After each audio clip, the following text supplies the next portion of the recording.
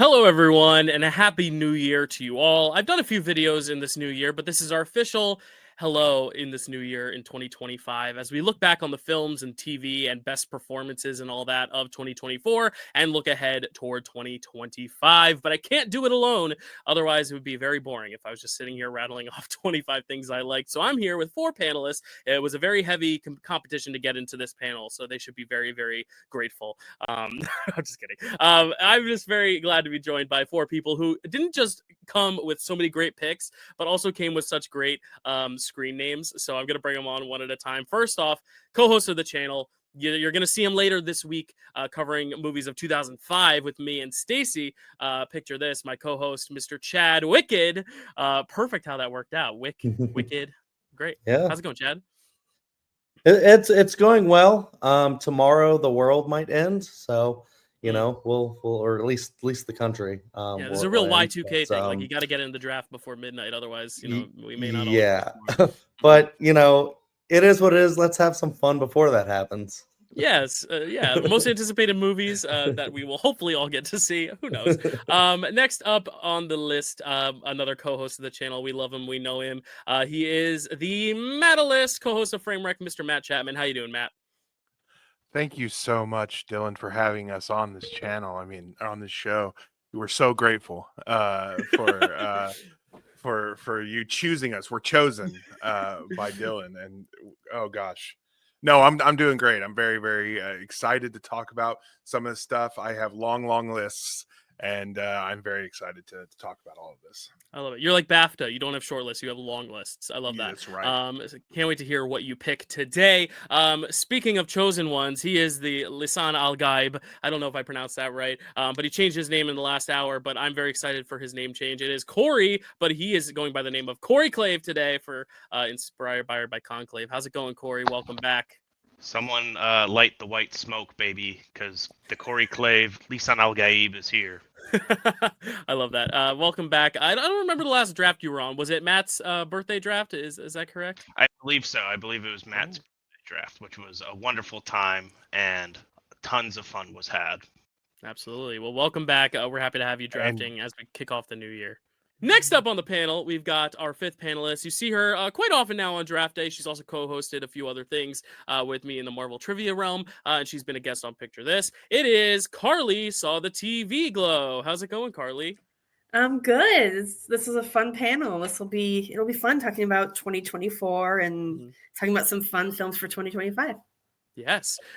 So here we are. We're all gathered here today to discuss the very best of last year and the very best, hopefully, of next year. It's always fun, like looking back at previous drafts because we were pretty on the money last year in some of the most anticipated movies that we picked for this year. But I'm not going to say any of them because they might be picks in this draft. But it's always fun to see what we picked last year and see if that fulfills the prophecy, if you will, of the very next year. But how the drafts work, if you're new to this channel, welcome. Thanks for joining us. If you're new to it and don't know how it works, we do snake drafts here, meaning whoever is the fifth pick in the first round will be the first pick in the second round, and so on. So it goes back and forth in a snake-like motion.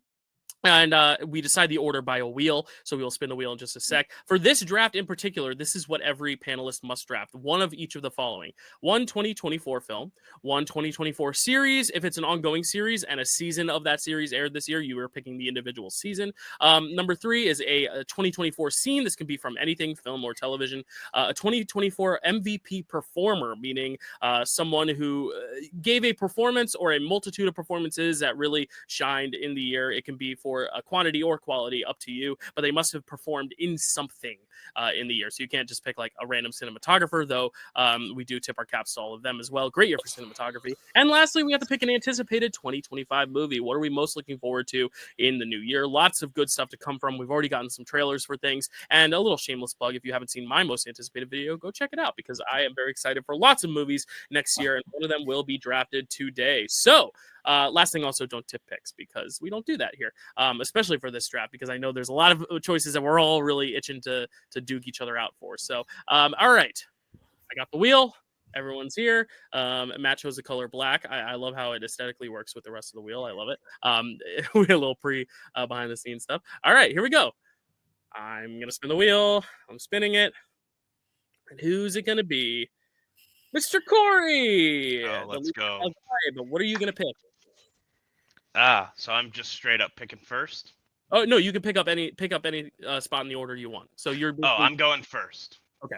You'll be going first. All right. So you will give us that pick in just a sec. Let's just determine the rest. So of we the... can break our hearts. Of course. I honestly don't know. I don't know where Corey stands with a lot of these. I always find out when he's watching them, but I never know what his favorite is. All right, Carly, what are you going with? I have no idea what to pick first, so I'm gonna go 5th to buy me some time. All right. That was going to be The premier perhaps spots. a strategy of mine. And mine. Got a little German flag going on in this wheel here. All right, Matt, what do you want to do? I'm gonna go third because I'd Okay. like to hit it both ways. Smack Oh, okay. right down the middle. Okay. Yeah. Yeah, you heard me. Okay. I'm gonna, I feel generous. We didn't do a proper Christmas draft. I'll go 4th. I'll let Chad have that second pick. I'm fine with it. I feel like the series and the scene I want, I don't think anyone's gonna get. So I'm feeling good about wait until later. I don't feel pressed to pick all that right now so early. All right, so here we go, Corey. You are up first. You get to pick one of the following. You don't have to go in any specific order. What are you gonna pick? You have everything open to you. So I think probably the most narrow category with the least number of options here has to be 2024 MVP, right? There's so many people who did multiple performances, had great marketing, things like that, were a big player in 2024. And for my MVP, I must take, as Adam Sandler would say, a Timothy Chalamet. Because first off, we started off the year strong with Dune Part 2 and Paul Atreides ascending the throne for the Dune Empire, right? Not only was that like such a well-restrained performance, but he showed a side of himself in that performance towards the back half that I did not know existed inside of Timothy Chalamet. That scene when he addresses everyone in the South on Arrakis, definitely a contender for one of the top scenes of the year for sure. But such a strong performance, such a dynamic performance, and like I said, you just didn't really know what you were going to get with him, and started off the year strong, and then there was a lot of people who had been talking about this little James Mangold picture about Bob Dylan for quite a while, and I think it changed some release dates a little bit. Obviously, a movie that's part of the Disney machine, as it's a 20th century film. So this guy, for like 3 months prior to A Complete Unknown, was everywhere. Dude was on ESPN. He was on night talk shows. He was on day talk shows. He showed up in your backyard somehow, and he was there. And he's like, "Come see A Complete Unknown." And then he just gave one of the best performances that you've ever seen for someone who's actually singing. Male performances, probably the strongest male singing performance in the last 5-10 years for someone who's, at least in my opinion, I think he's better than some of the folks who won the best leading actor. So just an extremely strong year for Timothy Chalamet. Cannot forget, dude started the lookalike contest. Yes, thing. I was gonna bring that up. That is a whole trend that, because this guy is popular, he is king theater nerd from high school. Everyone knows that kid that was the king theater nerd. He's just done that on a global scale right now. Dylan looking to the side like he was like, "Yeah, I was the king theater nerd." I didn't say anything. I'll say it for you, bud. But yes, 2024 MVP, no doubt, Timothy Chalamet. I love that. I feel like you need to like give like that was the lead up to like a lifetime achievement award. Like you need to just go to like the Golden Globes and give that speech, and then he walks out on stage. Like that was you were a hype man for Chalamet. I love it. Yeah, I can't add anything else. I haven't seen A Complete Unknown yet. The screener's sitting on my desk. I really want to watch it, but I was like maybe I'll get out to the theater to see it. I really want to. So but I love him in Dune. I think he's great. But I think all the other stuff is what has made him even bigger than his two movies are. Also, the Wonka box office was still trickling into 2024 a little bit too. So you're still getting a little bit of the heat off of that, the PVOD release of that, and that became a big viral thing as well. So he's really kind of just dominated the marketplace for like 2 years now. And I don't see it stopping. He's going to be in Marty Supreme in December of next year. Sorry, I took the pick, but it's going to be a big year for him as well next year. So I love that pick. The lookalike contest is so funny. I saw it all over TikTok, and it was, all these guys in Washington Square Park who look just like him. And then you see they're doing it with like so many other celebrities as the months have gone on. It's become a real trend, so much so that I think the winner of that contest went to the Golden Globes. Yes. Also the winner of another lookalike, but I won't tip that pick. But yeah, very, very fun. A great pick. Obviously, one of the 5 MVPs of the year. I think, no doubt, it was on my list as well. Anyone else have thoughts on that? I tried to do my best Sandler, not as good as Corey did, but Matt. That's excellent. I also haven't seen A Complete Unknown yet. After Chalamet showed up in my backyard, I was like, dude, I'm going to see it tonight. But you just got the private concert instead at home. Yeah, no, yeah. I tried to do a double feature with that and the other longest movie out right now, and I failed to do both. I did have a ticket, but did not complete the journey. Unfortunately, I was exhausted after that the first movie. Yeah, so I didn't see that. But Dune, you're absolutely right. That scene is so good. Like he deserves this spot simply for that alone. And also he's amazing. Ever since he showed up in Lady Bird, I think is the first thing I ever saw him in. Probably Interstellar, but no one really noticed. Oh yes, Interstellar is the first thing I saw him in, but I did not. Yeah. I didn't. He had a presence the in first Lady time Bird. I was like, first time I was like, oh, this guy. This is the one we're watching. It was in Lady Bird.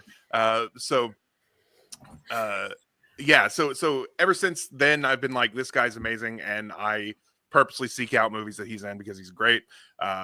But yeah, I didn't know. I don't know anything about the lookalike contest, but that sounds awesome. I'm gonna look into it after this. It's great.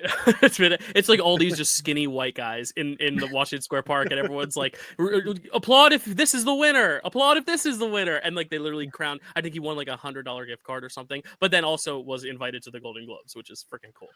That wasn't the prize. Chalamet there? Yeah, and that was the thing. He showed up.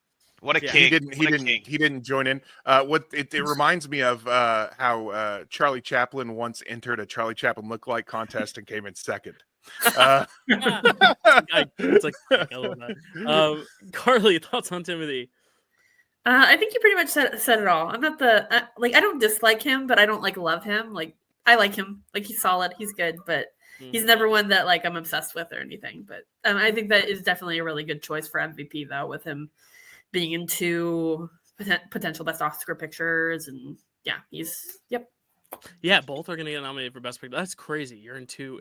I think the only time I remember in recent memory was like Michael Stuhlbarg a few years ago was in 3. He was in like Shape of Water and what was it, The Post and Calling by Your Name in the same year, and I was like, wow, that's crazy. Very big feat. Yeah. Best part. Actually, no. Timothy's the best part, but also the best part. Dual. Michael Stuhlbarg was my favorite part of that movie, but yeah, Timothy Chalamet was amazing in that movie. Also. Chad, thoughts on Chalamet? Yeah, that's a great pick. I mean, I've been a fan of Chalamet for like a very long time, or when he started coming up, basically. I think he's just mega talented. It makes sense that he's in 2 very different movies with 2 very different performances. I haven't seen A Complete Unknown yet. I really want to, because I do really like Bob Dylan, and I think he's gonna nail it. Yeah, I've heard great things about his performance, but yeah, he drives both Dune movies, and not only that, but I think to Corey's point and to his pick, Chalamet's also been kind of doing a lot of really fun behind the scenes stuff. I think he was on Nardwar. He was on the Theo Von podcast. He's doing all this other stuff. was it last year he was on SNL? Not this year. It was last year, but he's going to be on it, I Yeah. think, next week or in 2 weeks. Oh, And well, then there you he's go. also the musical guest. Yeah, so he's doing a Bob Dylan set as Oh musical my guest. God, You that have sounds to see a complete amazing. unknown before you see that, because how good he sounds compared to Bob Dylan, it's astonishing how similar it is. Like I Wow. like my jaw was on the floor. So before that SNL stuff comes out, try to see the movie if you can. Yeah, Nice. Cool. it's a great pick though. Yeah, I agree. Yeah. Well, Chad, you get a great pick now. At number 2, what are you going to pick as your first overall pick in this draft? So I think I'm gonna go with my scene. Okay. The thing was like it should be like I watch so many movies. It should be the easiest thing to like pull up a scene. And I was just sitting there trying to think and like parse out specific scenes that I really loved within all the movies that I really liked. And I feel like there's one that I think works so well, nailed like the movie. So like what I'm saying, like nailed the point of the movie, and I just think was like a really, really fun scene that a lot of people really like as well. I'm gonna go with something from, and it's gonna tip a pick of a movie, but it's a scene from the movie. I'm not picking the actual movie, but it's something from The Substance. And I'm picking the Monstro Elisisu scene. Specifically, sorry, Matt, specifically like at the auditorium. That whole part I think is incredible. So I wanted to like leave the movie open for other people, so I'm not going to pick that movie. I have a lot of other movies that I can think. So Matt's next. We'll see what he does. But yeah, I wanted to go with this scene specifically because I feel like it's a very divisive scene. There's for a lot of people, this ruined the movie for them. But then for so many other people who love the movie so much, this is like the scene. Well, one of the scenes. There's other scenes that people could pick from the movie, but that were pretty excellent. But because the movie's just excellent. But I feel like this one just went so crazy, nailed the sorry for all the background noise, nailed the point of the movie and just like went so wild and crazy that I'm just like, this movie is just excellent, incredible, and I'm just like, how do we have like that scene in a movie and this might get a Best Picture nomination?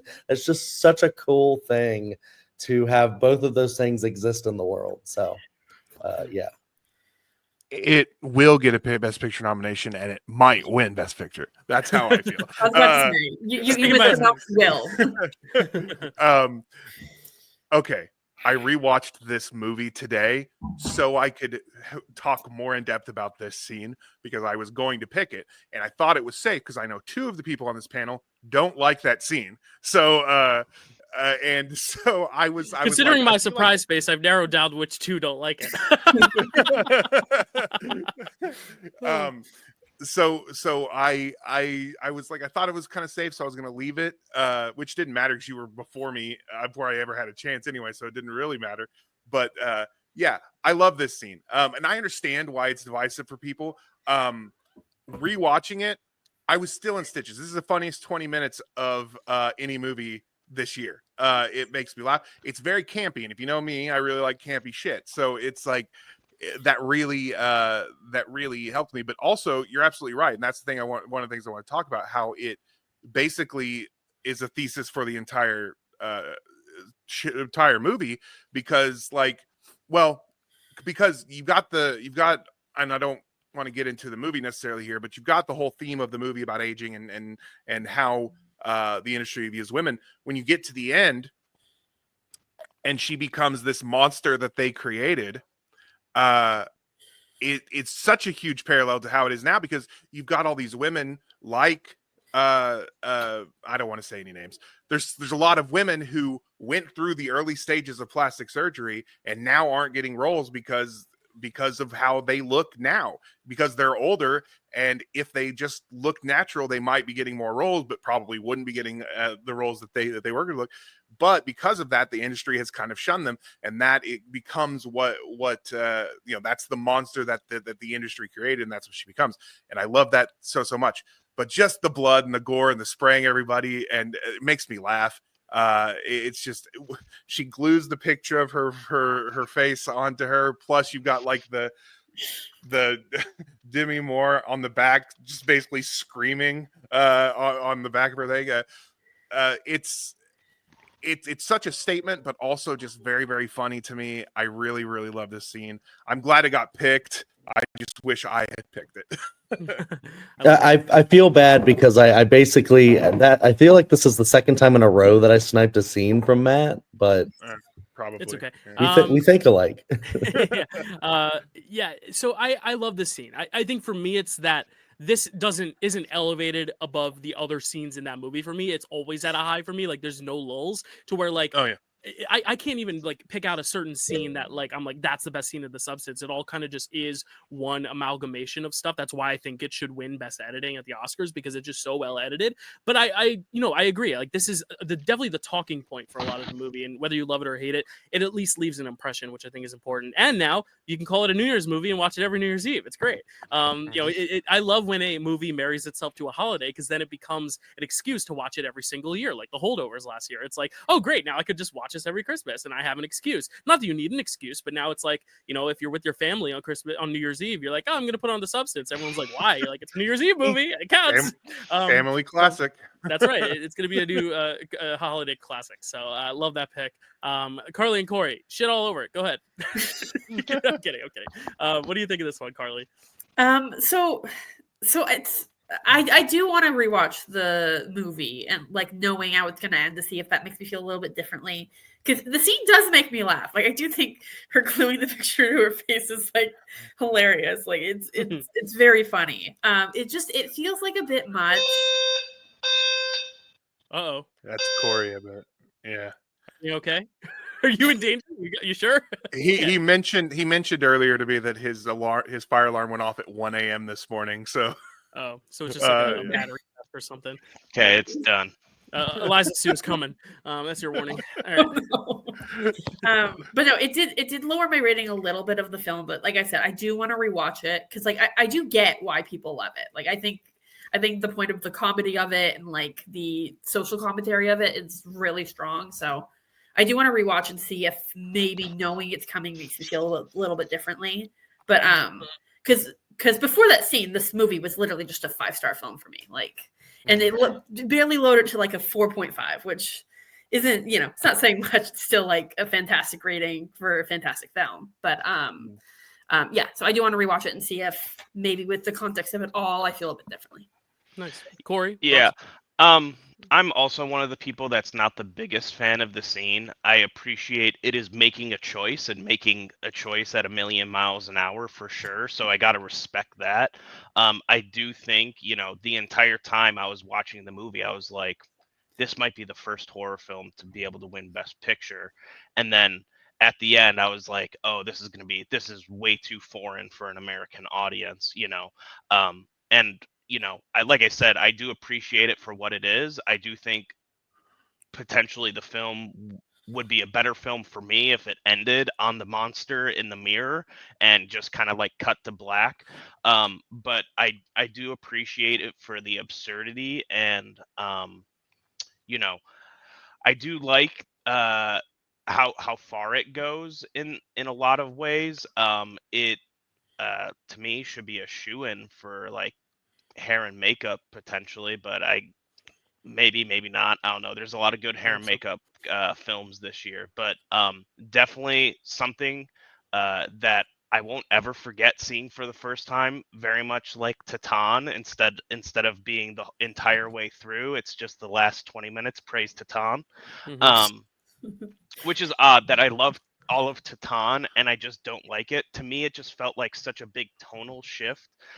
Yes, it's a very absurd film beginning to end, but it goes from like an 8 to an 11. But no, definitely one of the most memorable scenes, regardless of if I like it or not, or feel like it fully belongs in the film. Definitely a standout scene of 2024 for sure.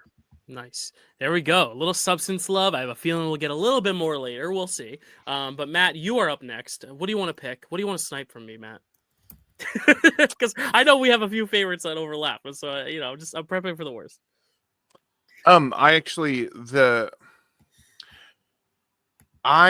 know the ones of ours that are going to overlap, and I actually don't want to steal them from you, or maybe see if they're available later, because I do have other options on those. Okay. Him stealing this one kind of narrowed down my scenes quite a bit, because I do have some that I really, really like, but ones that I really want on the board, not as many. So I'm just going to go with my scene, my 2024 scene, and it is from a TV show. Oh, And it is from one of the TV show. It is from the TV show that Dyl and I are would have been fighting over right now if I were choosing a series here. But it is My Name is Gambit, mon ami. Remember it. oh, That from X-Men '97. Listen, I grew up with X-Men, the animated series X-Men.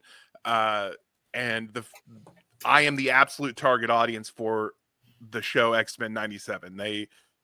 They were making it for adults who loved it when it was a kid. Not that everybody else can enjoy it, because obviously other people do enjoy it, but people who grew up with it, like, that's the kind of thing that they were the thing they were going for. And so they were really playing on the emotions of that demographic of people.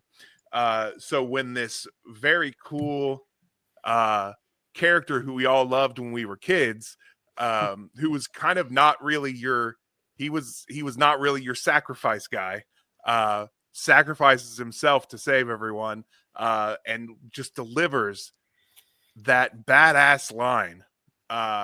It made me cheer, it made me weep, it made me it's probably the best moment of TV in the last, I don't know, since Breaking Bad ended. Like, that's kind of like how I feel. It's like the best moment of TV I've seen in years, maybe a decade. It's very, very good. But I'm going to let other people talk about it. I will talk about it next, because I Yes. love this. I knew both of us were going to be fighting it out for something from that show. I just wanted it to be represented, and that the fact that it's on this board, it makes me very happy, because this was, it's hard not to pick because you're talking about a scene from a show, but I'll just say right now, like, it was my favorite Marvel thing since the Raimi trilogy. I said it on Marvelous Movie Mondays, like, this is my favorite Marvel project, MCU, Sony, otherwise, like, this was it. Maybe only rivaled by the Spider-Verse films, but even then, like, this one. And I didn't even grow up with X-Men. I didn't even grow up with the live action X-Men, yet I still just felt such an emotional resonance, especially as you're saying, like, a character that isn't in the movies either. So, like, this was a brand new character for me this year, pretty much, from watching the old X-Men series till now, to watch the new one. But I was still so emotionally attached to it. I remember when this episode came out, and I know you're picking a scene, but, like, the whole episode in general, when it came out, I remember people on Twitter were just going nuts over it, and we're saying, like, this is the best episode of television in years. And, like, I heard about it and I was like, okay, it's an animated show. It's great. X-Men's great, but, like, best episode, like, made you cry the most since like you were saying, like, Breaking Bad, Game of Thrones, all these, like, iconic shows. And then I watch it, I'm like, no, yeah, it's better than anything Breaking Bad did. I'll say it right now. Like, I just think it was so fantastic, and I just lost my mind at it. But also, like, yeah, I never expected an animated cartoon show, 35 minutes long or less, action, MCU adjacent, would end up making me cry so much. And I think it's just one of those testaments to the power of animation and the power of just having the right creators behind it. And yeah, I love it so much. So I'm glad you picked this moment, a great moment for a great character that, once again, maybe we'll talk about more about the show or this character later. We'll see.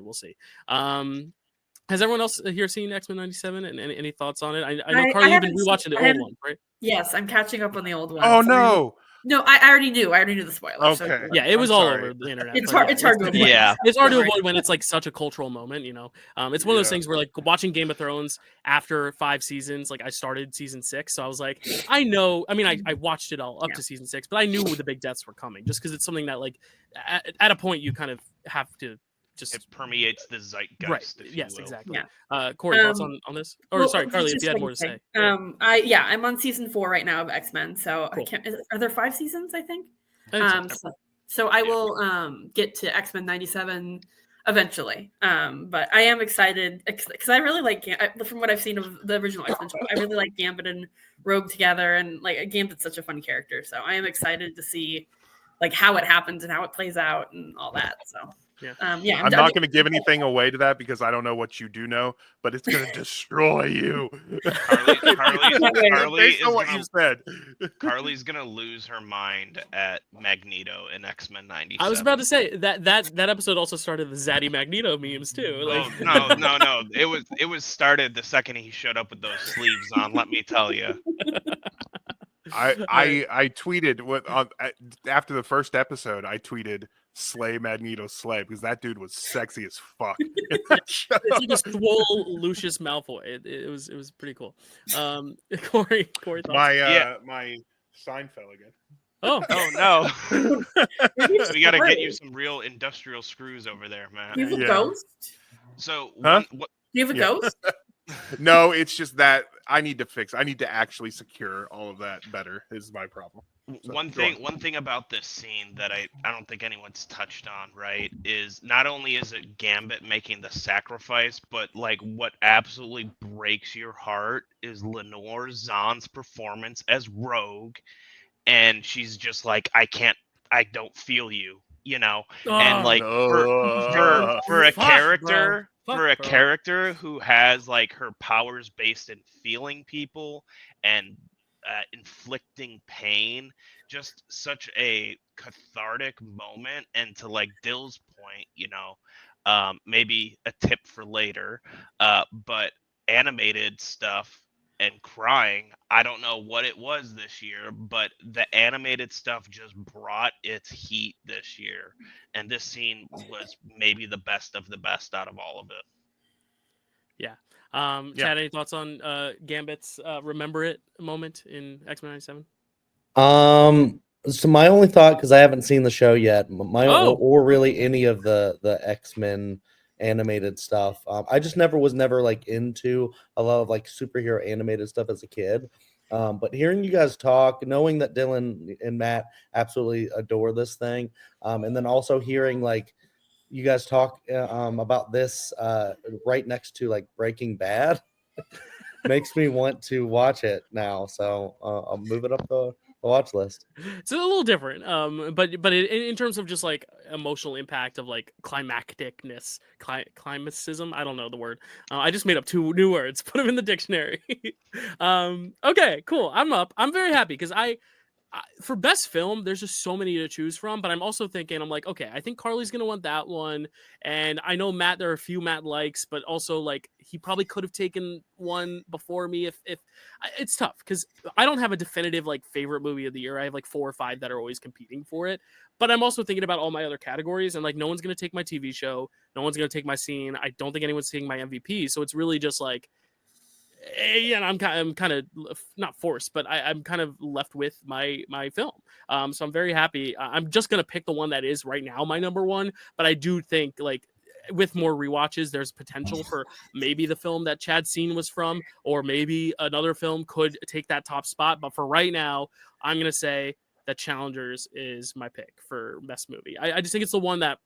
Also, for a movie that came out so early in the year, to stick with me this entire time, rewatching it, still getting that same impact, even on a smaller screen. Yes, it's heightened by the theatrical experience, but it is not solely, reliant on that. But like, you go to any sporting event, you're not getting as excited as you were in the theater for that movie. Like, it really is feeling like you're watching something going down right in front of you, not on a screen. And I think the best movies do that. The best movies make you feel like you're inside of them.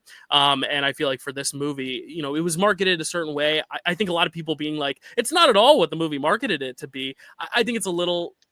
I think that's a little off because I still think it is. It was marketing something very horny and very sexy. I just think it was a lot not very sexual. It was much more about the longing and the, emotions behind sex and horniness and feeling and longing and uneasiness and tension, more so than the physical embodiment of it. But it does become physical, but it just it takes place and personifies as a sport rather than an actual act of intercourse, which I think is very fascinating. It's a really fascinating play on romance, not even romance, but lust more than anything, and competition in that as well. And I just love the way it's stylized. I think it's just pushing the boundaries of what you could do with a sports film instead of just putting a camera there and watching two players hit a ball back and forth. It puts you inside the match itself. It puts you inside the ball. It puts you underneath the court. It shows that cinema can keep expanding and pushing boundaries in a way that, like, I'm not going to compare Challengers to Citizen Kane, but a similar way in 1941 that they were like, how are you showing a ceiling? Sound stages don't have ceilings. And it's like, well, welcome to innovation of cinema. Like, they're kind of pushing the boundaries of what it can be to, stretch beyond the imagination when it comes to different compositions and stuff. So, it's definitely my favorite movie of the year. As I alluded to, there's another film I might think is slightly better edited, but this is definitely one of the top two. For that, I think it's best cinematography of the year. I think it has the best trio of performances. And even then, like, it's such a stacked year. I don't even know if they'll be in my personal list for the Pickle Awards because it's just so stacked. But this film just embodies so many amazing elements of filmmaking that I love. So this is definitely one for me. I'm also a big sports movie guy. So I was going to love this. I love sports movies more than I love sports. So this was always going to be something that I was already going to be drawn to, but just the fact that it went the extra mile, I got to pick Challengers here. Even though I could have picked many other things, but this is my favorite. So Matt, I know you thought about maybe sniping it from me, but then you ended up sniping that scene. But either way, I'm happy they're both represented in the first round here. I'm very happy with how this first round is shaping up as is. So I'll let you talk on it, Matt. If the whole scene situation hadn't happened the way it happened, this was going to be my first overall, or Okay. not my first overall, but my first round pick. First pick. Yeah. So it's I'll go ahead and say it. Dylan didn't have the cojones to say it, but I'll say it. The Challengers is better than Citizen Kane. Quote me. Put it on a lunchbox. I said it's a hard comparison. It's apples and oranges, but I will agree. If Challengers is the apple and Citizen Kane is the orange, I'm throwing the orange in the trash and I'm eating the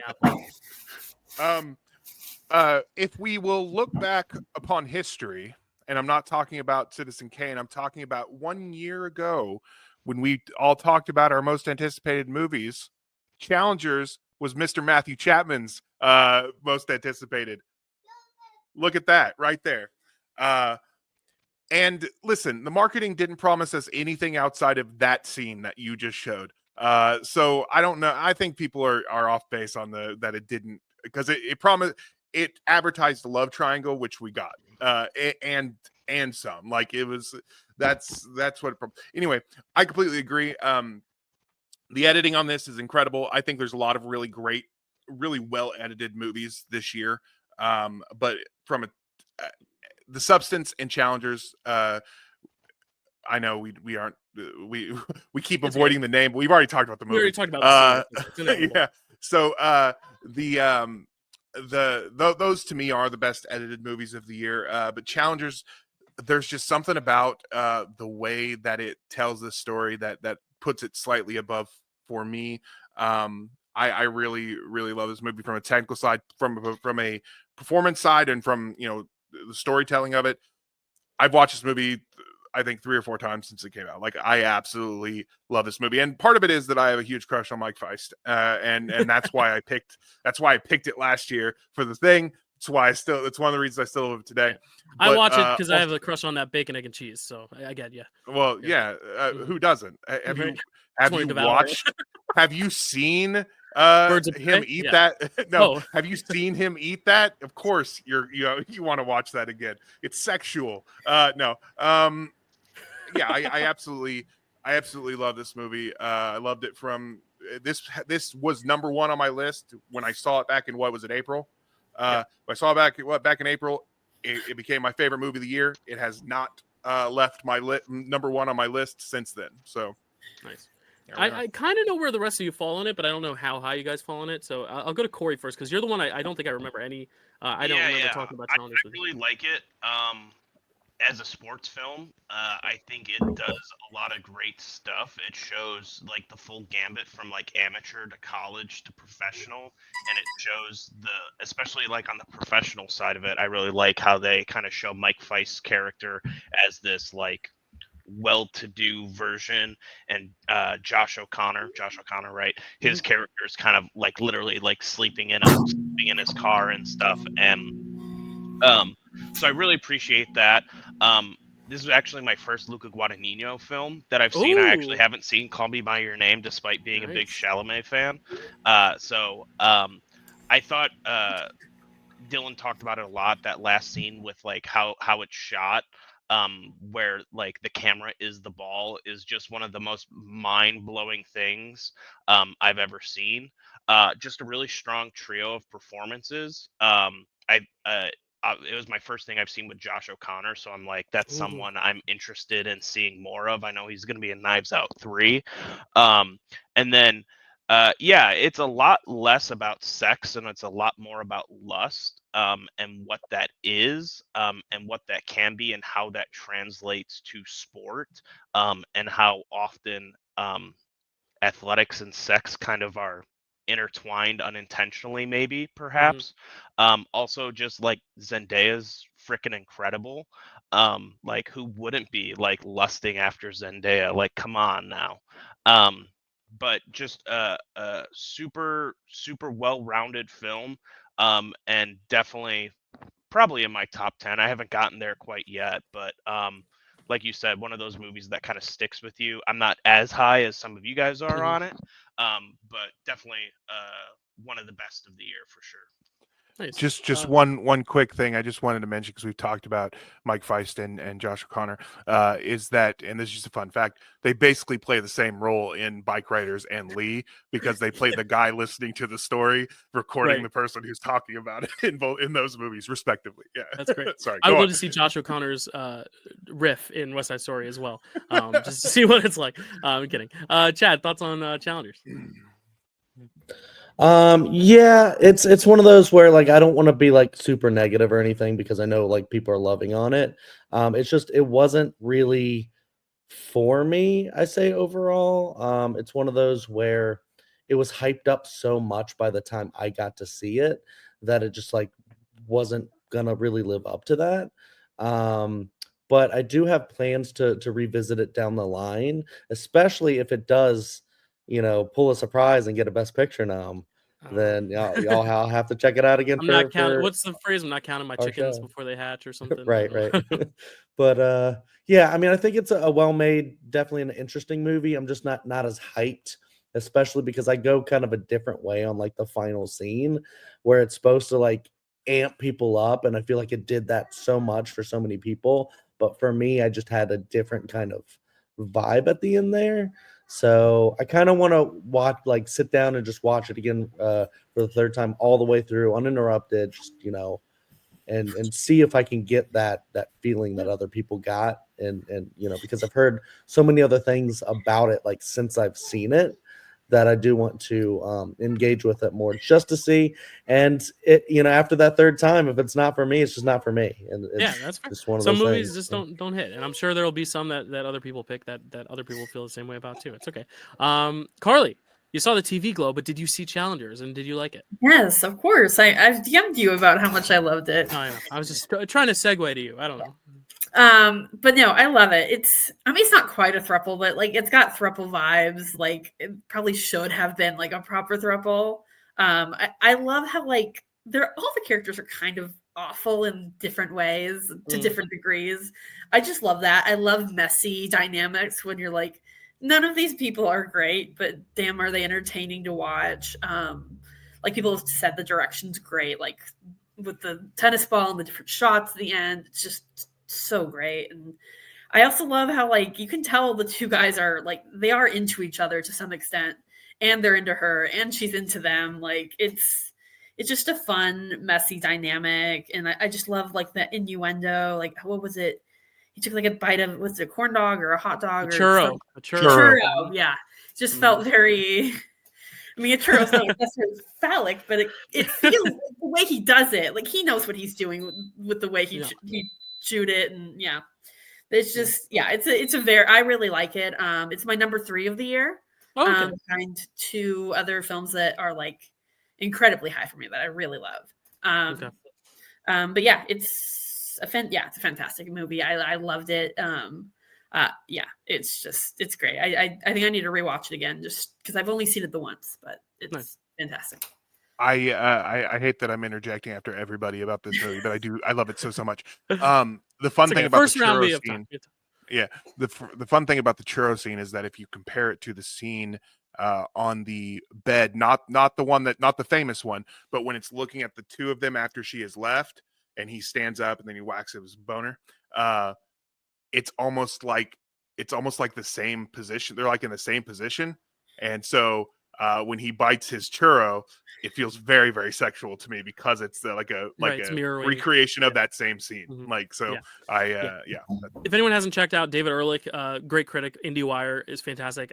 Very famous on Letterboxd. He does a montage for the best movies of every year, and he always sets other needle drops from other movies of that year to different films clips, and he does My Heart Will Go On, because Celine Dion had a biopic this year, so he was using that My Heart Will Go On as the song for Challengers, but it was all focused just on the two guys romance, and I think it just emphasizes it even more when you watch just that little montage, just how much there is about their relationship. That, like, yes, it's all about Zendaya, but is it really? And I think the tennis match is showing that. It's like they're playing each other, she's just watching it, and she's getting off on the tennis, not the two guys. They're getting off on each other, and I think that's just really interesting. It's just such an interesting character piece. But if I kept going, we'd be here for 5 hours instead of the hopeful 3.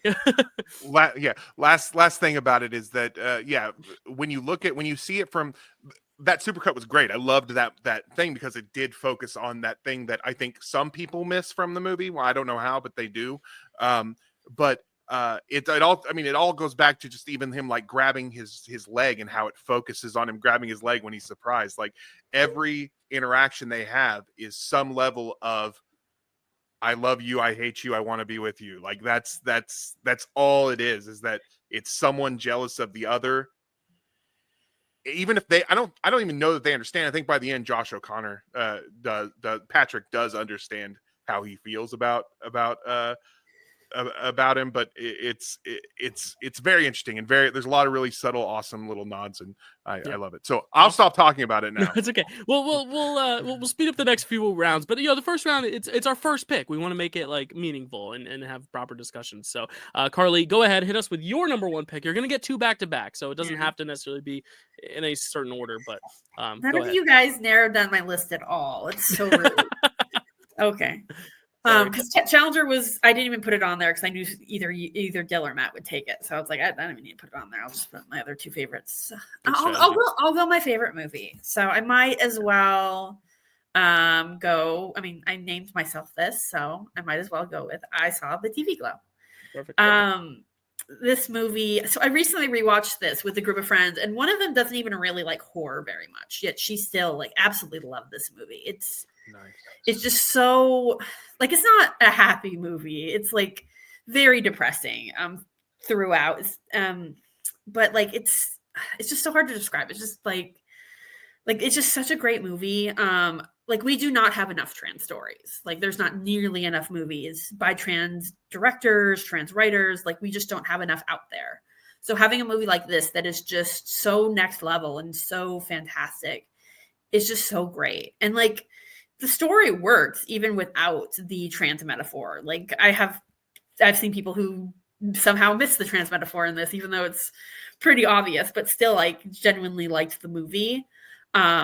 But it's so horrific in points and so heartbreaking in other points, but it's also like it feels so much about connection, like the way that he connects I don't know what pronouns to go with there because it's kind of complicated, but the way they connect to their female friend, I'm forgetting her name, but like the way they're connecting with this TV show, that it just feels so universal. Like I feel like everyone has that feeling of showing like an episode or a show to someone you love and being able to share that with them and like talk about it and like feel such strong feelings for it. Like that part just feels so universal. And just despite it being depressing and horrific throughout, like the ending, like before you get to the ending where it just says like there is still time.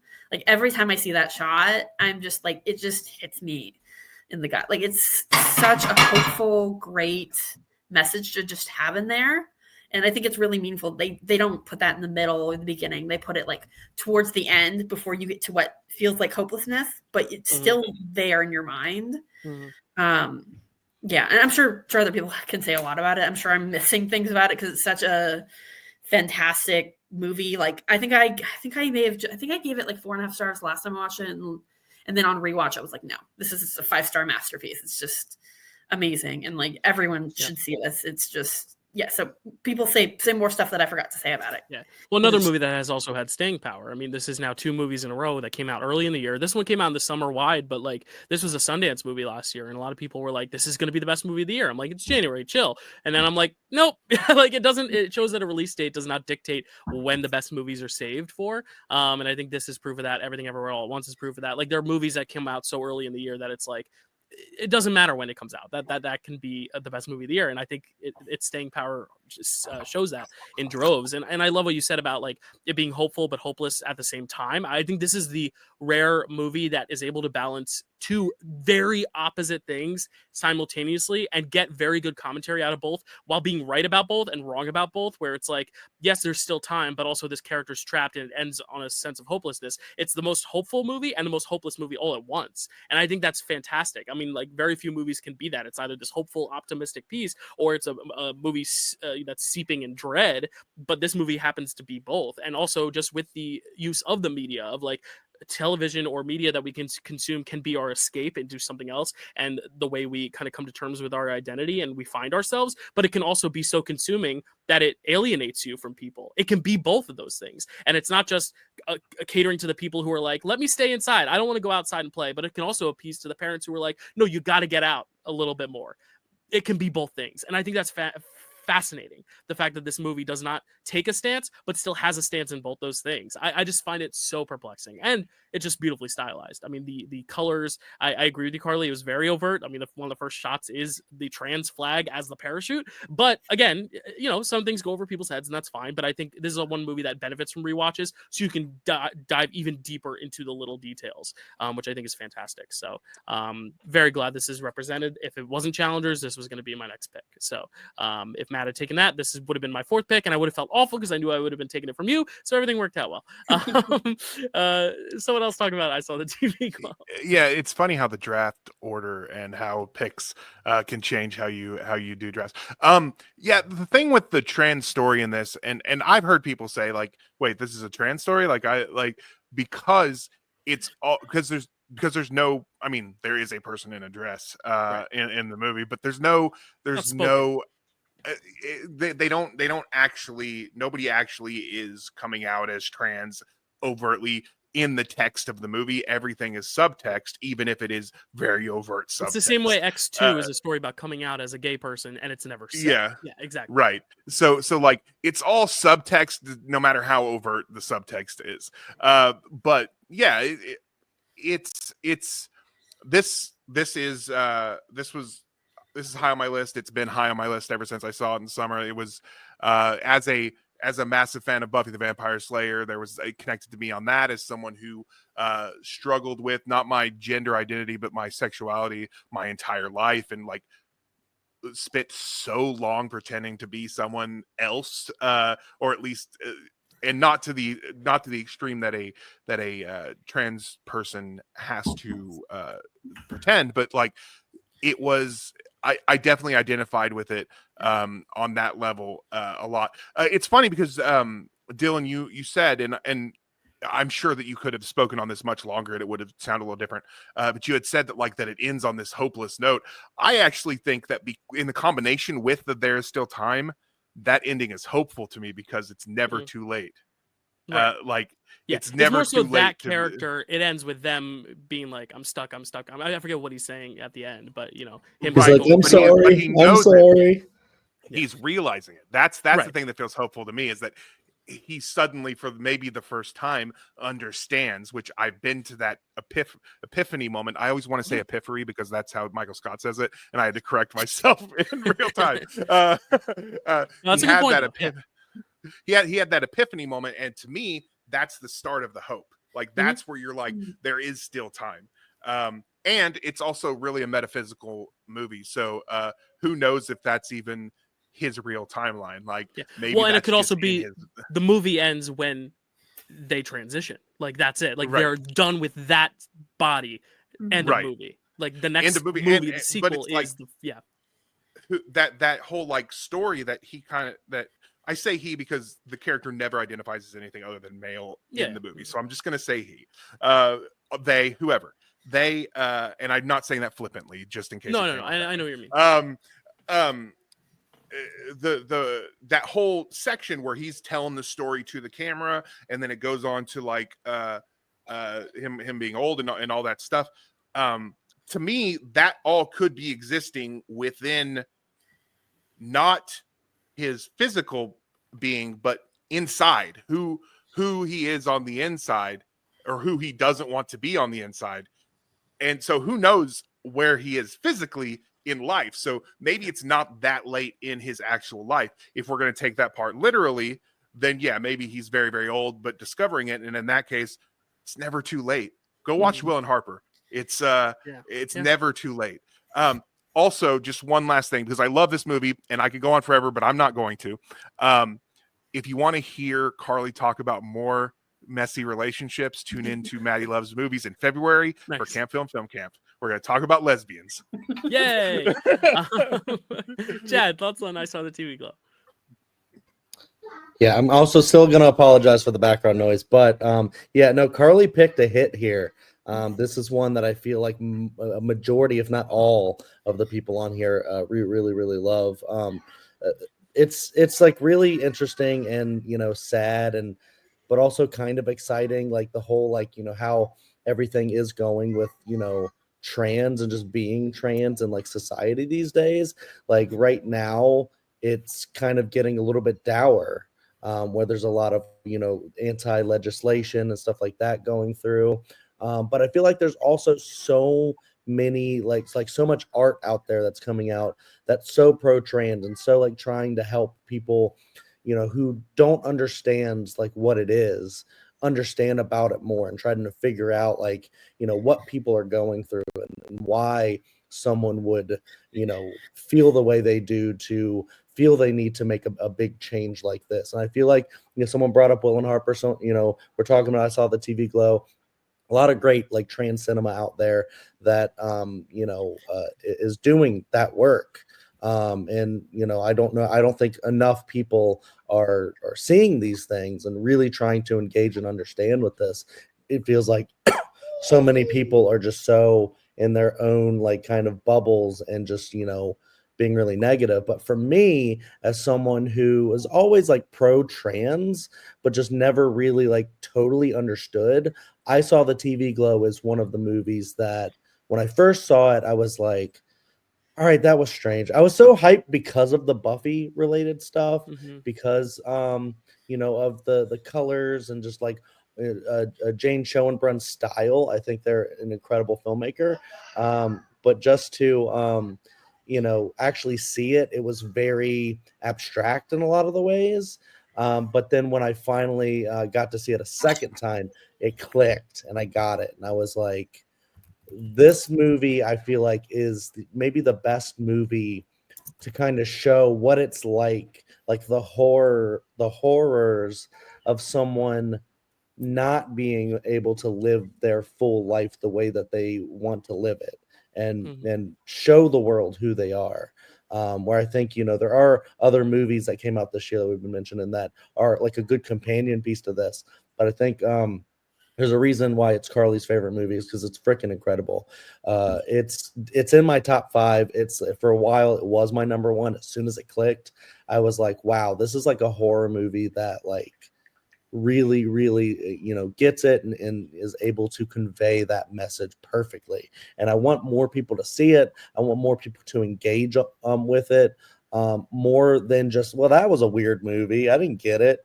It's like, you know, well, you engage with like stuff like Videodrome and other things that are similar, you know, and you know, The Substance and stuff like that, which is, you know, also very strange and whatnot. You know, why not engage with this one too, actually see what it's trying to say? But all the filmmaking is there, the color, the cinematography, the music especially, I think is just really incredible to make this just a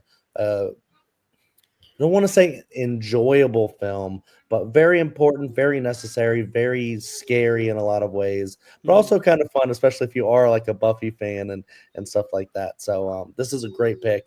Sorry I went on for so long, but this is also a very important movie to me. So everyone should also go watch Jane Schoenberg's first movie, We're All Going to the World's Fair.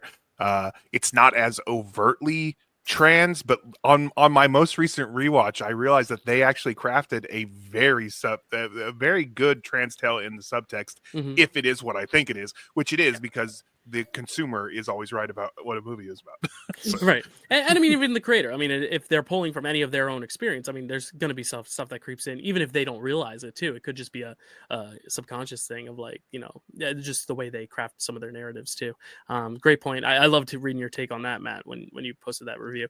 All right, Corey Clave, what are your thoughts on I Saw the TV Glow? I have not seen I Saw the TV Glow, right. but we ruined something for someone else. Dang. No, it's fine. We hyped it up for you. Yeah, definitely hyped it up. Just one of those things that came at a very busy time of the year for me. Absolutely. Justice Smith is an interesting actor for me. Fred Durst is in this. I am very intrigued now, based off of everyone kind of pitching this. Definitely feels like a required viewing for me in the future. I literally added it to my 2024 need to watch list. So nice, love that. Fred Durst, also biggest snub of the decade, Danielle Deadweiler in it as well. She plays the mom, so very cool. Alrighty, Ashley Carly, Benson is in it for 2 seconds. That's right. All right, Carly, you're up again. What do you want? I don't know what Amber I want. Benson. I said Ashley Benson. It's Amber Benson. Sorry. I got you. Okay, I think I'm gonna pick MVP. Okay. And who? Who is that? Okay, I'm between two women. All right, I'll go with the. I guess you could call her a newcomer in a sense. Ariana Grande. Okay. Nice. So I'm picking Ariana Grande. She I didn't expect her to be bad as Glinda, but I did not expect her to bring it as much as she did. She just kills that role so much. Her comedic timing is so good. I heard like they wanted to like change Popular into being more like of a pop song or something like that, and she was like, no, we're not doing that, because she's a big fan of the musical, and she was like, no, we're not doing that. So I mean, I think that alone makes her the MVP for me. Just like making sure they stick close to the musical and like, you know, like honoring it. She also has talked a lot about how she played Glinda queer.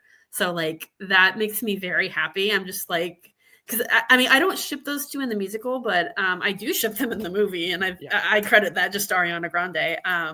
So I mean, she mainly does just have this one role as Glinda, but I mean, you know, I picked Ryan Gosling last year for his one role as Ken. So I just, you know, just going with where my heart is. She's amazing in that film. I am pretty sure she's pretty much guaranteed at least an Oscar nomination. Potentially could win. And yeah, it's great to see her like just kill it in this role, and on top of her just killing it in the music world as well. And we'll talk about her more next month for the Wicked draft. So yes. I want to say, did Eternal Sunshine come out 2024 or 2023? I'm just looking really quick. It came out in March. It came out in March. Yeah. So again, someone who was a performer in a film, but again, one of her best albums came out in March. So that's a very... album. I was like, that came out 20 years ago, dude. Oh, not Eternal Sunshine, the song. Eternal Sunshine. Sorry, just the Eternal Sunshine, not the She film. was Eternal Sunshine. A baby in that. Great pick. I mean, also you got to take into note too, just the fact that she is everywhere. That she's made the Wicked press tour in and of itself its own form of art in a way. Like just the fact that they're everywhere and getting out there and all the interviews, the memes. Oh my god, the holding space, like all that shit. Space, like, holding space. But and then the finger grab, like all of that stuff is so iconic. And she is someone who, when you hear about her passion for this project and this role and her history with the show, growing up, always being her dream to be Glinda, and like everyone always saying, "You're an Elphaba, you're a big belter," and then she's like, "No, I'm Glinda," and like that just being like a big part of her arc as a performer, you know, as someone who got her start on Broadway and the OGs were there, you know, 13 the musical, and everyone's just kind of written her off as a pop star. I mean, this has been a great year for people who are just written off as a pop star or a Disney Channel star. I mean, look at the movie that I picked as the best movie of the year, stars a Disney Channel star. Look at, I'm trying not to tip picks here, but look at the movie that might win Best Picture, stars also a Disney Channel star / singer. So like, it is a great year for people who are kind of reclaiming what they are as an artist in more ways than just their music or just their reputation as a child star. So great pick. Again, only in one movie, but it doesn't matter because she is fantastic in it and she's incredible. I will put her as Ariana Grande because as a musician, that is still her performer name as well. But Ariana Grande Botero, also a beautiful story behind that. Her repairing her relationship with her father over the last year or two and deciding that was the name she wanted to be credited for in the movie. Really beautiful. That's why I thought she was married or something. No. So yeah, she had a pretty rough relationship, I guess, with her father, and she ended up kind of repairing that relationship over the past few years. And she decided, and it broke my heart too, because I'd known about that, and it not broke my heart, but it made me cry at the very end when it's the two of their names, Cynthia Erivo and Ariana Grande Botero. I was like, oh my gosh, she you know, it was just very, very touching, just knowing her backstory. Even if you don't know her backstory, it's still an amazing performance. So yeah, definitely an MVP in more ways than one for sure. Corey, what do you think of Ariana Grande? Yeah, really strong performance as Glinda. I haven't listened to her music, not really her demo. For the music side of things, I don't think. I haven't listened to it, but not necessarily sure. But yeah, really strong performance. Really, you know, sold the two-hander aspect. Obviously, you know, Elphaba is kind of really the big lead, but it was such a strong performance, and it's going to be one of those iconic, like, kind of like, it's almost like a Mean Girl type performance a little bit, you know, like on brand with like Rachel McAdams in Mean Girls, where it's just like such a strong performance and really selling it. Wonderful singer. Excited for Wicked 2 and see what she's doing moving forward. Yeah. Chad, any thoughts on Ariana Grande? Yeah, this was what I was gonna pick. So Carly swooped in and was like, nope. Reminds me of the decom draft a little bit there. But that's okay. That was a very clear friendship moment for you. Yeah. Right. No, that's okay. It makes a lot of sense. I just was like kind of like on the same thing of like Carly's like defense was like, you know, I don't know if anybody's gonna pick her because it's, you know, she's really only in like the one movie. But then I was also thinking like, well, she had like a killer like SNL performance too. Was that this Especially year like too? when I think so. And when she did the my favorite part was when she did the oh my god, Celine Jennifer Dion Coolidge? impression. Oh, yeah. Celine Dion, yeah. I kept watching that one over and over and over. But oh yeah, that was in October. Yeah, you're right. yeah, and it's just, and she had like a big album come out, and you know, just like the whole, like you were talking about the press tour, and just like it's so weird because it like feels like she's going method without going method. Like she's Ariana Grande, but it feels like she's like totally kind of like changed her persona a lot of the ways, like how she talks and stuff, to appear more Glinda in real life. And then I feel like that's matched like the movie. So I feel like that's like a really kind of fun thing. So I don't know if like that's going to be something she changes down the road, or she's just like literally becoming Glinda or Galinda in real life. But yeah, all of that encompassed, you know, also because I love, you know, the movie that she's in. The reason why I wanted to pick her too, but I'm so glad that Carly did, because I feel like she has to be represented in here. Definitely an MVP. Yeah. The Madalist, what do you think of Ariana Grande Botero? Okay, so I only knew her as a singer, and I had never actually heard any of her songs, except for I realized a couple years ago that one of my favorite Christmas songs is by her, Santa Tell Me. I thought it was a much older song. And so like I didn't think that she was involved. And then one day I looked at the phone as it was playing, and I was like, holy shit. I didn't think I knew anything by this woman. So yeah, she at least has that. But I didn't know her as an actor. I'm too old to have watched her on whatever the shows that she was on. And I didn't. Apparently, she was in a musical on Broadway. I guess 13. Yeah. I've seen that movie. I haven't. I assume it's based on the movie. I've seen that movie, but I have The movie came out last year, so the movie was based on a musical. 13. 13, the musical. Yeah, Jason Robert Brown. Yeah. Okay, so it's not the. It's It not might be the. something else. It's not the old. The one with that Evan Rachel Wood helped write, or not helped write. She was in, and the other girl that was in it helped write it back in Probably not. I don't know. We could check after. I assume it's about two girls, so I assume that was anyway. No. Not the point. Yeah, we're gonna scratch that because that has nothing to do with it. You're good. You're good. I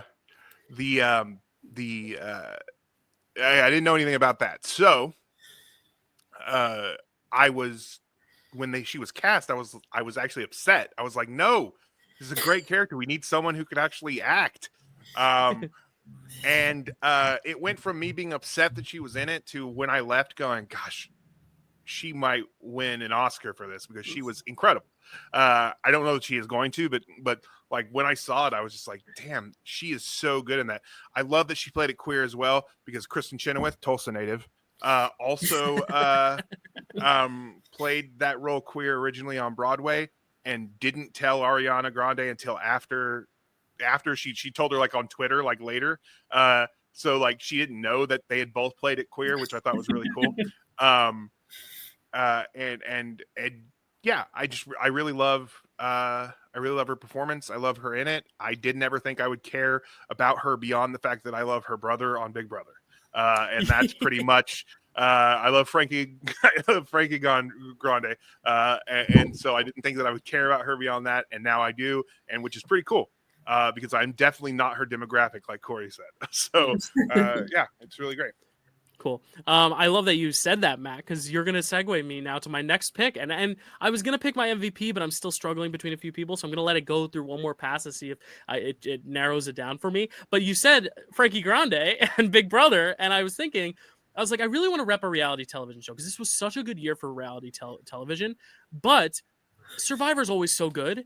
But like Big Brother has been kind of like hit or miss lately, or it'll start really strong, end really badly, or start really weak and then end really strongly. This season, Big Brother 26, which is my pick for best TV series, was the best season of Big Brother in years. And I was so happy to see it. Probably the best season since season 20, and legitimately my next favorite season after like 14 maybe. I still would rank this above 20, but like that 20 was the last great season. And now 6 years later, we're getting a fantastic season. I mean, just the introduction of the AI arena twist as this like extra step that they have to conquer to prevent themselves from going home. It allows for some last minute strategizing right before they vote, kind of in a similar way to, some like, another show that's airing right now in their third season on the US and UK, where it's like very last minute, all discussion up to the vote. Whereas normally on Big Brother, you know who the two people you're voting between are around like Wednesday or around like Sunday or Monday, and then you have to wait 4 days to vote. Here it was you didn't know which two people you were voting between until Thursday night on air live. And I thought that was really a great element that it brought. So many great characters. Tucker, a fantastic first act character, going out the way he did was fantastic. I loved Chelsea as a winner. I thought she was fantastic. I also really, really, really, really, really loved Angela. I know she's a very polarizing character, but she is for me one of the greatest finds of reality television in the last few years. On CBS, I know she was on like Price is Right and other shows, Dr. Phil, but like for competition shows, she was a great find for that casting team. And I want to see her on that show that is in its third season in the UK and US. I want to see her on Survivor. I want to see her on all these other shows because I think she is just such great television. She was chaotic, but also actually had some good reads at times and that were surprising, but then also had some terrible reads at times. And I love that. I love Big Brother, how you can kind of watch 24/7. So nothing is fabricated in the edit. You get to watch them 24/7 to strategize, and sometimes that can become boring because it's the same conversations every week. They know who their target is day one, and it's their target day 7 when they vote. But for this season, it always flipped on a dime, and I love that so much about it. Leah, if you're listening, I will marry you. I will get down on one knee, whatever ring you want. Love that show. Love that season. Fantastic. I believe only one other person has watched that season here, so this should be a quick round. But Matt, what do you think of Big Brother 25? Well, it's funny you say that. You just said 25 instead of 26. 26. No, 25 is good, but 26 is elite. Because here's the thing, is that I love 25. 25 is the best season of that show since 20 or whatever. Okay. No. 26 was a little bit tougher for me, and a lot of this is just like because Dylan and I talk separately about this show together, so it's like he knows kind of some of my things, but I picked the wrong side. And when I say the wrong side is that I when the factions kind of separated, I picked the side that the rest of the internet didn't pick, and so it was much harder for me as a fan to navigate this season because like I was on that other side. I hated Tucker, and although I started loving Angela at some point, I was like just wanted her to stop talking and crying so much. I didn't know she was on Price is Right and Dr. Phil. Not surprised. But that's very interesting. That this season, however, did give me Gwyneth. Gave me Quinn, who was my favorite, who apparently the internet hated. Now they love them. Now they love Quinn. when the show was airing, I was like the sole Quinn lover, which again made it difficult to navigate a season of television when you're the only one who cares about a thing and everybody else is shit talking it. However, I think that it was a very fun season when it wasn't so like weirdly personal for me. Right. But I do think the characters were all great. Yeah, Leah, call Dyl. I mean, unless something happened with Quinn and her, in which case, Dylan, no, I'm sorry. I think she's with Cedric now, but I don't remember. I don't know. Really? Ooh, yeah, her and Quinn are not together, but yeah, it's okay. Sad. Okay. I'll you know wait, what? I'll wait. You know what? You're not with Quinn. Give my boy Dyl a call. He knows what's up. Love that.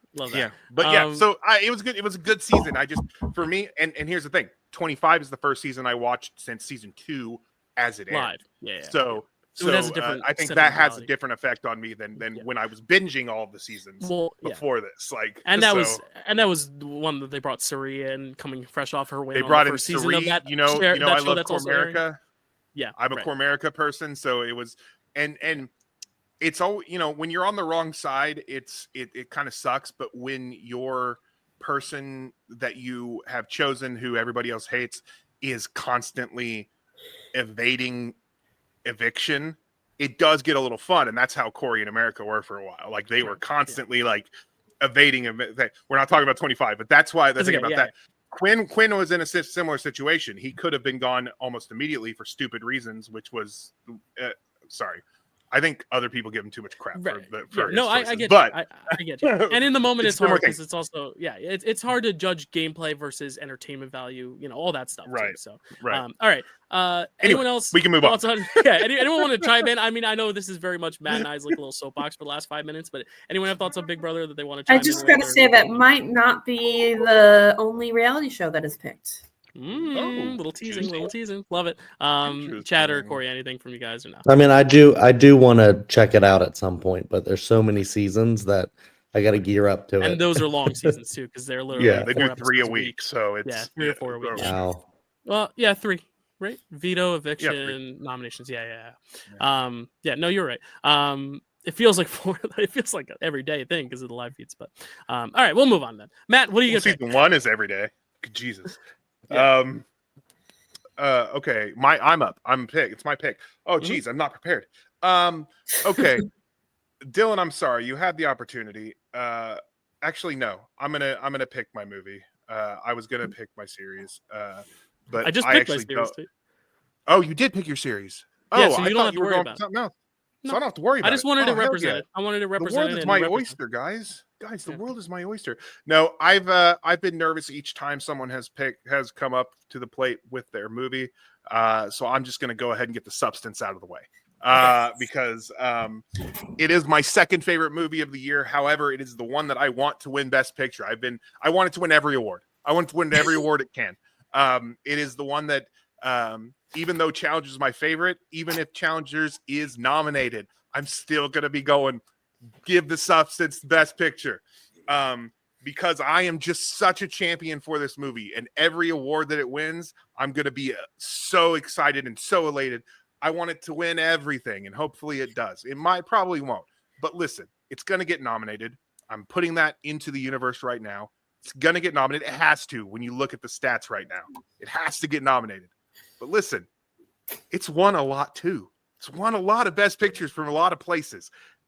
It has to. It has to at least be nominated. It's going to be nominated. I really hope it wins. I don't think it will, but we'll see. I'm still pulling for it. Anyway, we talked a lot about this movie already, and how much I love it. And I kind of went through a lot of the things I love about it when I was talking about the Monstro Elizasu scene, because that kind of encapsulates a lot of what I love about this movie. It's just very funny. It's got a lot of really good body horror. I'm not a big fan of body horror because for the reasons that body horror exists, which is to make you uncomfortable. It just makes me too uncomfortable.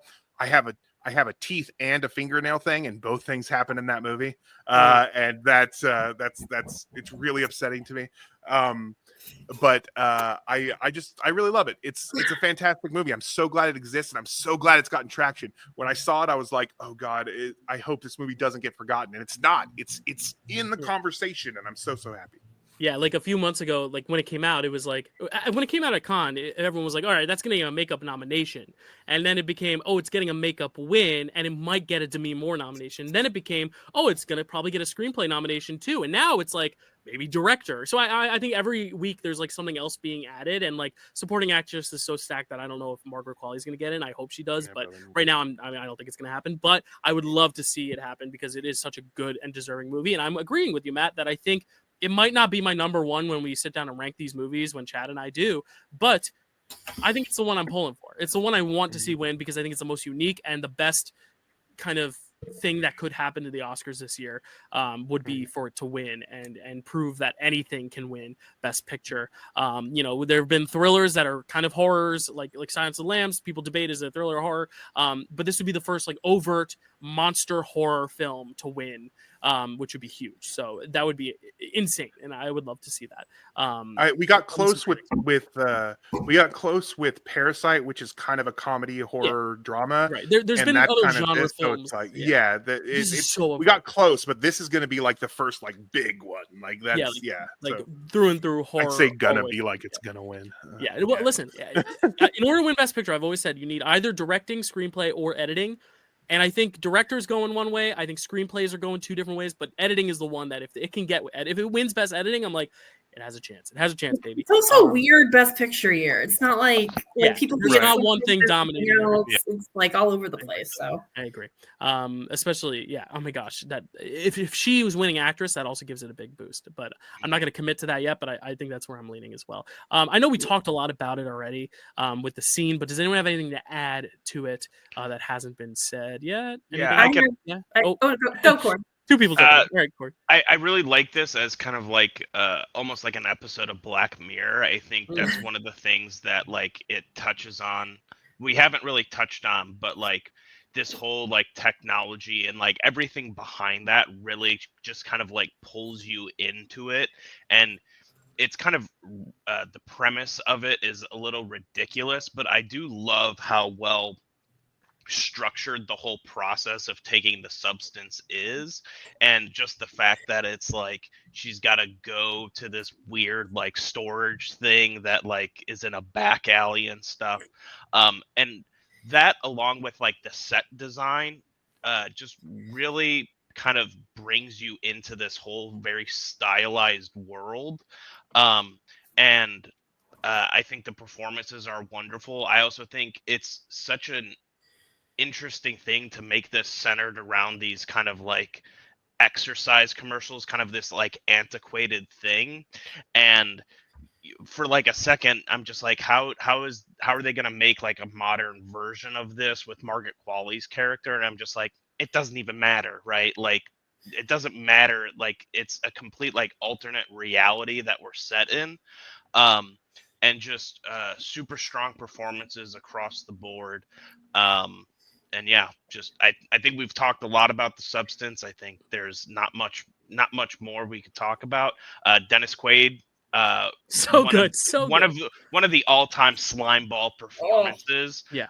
He's someone that if it gets a surprise supporting actor nomination, I'm gonna stand up and cheer because I'm not even a big fan of him, but like That would be a very And inspired also, choice. it wasn't even supposed to be him. It was supposed to be Ray Liotta was supposed to be that character, and Dennis Quaid stepped in to do it. So to give such a strong performance like that, and then I also think that like this film is perfect in like the post Me Too kind of era, where we're now kind of doing this more overt criticism of men in power in production roles and things like that.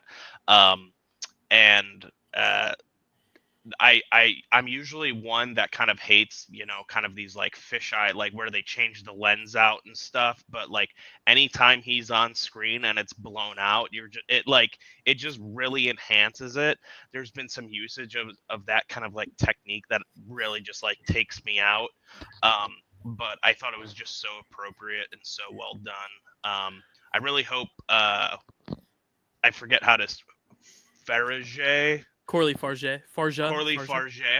Yeah. I think she definitely deserves a Best Director nomination for this year. Win. What? Oh, sorry. Yeah. Yeah. If she was eligible for MVP, she might have been mine. It is Best Directing and not Most Directing. No shots fired. Yeah. Cool. Carly. Yeah, Corey said a lot of it, but just I need Demi Moore to win so much. Demi Moore's so like that mirror scene is just so perfect. Like even if you're not an aging woman, it's just so relatable. Like looking in a mirror and just hating what you see, and then just her messing it up and just like making it awful and even worse. It's just it's such a good scene. Like Corley Farge, she like I loved Revenge when I saw it, but this is like a whole other level. Like she just really stepped it up and just made like almost a masterpiece. It's so good, and God, I'm gonna be crushed if she is not at least nominated for director. But Hoping. Yeah, it's just hoping and praying. Yeah. I still haven't seen Revenge, and I need to because of how much I love this movie. I really do say that. I don't want to tip MVP picks, but when you talk about Dennis Quaid, he played 3 of the best villains this year in and I say 3 because in Substance, Reagan, and at that Trump rally. Oh, that's perfect. But no, when you're talking about that fisheye lens, when they're up on him, every time they're on him and it's so close, it's always gross, and that's the best thing. Like whether it's actual like gross because you can see him chewing and like eating that shrimp, like it's gross, or the sounds that he's making while he's peeing, or that the things that he's saying as he's right up there. It's always just so gross, and it's beautiful, and I love it. Yeah. Chad, you picked the scene, but do you have anything else to add on the film that hasn't been said? Yeah. I just want to basically summarize. I mean, everyone said most stuff, I feel like, but yeah, Carly said it. Like Revenge is a really fun, like revenge movie called Revenge. But I feel like The Substance just steps it up to a next level in like every aspect.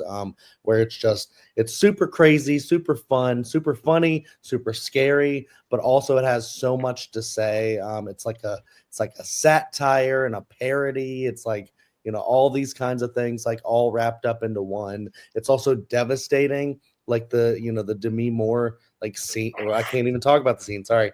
But it does get like really devastating in certain parts.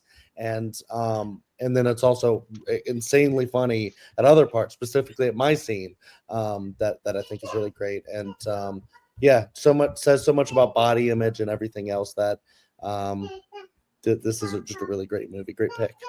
Love it. And then Chad, you are going to get the next pick as well. I know you're dealing with baby stuff right now, but we'll give you the floor if you want to pick your next pick here, Chad.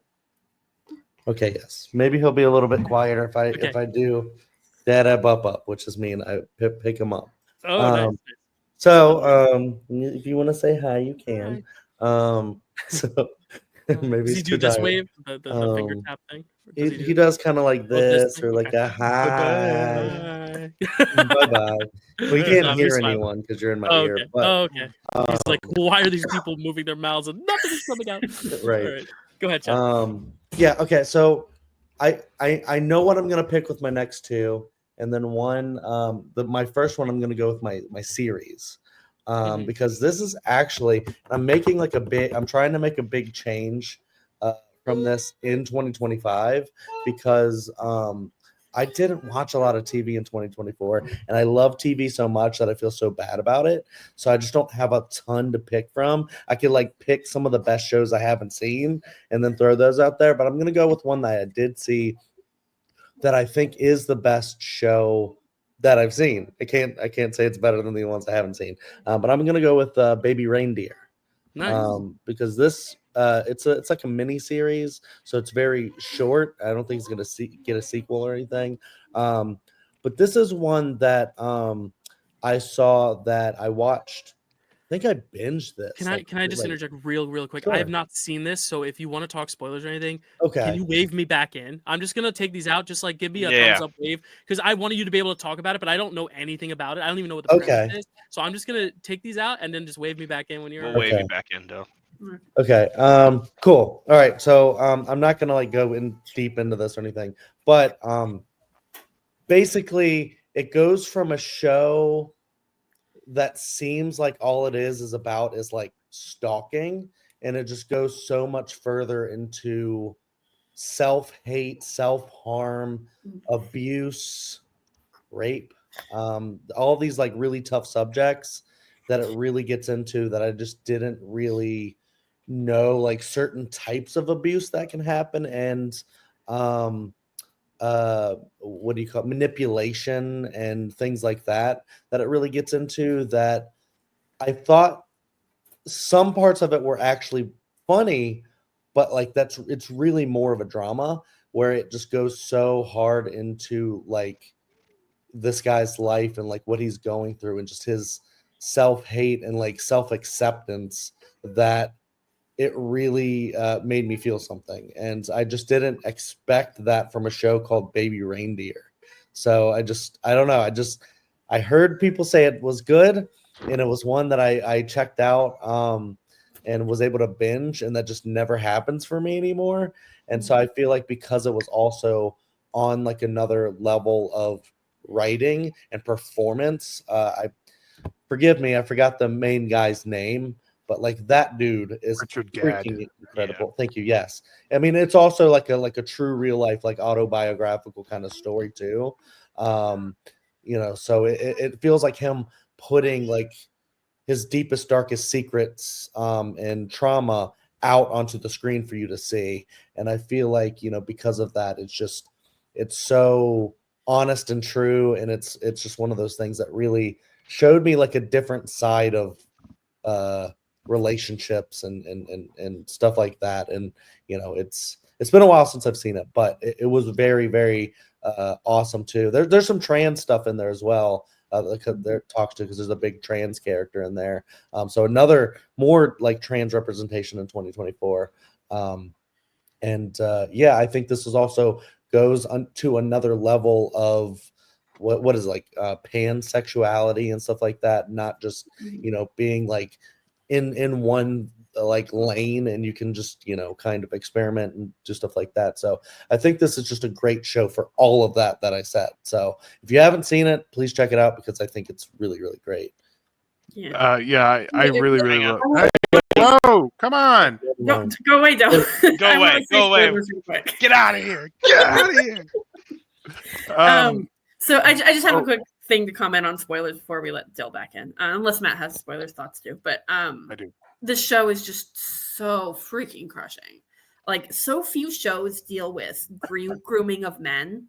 Some talk about grooming, but like grooming of men in particular is so rare, because it's typically you see a lot with like young women, because I'm not even sure exactly why that is, but like just so few shows deal with rape of men and grooming of men, and like just that they address this and that it's based off someone's like real life experience. It's just very harrowing, and like it was a very hard show to not binge, just because you want to know, because like you can tell there's some reason he's not reporting this woman, and then when you find out what it is, it's just like, it just completely destroys you. It's another one because Chad, earlier you had mentioned about like abusive men in power and how and the types of things like that. So it's another one that highlights that in the industry. Also, yeah, I don't think it's going to get a sequel because if it was just about how awesome his play and then now TV show did, which is not going to be as compelling. But yeah, it's there's so many little things that I really loved about this. I mean, the story was great, the acting was great. I'm glad that I don't remember her name, but the actress in it, yeah. I'm glad. Yes, exactly. Yes, I'm glad she's getting recognized for things because she's very, very good in it. I love that when you would at the beginning of every episode, it would show texts that she had sent, but also that it wasn't really. She would put "sent from my iPhone," but it wasn't from an iPhone, so she would have to type that, and then there'd be typos in the "sent from my iPhone" thing.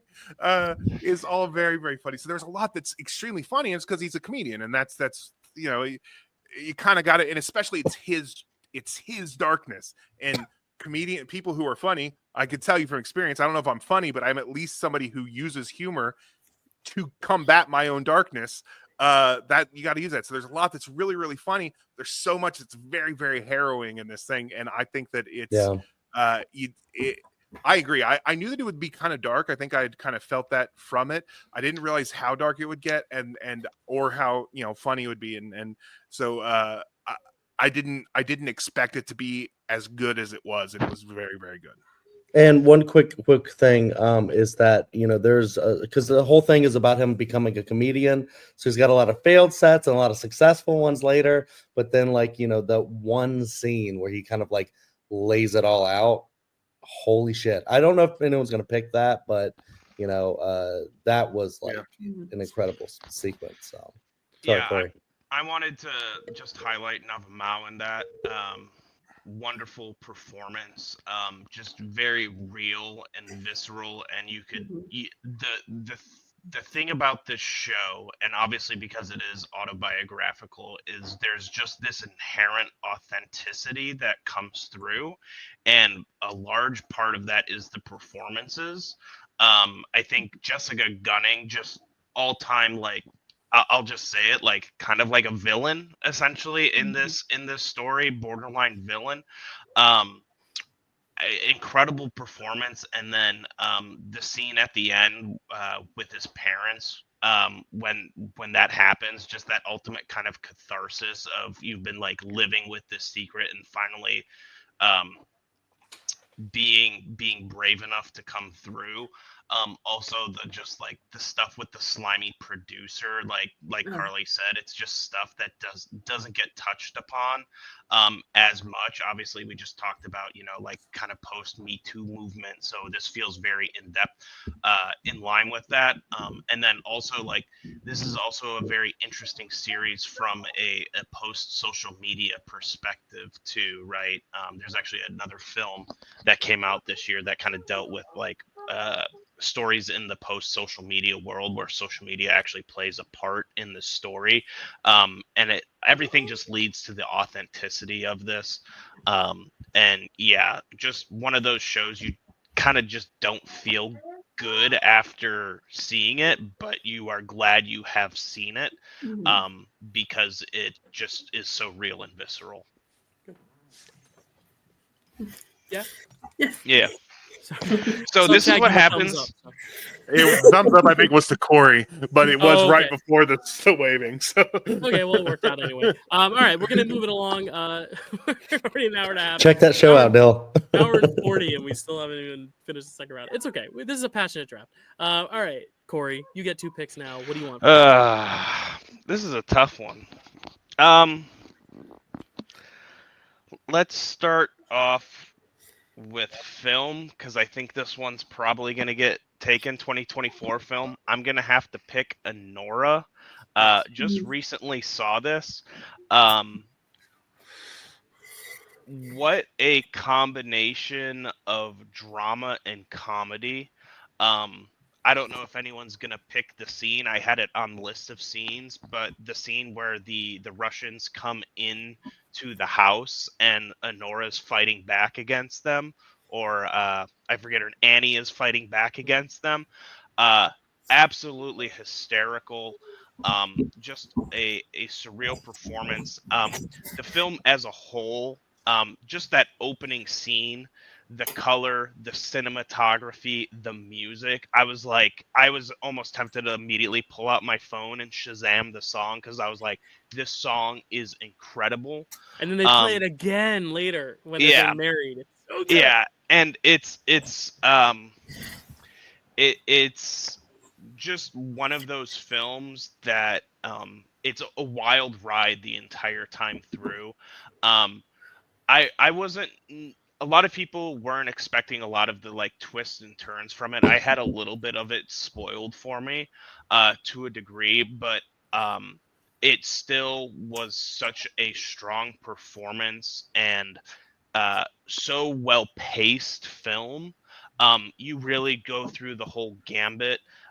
There's maybe a little bit of fat that I would have trimmed on it in it, uh, but really, Mikey Madison obviously getting her flowers this year. I was actually just thinking about the other day about how many young actresses there are in Once Upon a Time in Hollywood right before they're getting their blow up. I don't know if they just blew up because Quentin Tarantino were like, "You are the chosen ones," and now everyone else is like, "You're gonna get a career because you were in Once Upon a Time in Hollywood." But Mikey Madison certainly part of that. Margaret Qualley, um, you know, so extremely strong performance from her in the titular role, right? But I think what makes the story so great is it does take these character development twists and turns through it, and a lot of it, not only just her arc feels very kind of clear all throughout it, but it's all of the other characters in it. Obviously, Vanya, kind of you're like, wow, this guy's a great guy, and then all of a sudden you're just like, what an asshole. Um, and the second his parents get mentioned, but then kind of the goon squad, which are a huge part of what makes that one scene so great. And then specifically the bald guy, I forget his name. I know he's getting a bit of flowers. Igor, Yeah, played by Igor. Yura Borisov. Yeah. Mhm. Yeah. What a strong performance. And while I could see where the movie was ending, the final scene, that's one of those scenes that's just going to kind of stick with me forever because it's so perfectly executed because they set it up and then they zag you right at the end, but as soon as they zag you, you're just like, this makes total and complete sense. Um, Maybe my favorite film of the year. Super stylized. Apparently, I'm a huge Sean Baker fan. All of a sudden, definitely need to see Red Rocket because Ooh. Florida Project's like haven't one of seen the that one. best independent films I've ever seen. Um, and yeah, just a very very strong film. I think it's got a very good shot at winning Best Picture this year. We'll see. It's a tight race. Mhm. But as of right now, haven't seen everything. It's probably my number one film of the year, and it's getting a Criterion release, so that's how you know it's good. Yeah, yeah. Great pick. I love how my top four movies of the year are now all represented. So I don't think Chad's seen my number 5, so I don't think that's going to continue. But I do think it's cool that my top 4 are all on this list. So It's like I'm we're happy. friends, Dylan. I'm happy. I love it. You said everything that's great about it. I watched it again a few nights ago. It struck me in a more sad way than it did the first time. The first time I left on such a high of like laughter and, I was with a crowd that just ate it all up and it was hilarious. And like the ending is sad, but this time I was kind of more consistently sad because I knew what was coming and it was almost heartbreaking that she wasn't aware what was about to happen to her. And I think that made it sadder for me, but still hit. It just hit in a different way. So I love it. It's fantastic. Mikey Madison rocks. Matt? Just real quick. Well, I have several things to say, but I'm going to hit on something you said about Once Upon a Time in Hollywood. When you think back to that scene, it's kind of amazing to now realize to think back to when Maya Hawke was the famous person in that car. Yeah. Right, And, and a car with Austin Butler and Mikey Madison, and I don't think Sydney Sweeney's in that car. She's at the ranch, right? Sydney Sweeney, Yeah. Dakota Fanning, yeah, she is. in the Margot Qualley, yeah. But yeah, I saw this in an art house theater with about 10 people crammed into a very small room. And at the beginning, Sean Baker said, "Hello, Tulsa. Thank you for coming to my thing," and addressed us directly. And it was like, what? It's amazing. So it was a personalized, well, for my city, a message at the beginning of that movie. But because they talked about the theater and like, thank you for coming to Circle Cinema, support art houses and stuff like that. So that was really great.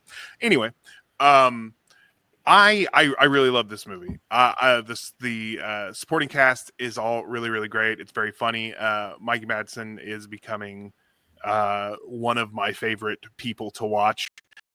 I didn't remember her when Scream 5 came out. I didn't remember that she was in Once Upon a Time in Hollywood. So to me, that like feels like it's kind of like the Lady Bird thing, where like with Timothée Chalamet, where it like feels like that's where I know her from, even though I'd seen. Well, and I think that's before. what she also booked this off of. If I remember correctly, Sean Baker watched Scream and was like, "That's who I want."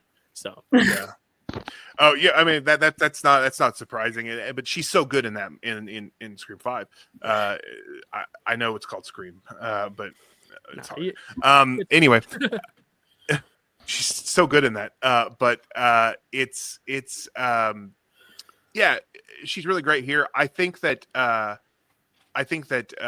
Yuri Borisov is really, really great. My favorite supporting performance is by, and I've just forgotten his name. What's his Mark name? Edelstein. I knew you. Yes, right? Mark Edelstein. I think he's Ivan. so good because he plays about 3 different characters, depending on the amount of confidence that his character has, which I think is really, really great.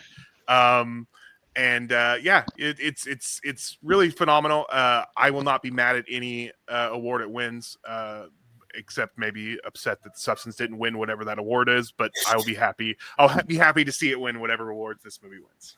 Nice. I very much like it. Yeah, Carly, any thoughts on Anora? You guys have pretty much said it all. It was my number 6 movie of the year, so it's still pretty up there. And I love Yuri Borisov in this. He's great. I hope he gets in. And one thing that it just annoys me so much that her annoying coworker was right about it only lasting however long she said. Like that was something that stuck in my head throughout. I was just like, damn it, why is her coworker gonna be right? Because she's such a bitch. So yeah, great villain of the year. Chad. Yeah, this movie is incredible. I love this movie. It's very real because not only is like that coworker right, but also like there's like a plan. At one point she says like, you know, I'm gonna sue the shit out of him, I'm gonna do all this, and then it doesn't happen. You're just like, you know, I kind of wanted to see that movie where she gets justice. And you know, but it's a different movie. But I do love how it's like kind of one thing for a second, and then it kind of like changes like right when the they're coming to stop her, and it just gets so crazy, and you're just like there with them the entire time for a very long time, and it's so comedic. I feel like every character's like fleshed out in some way. And it just gets really funny. Like, you know, the one guy just starts throwing up in the car and just and that turns into a whole thing. That's those little details I noticed on the second watch where Yuri Borisov goes to his apartment to get the pills and he's like, just don't take them all at once, and he just shoves them all in his mouth, and then a scene later he's throwing up, and I'm like, it's just the little details that are so good. Yeah. But yeah, speaking of Yura, that it's tough. There's so many great performances. That might be my favorite performance like of the whole year, just because it was such a surprise.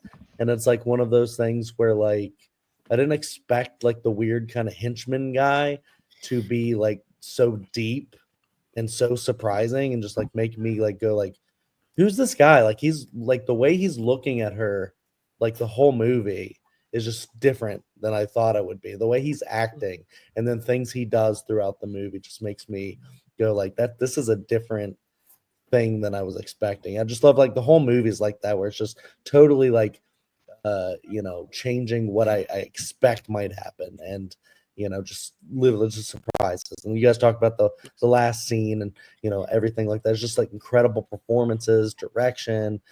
Take that song that Corey mentioned, I play in my car all the time now because it's such a banger. I need to see Better Man, I guess, right? Anyways, that being said, because Robbie Williams was in Take That. Wait, what? Nothing. Never Wait, I mind. missed the reference. What he wrote that Take song? No, I'm pretty sure Take That wrote that song, and then Robbie Williams was in Take That at some point, but maybe not at Oh the my same gosh, time I didn't even realize that. that That'd That's be his Take That song. wrote that song. Oh I'm my not gosh. saying that that's his song, but that's that band's song. Oh my gosh. Anyways, it's a very fun song, and Touche. that's a great pick, Corey, because Touche. I was gonna pick it. Touche. Yeah, Exactly. we don't really. The drama is so strong, but the comedy is maybe even stronger than the drama in this. I don't think there's an actual sexual sex scene in there. I think every sex scene is comedic, which you don't necessarily see in film all the time. Dylan's losing his mind over I there. did not well, because here's the thing, he leaves the band, not spoiler for Better Man, but he leaves the band, so he's not in the band anymore. So I guess this is a song they wrote in 2008 when he had already left the band. That's wild. I didn't realize it was Take That, because it's the Callum Scott remix. Wow. Okay, that's so cool. My mind is blown. Okay, sorry. Continue. I'm making this round go off even longer than it should be. Okay, sorry. Nope. I think for my next pick. Oh yeah, sorry. Go ahead. No, you're good. You're good. I think I'm gonna go with most anticipated. Start that train. Oh yeah. Okay. I think, if I'm being honest, my most anticipated movie for 2025 has to be Mickey 17. Like, Yeah. out of everything, obviously big Capes fan for stuff, and Superman's probably the general overall number one most anticipated film of the year, just generally in the United States. But Mickey 17, it just has so much going for it. Rumor has it Bong Joon-ho is still drunk from his win for Parasite 5 years later. I also think it's very interesting that the release date for this has been moved around so many times. It's right now going to be premiering the weekend after the Oscars, which is very similar to the same time Everything Everywhere All at Once came out. And I don't know about you guys, but when Everything Everywhere All at Once came out, I was like, that was better than all the movies that were just nominated for Best Picture. So I wonder if we're going to see a similar situation where we're kind of seeing, this year with this Oscars, it feels like there's multiple horse race. I think Bong Joon-ho's just an incredible director. And I believe he writes on everything that he does as well. But I think this with bringing in an actor like Robert Pattinson, who is like quickly becoming one of the best actors of a generation right now. He's fully completed the Twilight go around that like he and Daniel Radcliffe have been on, where it's like, I'm gonna avoid being in popular stuff until I could break the mold of being Edward. Just the sci-fi setting of it all. If you haven't seen Snowpiercer yet, do yourself a favor and go see Snowpiercer.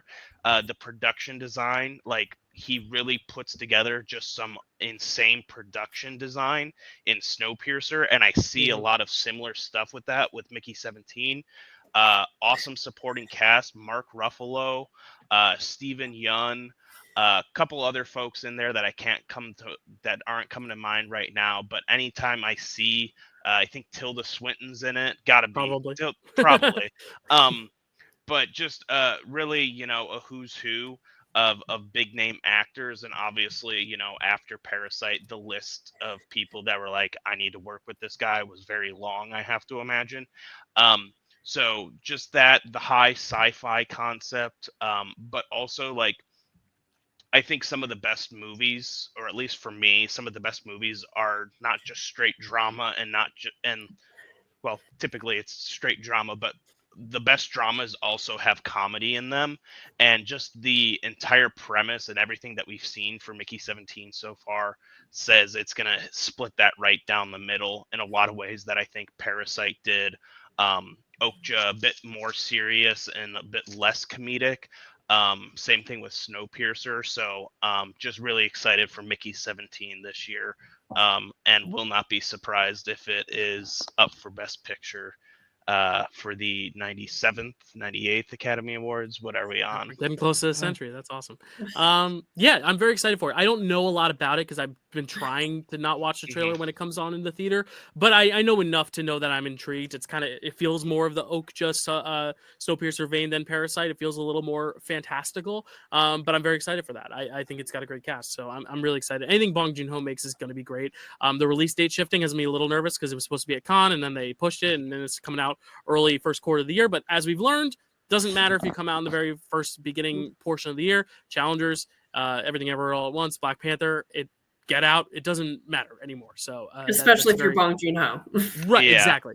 So I'm very optimistic about it. Did Carly, Everything Everywhere All at Once do an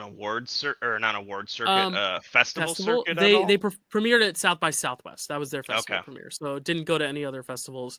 But it was South by in March, and then it came out in April. So or late March. So it was simultaneous. It was kind of what the Fall Guy did this year, where it did South by Southwest and it came out in like May, very early. So Toni Collette's in it. Jesus. Yeah. Oh gosh. Yeah. Great cast. Carly or Matt or now Chad. Any of you thoughts on Mickey 17? Yeah, I have quick thoughts, so I can just say that I'm not a big sci-fi fan, so this wasn't super high on my list, but it's Bong Joon-ho, so I'll see it.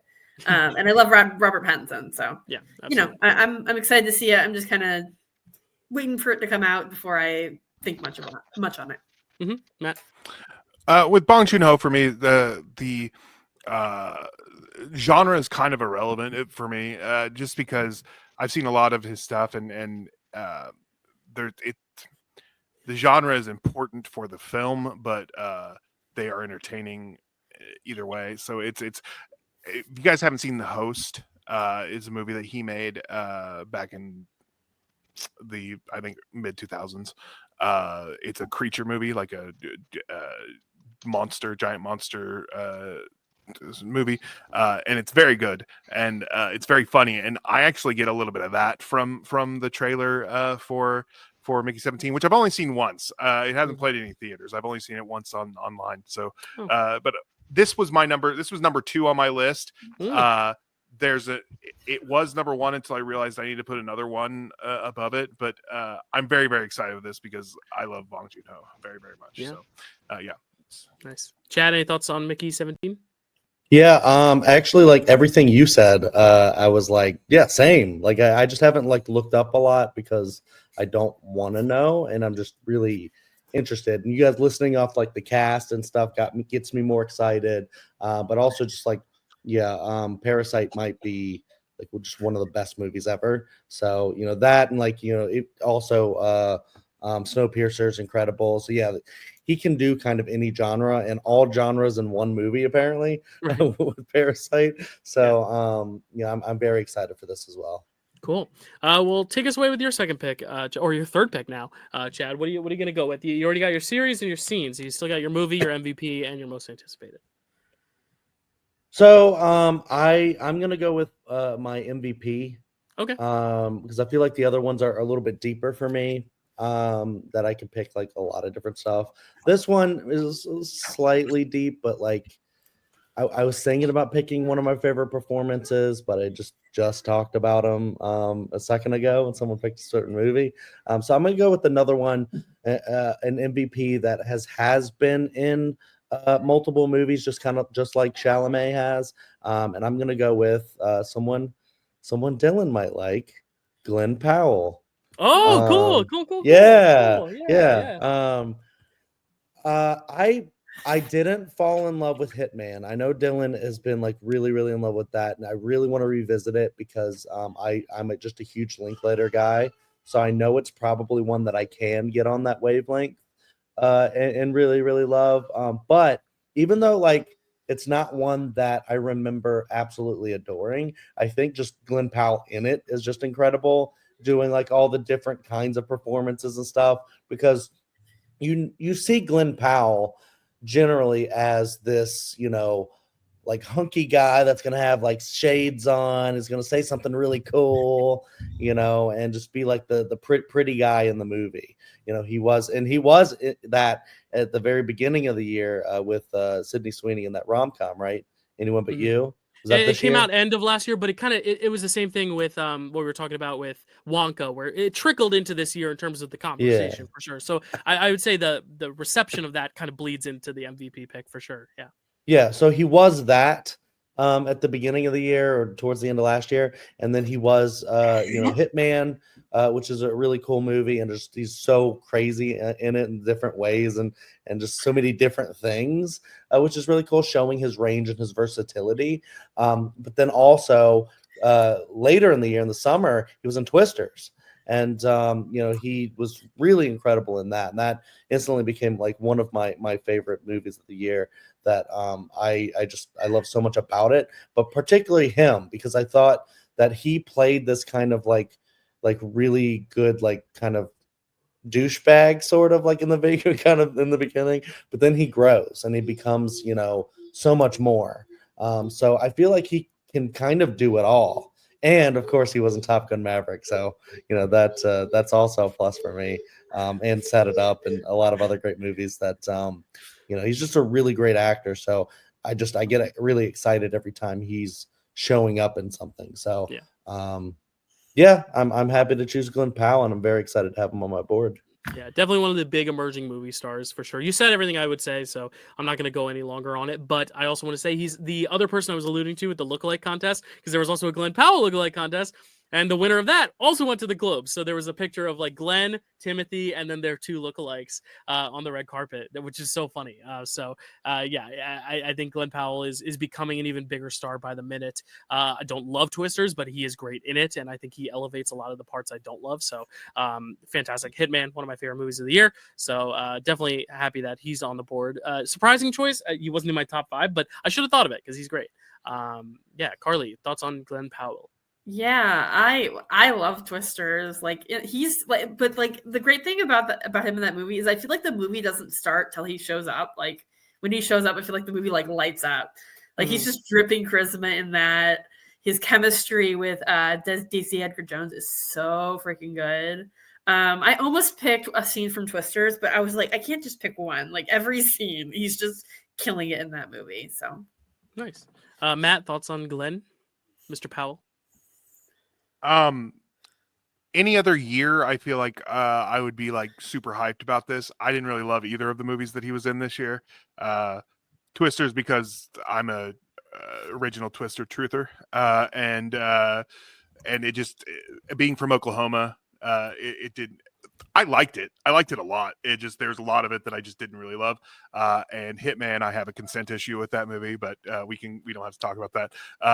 It's valid. He could have chemistry with a fucking tree. That dude has so much charisma. He has so much chemistry with every person he's ever been in anything with. He had chemistry with his airplane in Top Gun Maverick. He was dude has chemistry with everyone, and he's perfect at chemistry. I will say that I did like him in both of the movies. I thought he had good performances in both of the movies that he was in. Carly said that it didn't start till he was in it. I actually wish it would have been the movie that it started to be at the very beginning until everybody in that scene died, because I really wanted all of those characters to continue. So I think he's great. I think he's got, and I think he is. I look forward to what comes next from him. I'm a massive Linklater fan, so I like Chad need to give that movie another shot and maybe turn off that part of my brain that says maybe he should tell her who she is before he does all of this with her.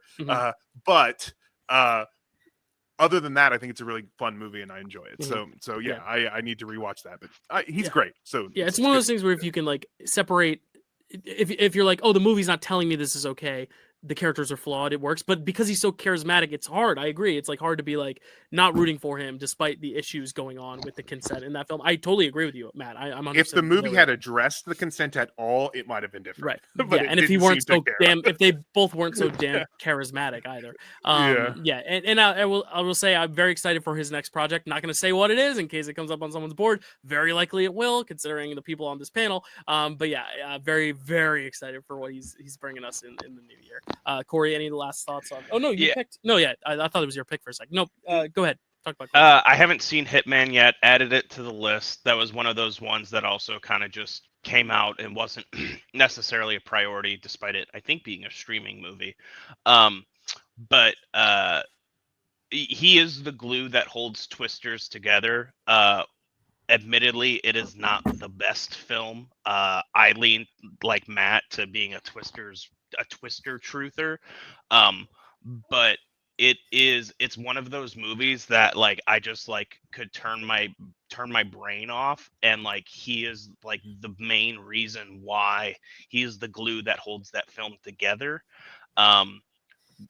Another actor to like watch moving forward, maybe not like to the levels of Chalamet kind of thing, but I feel like he is part of that new generation of like becoming a movie star, because we talk about a lot that there are very few movie stars left in Hollywood, like people that could sell a movie solely on their name.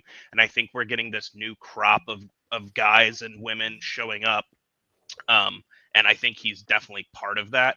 And also, I have to end it off with the greatest line in cinema: "If you feel it, chase it." I love that. Yeah, I am also a Twister truther. I mean, left hand on blue, right hand on red, right foot on green. No, joke went over everyone's heads. All right, moving Dylan on. has to leave his own show. It's weird. I actually do have to pee, so I'm going to let Matt take the pick. I will react to his pick, and then I will go pee and grab some more water because that was a terrible joke. Matt, what are you gonna pick next? I am going to go with my MVP. I have a long list, and I was hoping you guys would help me narrow it down, but you guys haven't picked any of them on my list except for, I mean, you picked ones on my longer list, but not on my top 5. So I'm going to go with someone who was in 3 movies, one of which I didn't really love, but the other 2 I really, really did. And that is Margaret Qualley, who was in Driveway Dolls, which I did not really like, but liked her in it. She was in Kinds of Kindness, which she wasn't really a big part of it, but I love that movie. Kinds of Kindness and Substance are both in my top 11 movies. Top Kinds of Kindness, my top 12 movies. Kinds of Kindness is 12. So they are both in my top 12 movies. I think that she's done a great job. She's someone to look out for. I think especially in the Substance, I think Demi Moore deserves every flower she's getting. And she should win, and it sucks that Margaret Qualley is probably not going to be nominated. But I think that that movie is a two-hander. They both are doing so much work and quality work, and so I quality, ding ding ding, quality. No, so I'm gonna go with her. I was hoping you guys would narrow this down a little bit for me, but I just have to go for it. So here we are. Yeah, you helped me narrow it down a little bit for me because she was on my 5. I actually watched Driveway Dolls the other day, and I really liked it. So I'm actually of the camp of like she's great in all 3. And I know you said I think she's great in all 3. Yeah, she's great. But like I like all 3 of the movies she's in. I actually think Kinds of Kindness is probably the weakest of the 3, but they're all great for me. Like I like them all a lot. So I think she drives a lot of, for lack of a better term, Driveway Dolls.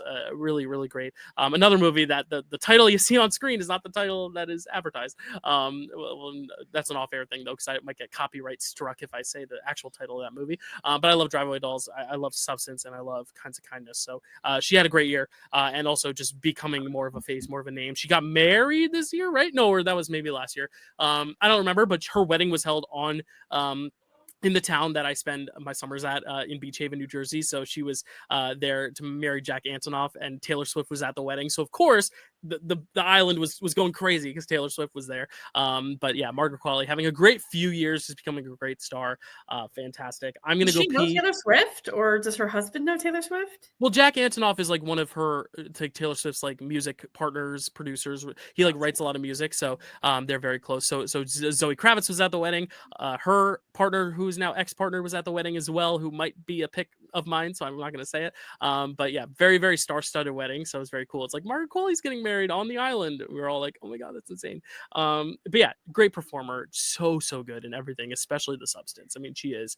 I agree with Matt. A very two-hander performance. Like you can't have the substance without both of them delivering great work. So great pick, Matt. Fantastic pick. It was on my 5. So the first pick that has been represented that was on my list. So I'm very happy you narrowed it down a little bit for me.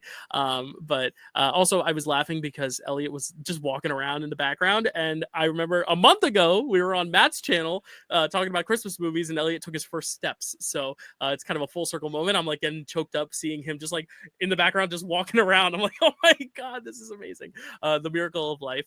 Margaret Qualley birthed from Demi Moore's back. We love to see it. All right, I'm gonna go pee because my bladder's killing me, and I should have done this during Baby Reindeer. So I'm gonna log off for a sec, go pee. Chad, Corey, Carly, talk about Margaret Qualley for a sec. I'll be right back.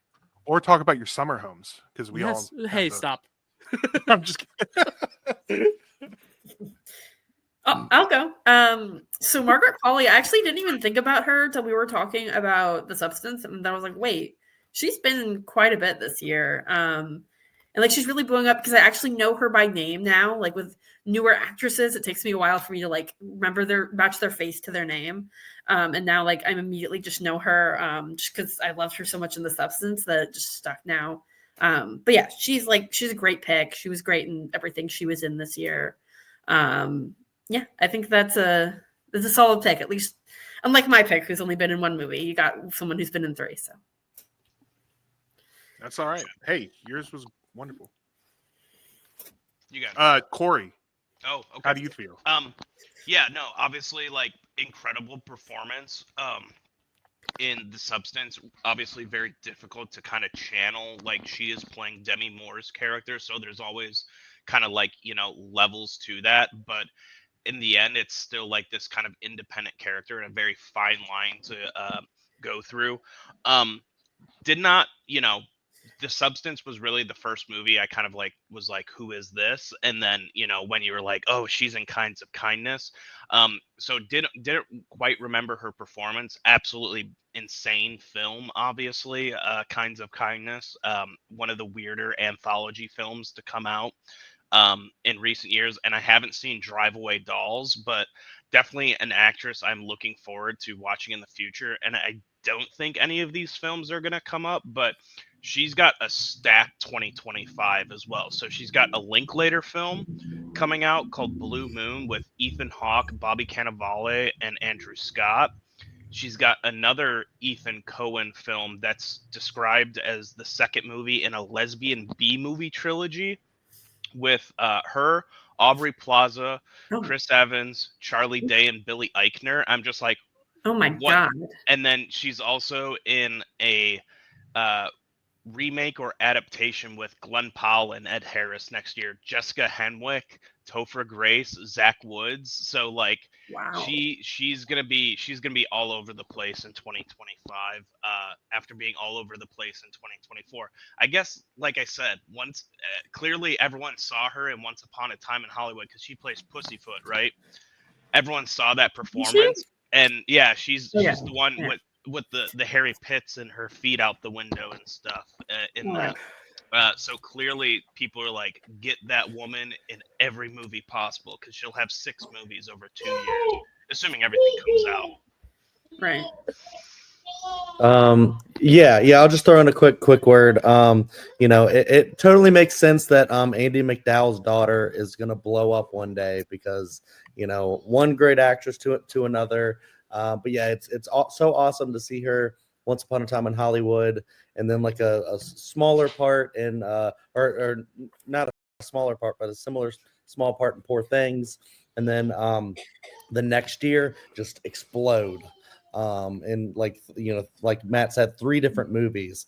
If it's quantity, he wins, but I think also maybe quality, because I think she is, or quali, like you may have made that joke earlier, because I do think she is not just in so much, but she's great in so much. And I've only seen The Substance as far as the 3 movies, but she is so exceptional in The Substance that I'm just so excited to see what she comes up with next. So yeah, basically the same stuff you guys have been saying.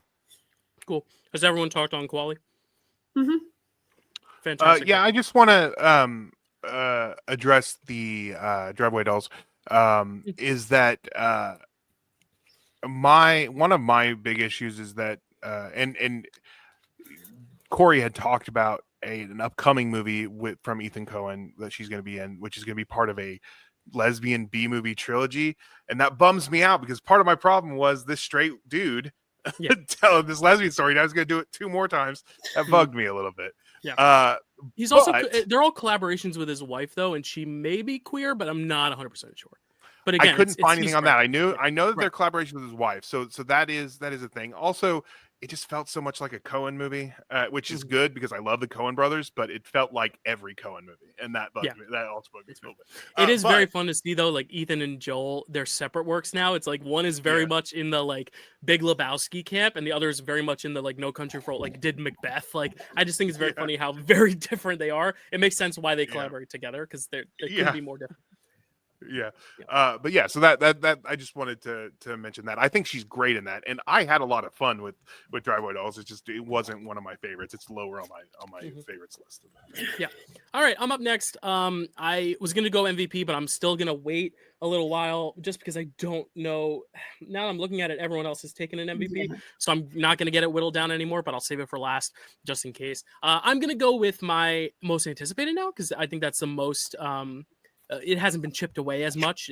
Corey's the only one who's done so. It should be no surprise if you've seen my video. I don't think any of you are going to pick it, but I'm going to pick it because it is the movie I am most excited for. And it was the sequel that came out a few years ago. I was like, you know what? I'm excited for it, but like, I don't know. It's been a while and it delivered so much that I'm like, okay, now give me every single movie. I'm going to be so excited about it. It's Avatar, Fire and Ash. The second one, as I was saying, I was trying to dance around it, but like, I love that first movie. I know the qualms and the problems people have with it. But for me, it's just like, you're telling a familiar story, but you're doing it on such an extravagant, beautiful level that I don't care. And I do think there is a lot of heart in it. And just the way, I'm a big tech guy. So like, I love how it progresses the craft. I just love how it's trying to further push the boundaries of filmmaking. The second movie, I was a little worried because it had been a while, but it delivered for me. I loved it. I thought it looked really fantastic. I did have a little bit of issues with the high frame rate, but again, that's one way you can view the movie. You can watch it without the high frame rate, and I think it just plays perfectly. I know Matt and I have talked a lot about that being like his biggest issue with it, and I totally acknowledge that. But I also think it's like one of those things where if you take that aspect away, I think it does work so beautifully well as a continuation for that story without making it feel redundant either. It dove into some very interesting new territories. I think the fact that you did water in the second one, you're going to do fire in the third one. Like, I just can't wait for the visuals of that. It's going to just look spectacular. And that's another thing too. It's like these movies can be very empty narratively, but as long as they're dazzling, like that for me now is enough because I know James Cameron is inventing new technology to make these movies. And for me, that alone is making it exciting for me. Like, I'm excited to see it. It's probably not going to be the best of the year. The second one was not my favorite movie of that year. The first one was not even my favorite movie of that year, but they are at least ones that I'm very excited to see. And I know that the success rate for this, there's one other franchise that is also getting another installment. Like, I know the track record for those movies are very good. So I'm going to put more trust in that as opposed to something that might be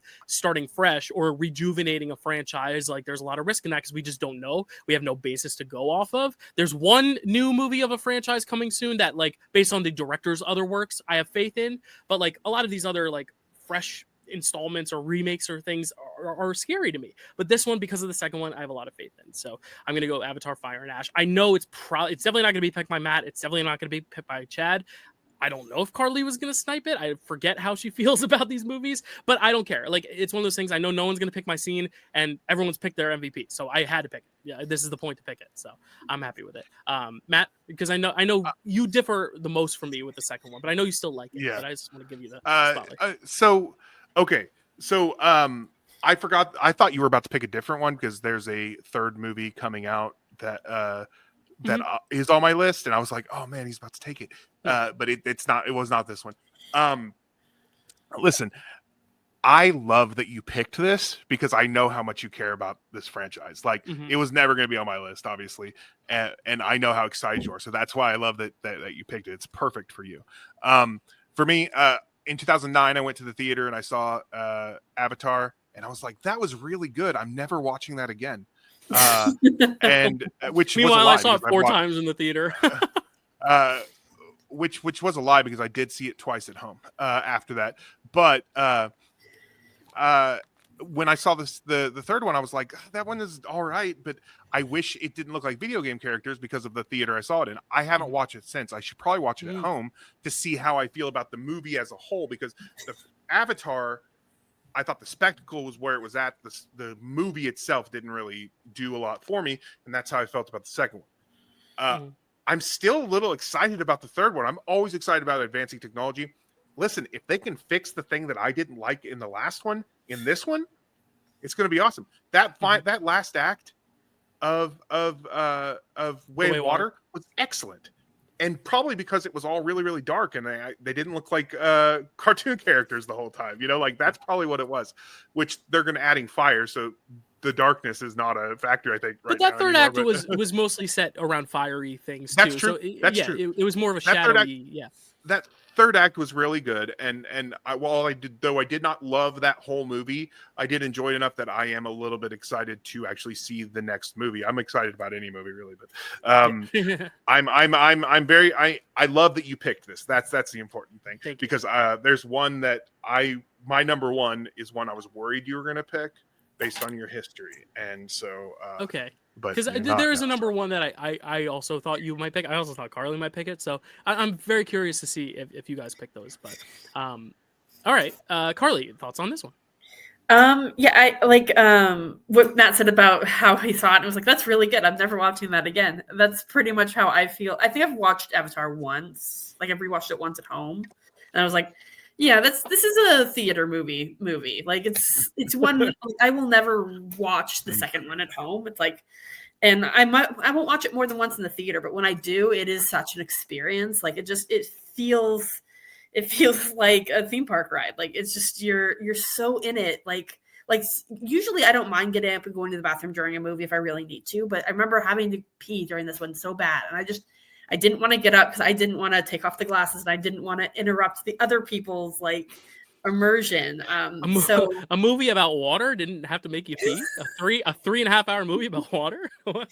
The biggest thing is I don't really care about the characters, but and that's like a big thing for me in movies. I really have to care about the characters, but he still manages to make it like such an experience that I will still like. I'm not really looking forward to it, but like when it's time, I'm like, okay, it's time to go watch the next Avatar film. Mm-hmm. Yeah, and I'm excited for Neytiri to do a full like Spanish musical number now in this third one as well, coming off the Oscar one. I'm kidding. Chad, we've covered the 2 movies on Picture This, but what do you think about this third one coming up? Yeah, I mean, actually, kind of the same thing that Carly just said. It's like, you know, like I knew this was gonna, like, as soon as you said it, I was like, definitely a Dylan pick, and you know, makes so much sense. I think there are probably a lot of people who are excited for this for the exact reasons that you said, is like advancing technology. They're just kind of exciting because it's like since 2009, it's something that Cameron had just been like building up. Like, I'm not going to do originals. Sorry. You know, I know all you people that want me to go back and actually do originals. Well, I mean, this kind of original, do like other stuff. I'm just going to do this for the rest of my life. Which, you know, when we were like, wait, is it ever going to happen? Was, you know, kind of like, you know, I don't think it's going to happen. And then the second one came out. So now that they're actually coming out, it is a little exciting because you get to see him like prove everyone wrong. Like, I can make the most money all the time, kind of a deal. So I'm excited, like, just for that, for the spectacle of it and stuff like that. But yeah, I'm not like, I got to get my ticket as soon as I can to go see Avatar 3. But when it comes out, I'm sure I'll like it. I don't know if I'll love it. Maybe I'll love it. You know, but it will be one that I would be interested to see, if not a little excited. But yeah, I do kind of agree also, like on Matt's wavelength, where it's like, he makes one, and then I feel like over time the effects just kind of like get old, and I just think that's kind of the way of it, but maybe the way of wet water. I don't know. I was trying to make a joke there. But maybe with the fire one or something like that down the line, maybe he'll find a formula that doesn't get old. I don't know. Maybe that's a critique or like a interesting conversation for another time. But for now, those are my. Corey? Yeah, Jam Cam's like the GOAT, right? He could literally Jam like Cam. I've never heard that. Jam Cam, yeah, baby. I love that. He could put up a movie that is completely like different characters, right? Like he could like just put up whatever Like the hell he wanted. Kingdom of the Planet of the Apes. Well, I haven't seen that one, but Okay. like he could go with like something completely different. I'm guessing because there's probably a time jump in that one or something like that. Like he could do whatever, and like what Carly said, it's like a theme park ride put into a movie theater. I'll go against what Chad said about the effects because I didn't see the first Avatar until a couple months before the sequel came out, and I saw that in 3D because I was like.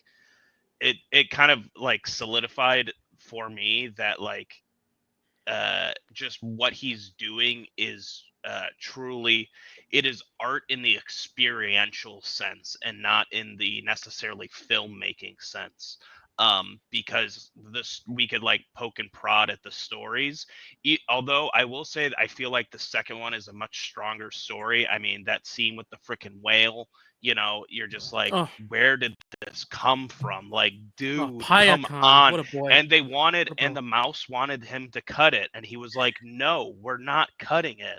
And it's like the best scene in the film. So like the dude just gets it. I too wish he would do something other than Avatar because I know he's this insane filmmaker. But what he's doing with his VFX company and like pushing film forward feels a lot like Lucas and inventing digital editing and stuff like that. So have to appreciate a guy who just wants to move film technology forward and play with his submarines all the time. So shout out Jam Cam, shout out Avatar 3, and like this thing's just gonna print money. So like $2 billion easy. Yeah, easy. It's maybe the most guaranteed hit of the year. Yeah, he does have Titanic 2 coming in 2029 though, right? Listen, if he made Titanic 2, you know how his sequels go. It would be awesome. It would be the Terminator 2 of sunken boat movies. Sequels.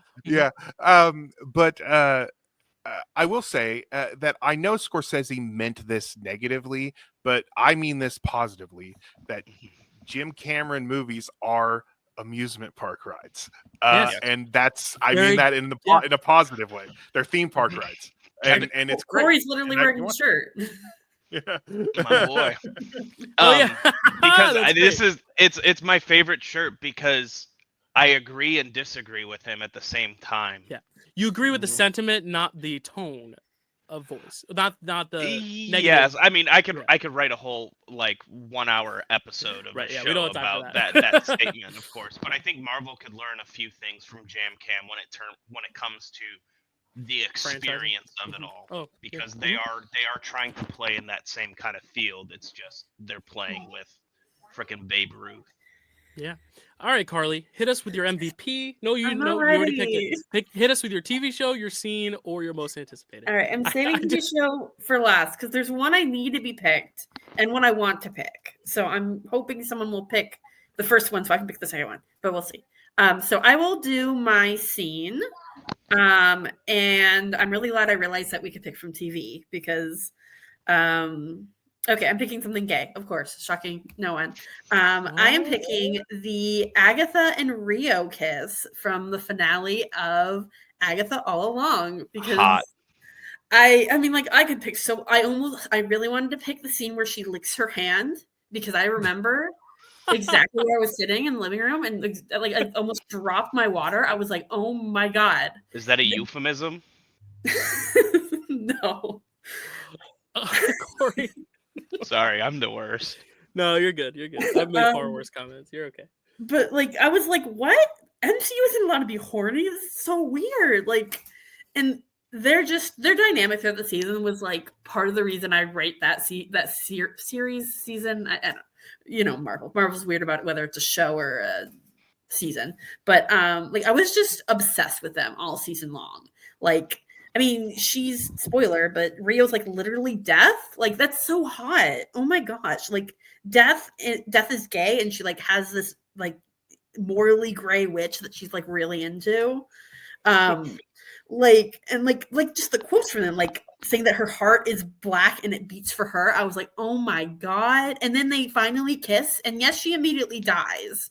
But I don't like criticize it in a barrier gaze way in the same way, just because their relationship is so complex and interesting. And Agatha's already a villain, so I don't like technically you could criticize it, but like I had so much fun with our dynamic that I couldn't really criticize it, and it was just so hot. And I have literally watched the clip hundreds of times because it's just.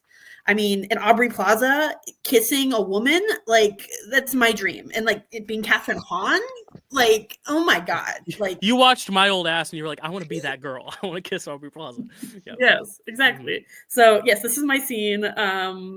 It's so hot. And I'm so – because the MCU relationships are usually pretty lacking, in my opinion. Like there's Steve and Peggy. And, like, there's Peter and Gamora. And that's about it. And even those two relationships aren't like the best.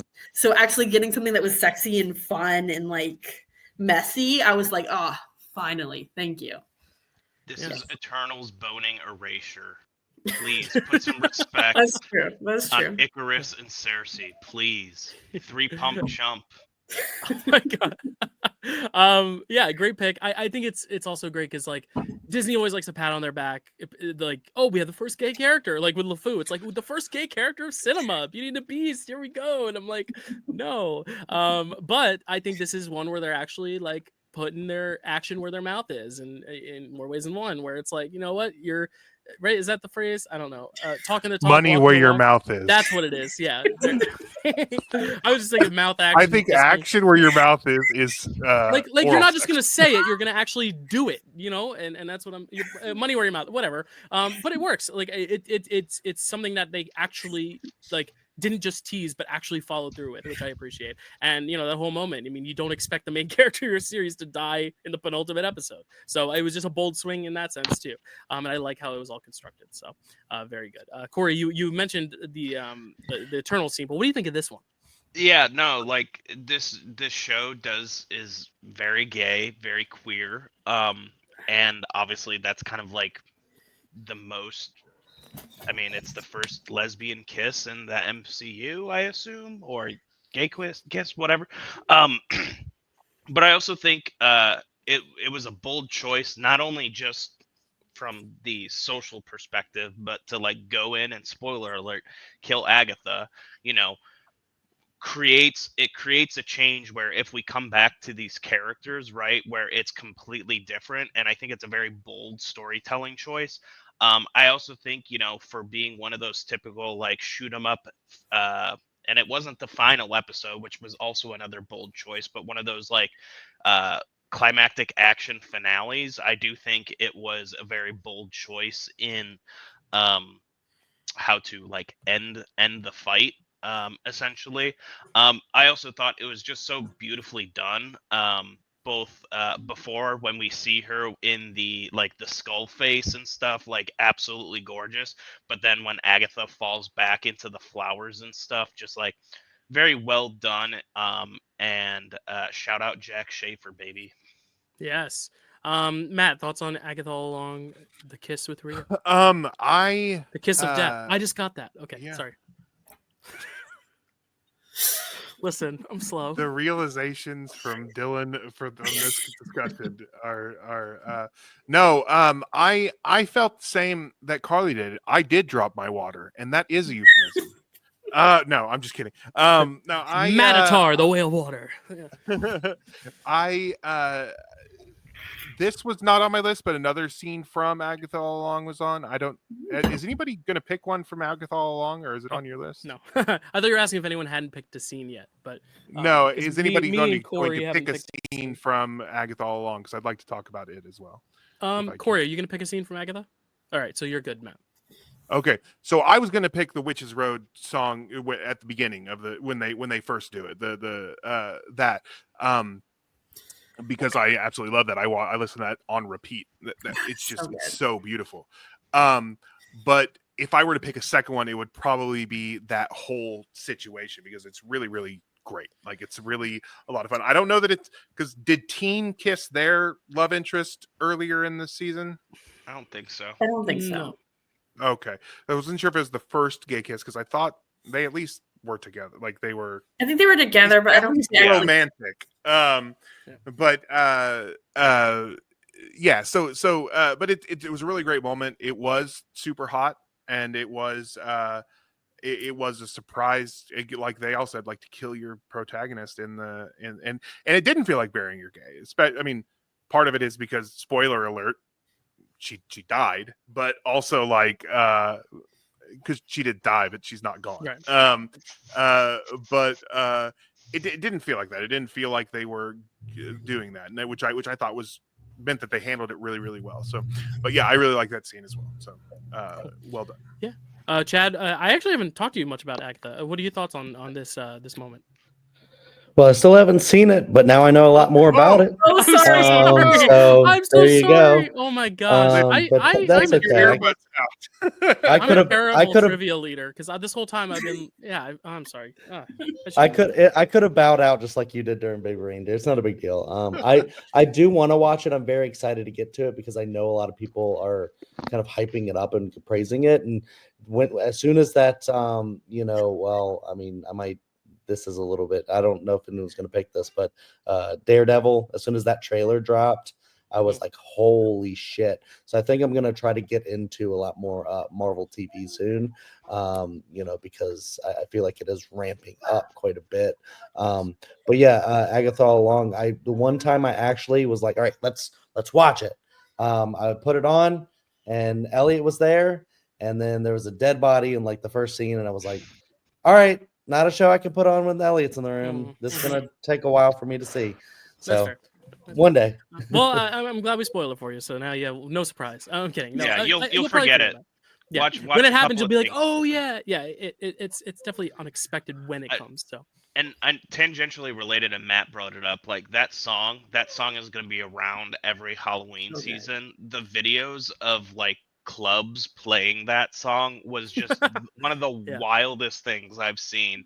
And then just this show as a whole felt like a return to form from television, actually episodic TV. Surprise, it was Jack Schaefer who did it and co-wrote WandaVision. So that's right. All right, so we're moving on now, Carly. Round 4.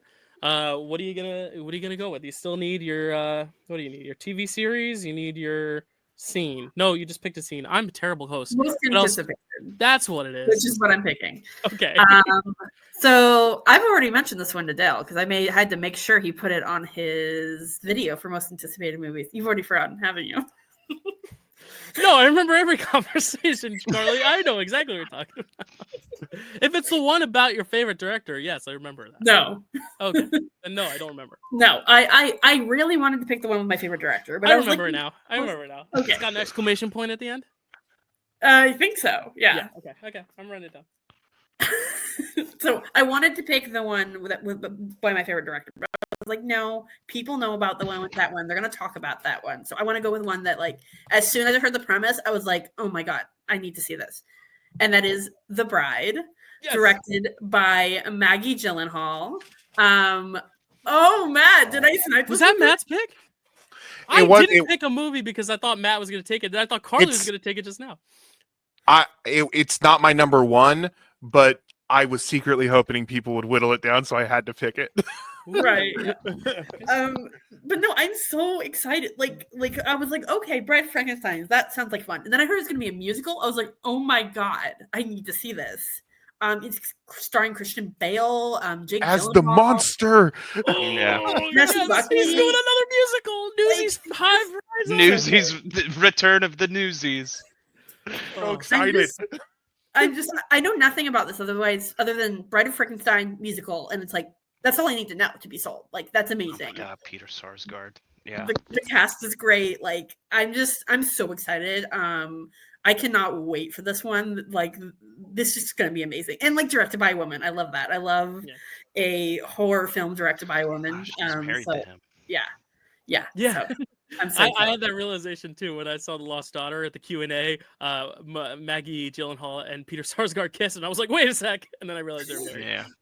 Yeah. Okay, can I go next? Yeah. Because- Yeah, of course. Are you done, Carly? Yes. Okay. The fact that the same year, Guillermo del Toro is making a Frankenstein movie, and that's not the most exciting Frankenstein movie for me that's coming out, is insane. It's like Pinocchio again. Yeah, I know it's a Pinocchio, except And we have the other another way around. Universal, Except for the other one will be good. and we have another Yeah. Universal monster movie in theaters right now too. Like Yeah. that fact Yes, that this is the one. Yeah. Exactly. The fact that it stars one of my favorite actors, it is by a woman, which is extremely exciting. Peter Sarsgaard is one of my low key favorite actors as well. Jessie Buckley as the bride, and we Yeah. all know that Bride of Frankenstein, the original James Whale movie, is one of my all time favorite horror movies. So everything about this is just so exciting to me. This can only disappoint me, this movie. I'm still very excited. But yeah, so that's really all. I just wanted to express how excited I was because, like I said, it's not number one on my list. And I don't know what Dyl is alluding to for me and Carly. We'll get to it in honorable mentions if I pick it. But this was not number one on my list, but it was like I said, it was the one I was hoping I would be forced to pick because I really wanted to talk about it. So I'm glad you picked it so I could talk about it. I'm very excited. Just want to rattle off the rest. Her brother Jake will also be in it. Jake Gyllenhaal. John Magaro is also going to be in it. Julianne Hough, if you're a Dancing with the Stars stan, you know Julianne Hough. You know she can dance. If it's a musical, she's going to be dancing. And then Annette Bening and Penelope Cruz. I mean, that cast just is so insane. The only reason I didn't put it higher on my most anticipated list when I made it was because we just haven't seen anything from it. We've gotten one still of Christian Bale and like a poster shot of Jessie Buckley, but like, it's one of those things that the premise alone is enough. You know, I'm so excited for it. So can't wait. Is this a Netflix thing? No. The Guillermo del Toro one's a Netflix thing. I don't know what this one is, but very excited. Chad, thoughts on The Bride with an exclamation point? Bride. Today I learned that there's a movie called The Bride coming out, Okay. and I'm sorry, buddy. I'm sorry. I thought you were one and done. Just in this brief period of you guys hyping it up, I'm now incredibly excited for this. I didn't love Maggie's debut movie, but I think she still was an incredible director of it, and I think this is just such a really interesting project. I love both of the Gyllenhaals, Jake and Maggie, so I'm just excited to see them work together because I know that they have like a good relationship together. You guys hyped me up on Christian Bale and all the other performers in it, and it's just Chad, you want me to blow your mind one more time? Do you know who's doing the music for this musical? Johnny Greenwood. oh my god, is he really? Yes. Oh my god, yes. See, Oh, we're all. it's gonna This be is so it. This is it. This is the movie of the year.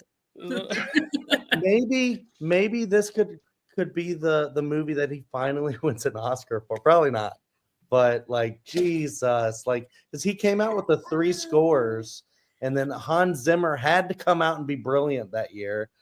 God damn it. Anyways, I'm very excited for this too. So thank you for bringing it up. Yeah, Carly. Corey, any thoughts on The Bride? Yeah, The Bride. Sorry, I have to shout it. No, you're good. The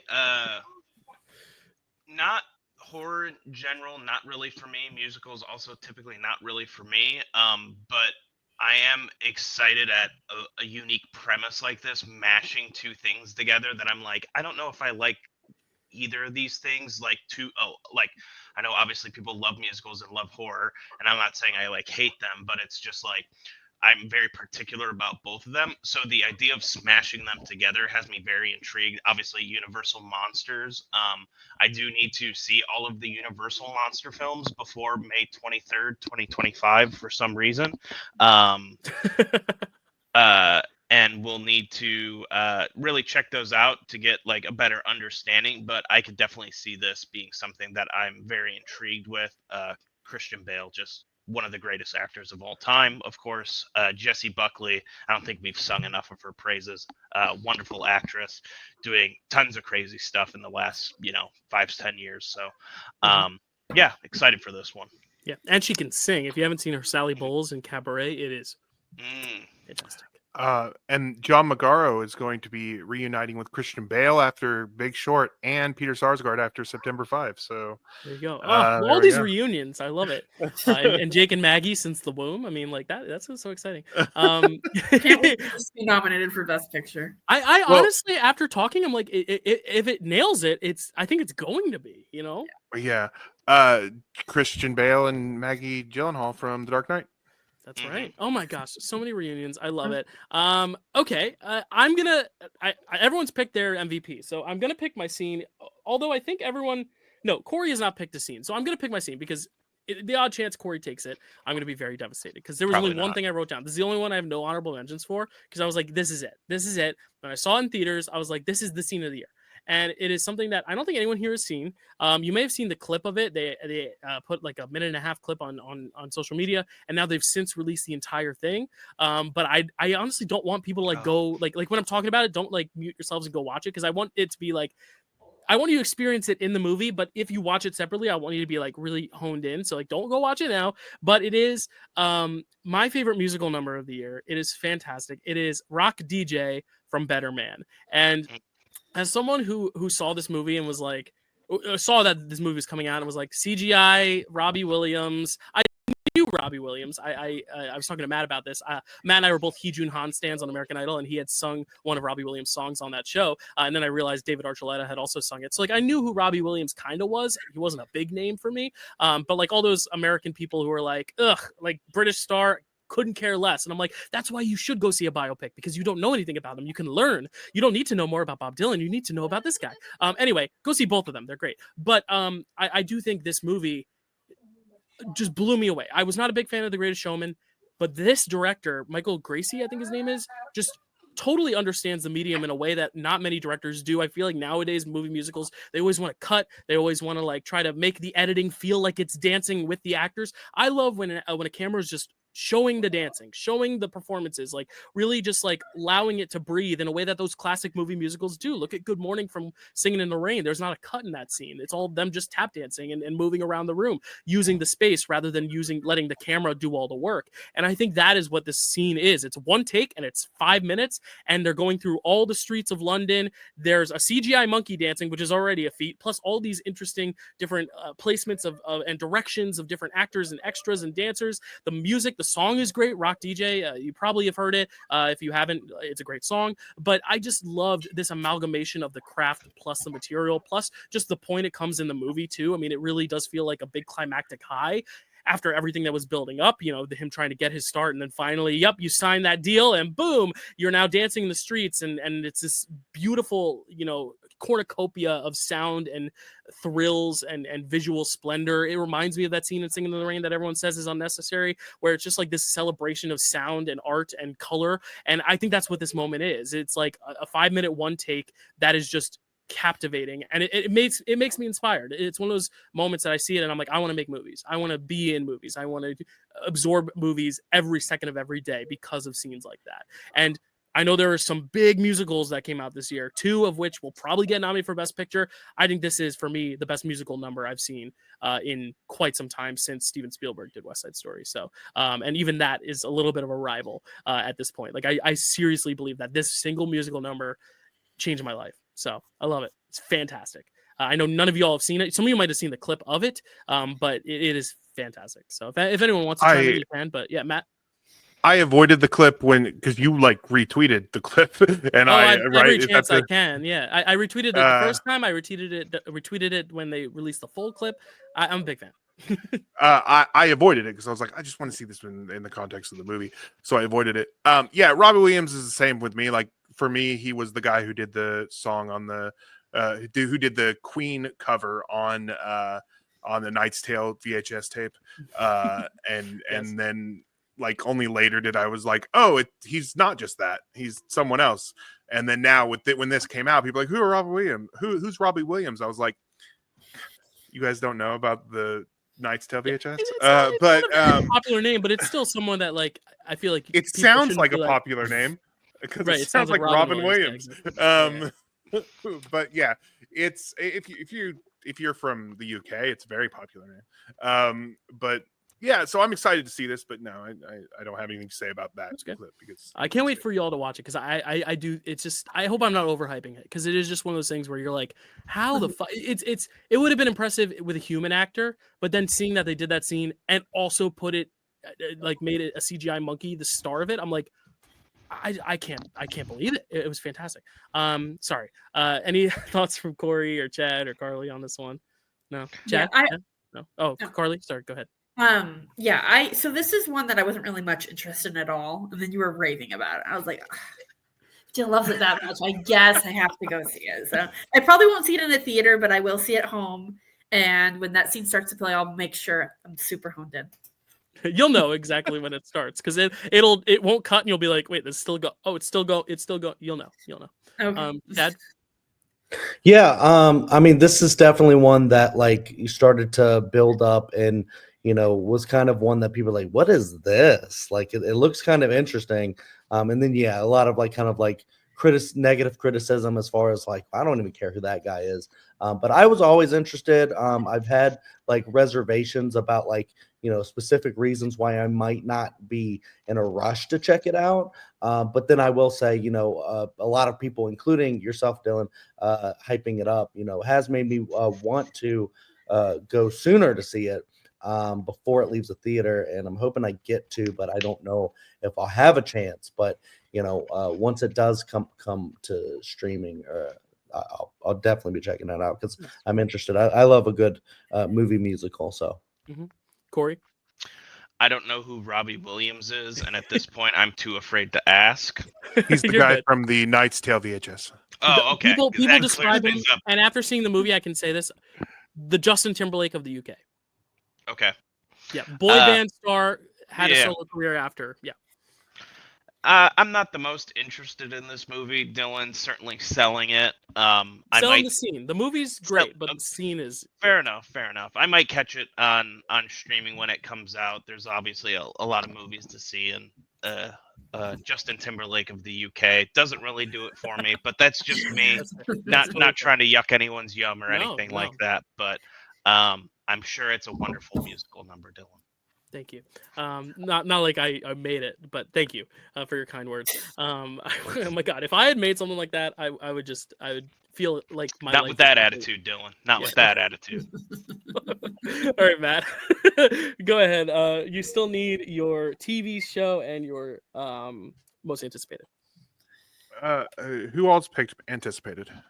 Me and Corey have. Yeah. Now Carly has, so it's just you and Chad. So. Not gonna say what you should do, but I don't think Chad is gonna. Chad's already picked his TV show, and so has Corey hasn't. So I don't think Chad is gonna take my anticipated. I think here's the thing: I have two in my series that I really, really want to pick, and I was hoping that Dylan would whittle it down, but no, he picked Big Brother. So. I'm gonna get record lowest amount of votes on any poll ever because I picked the Robin Williams Lucky movie. That is the biggest box office bomb in history, and Big Brother.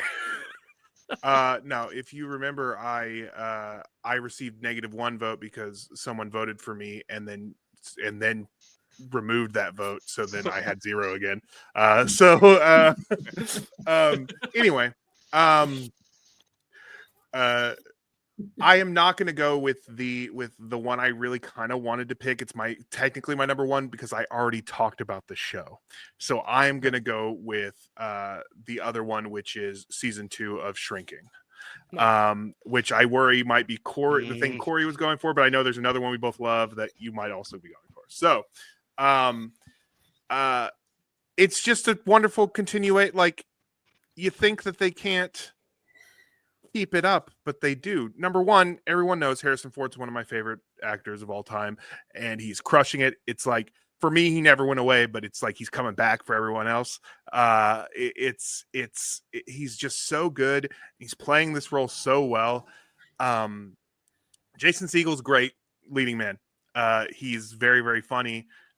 He does the dramatic side very, very well. He's always been able to do all that, and he's doing the leading man thing, and it's wonderful.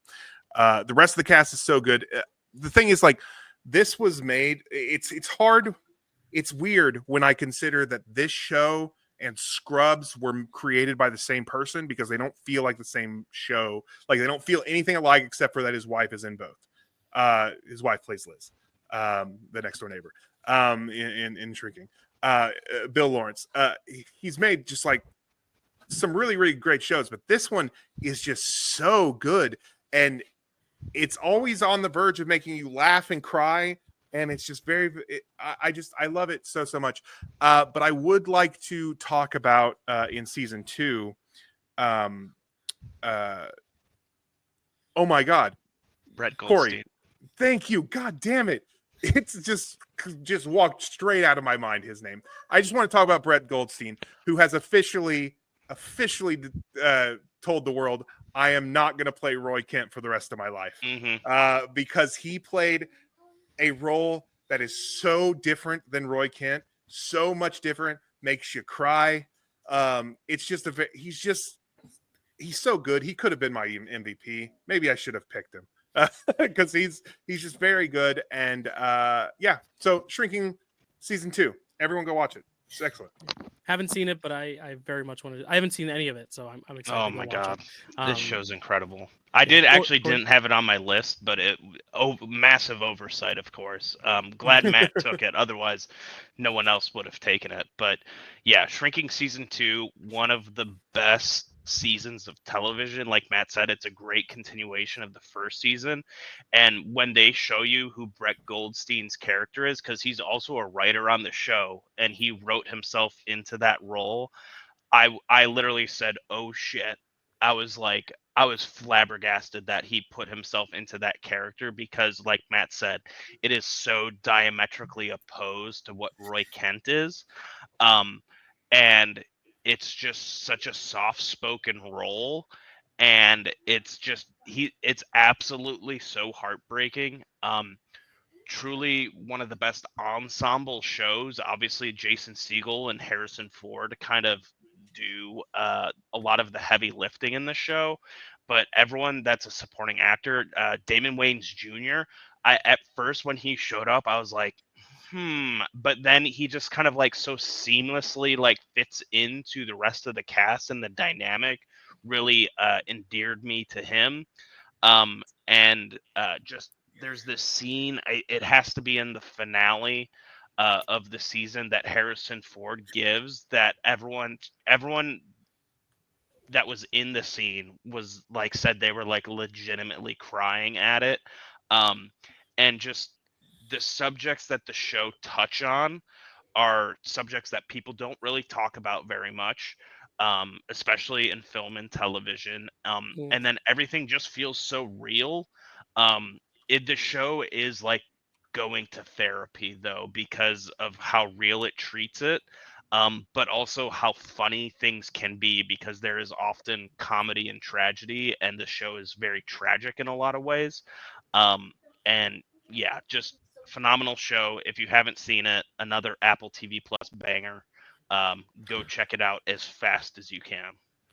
Nice. I did want to because I woefully forgot to mention Lakita Maxwell, who plays Alice, the daughter of Jason Segel's character. She's so who good. is so good in that, like, really the emotional like center of this show. It's she's very, very good. And the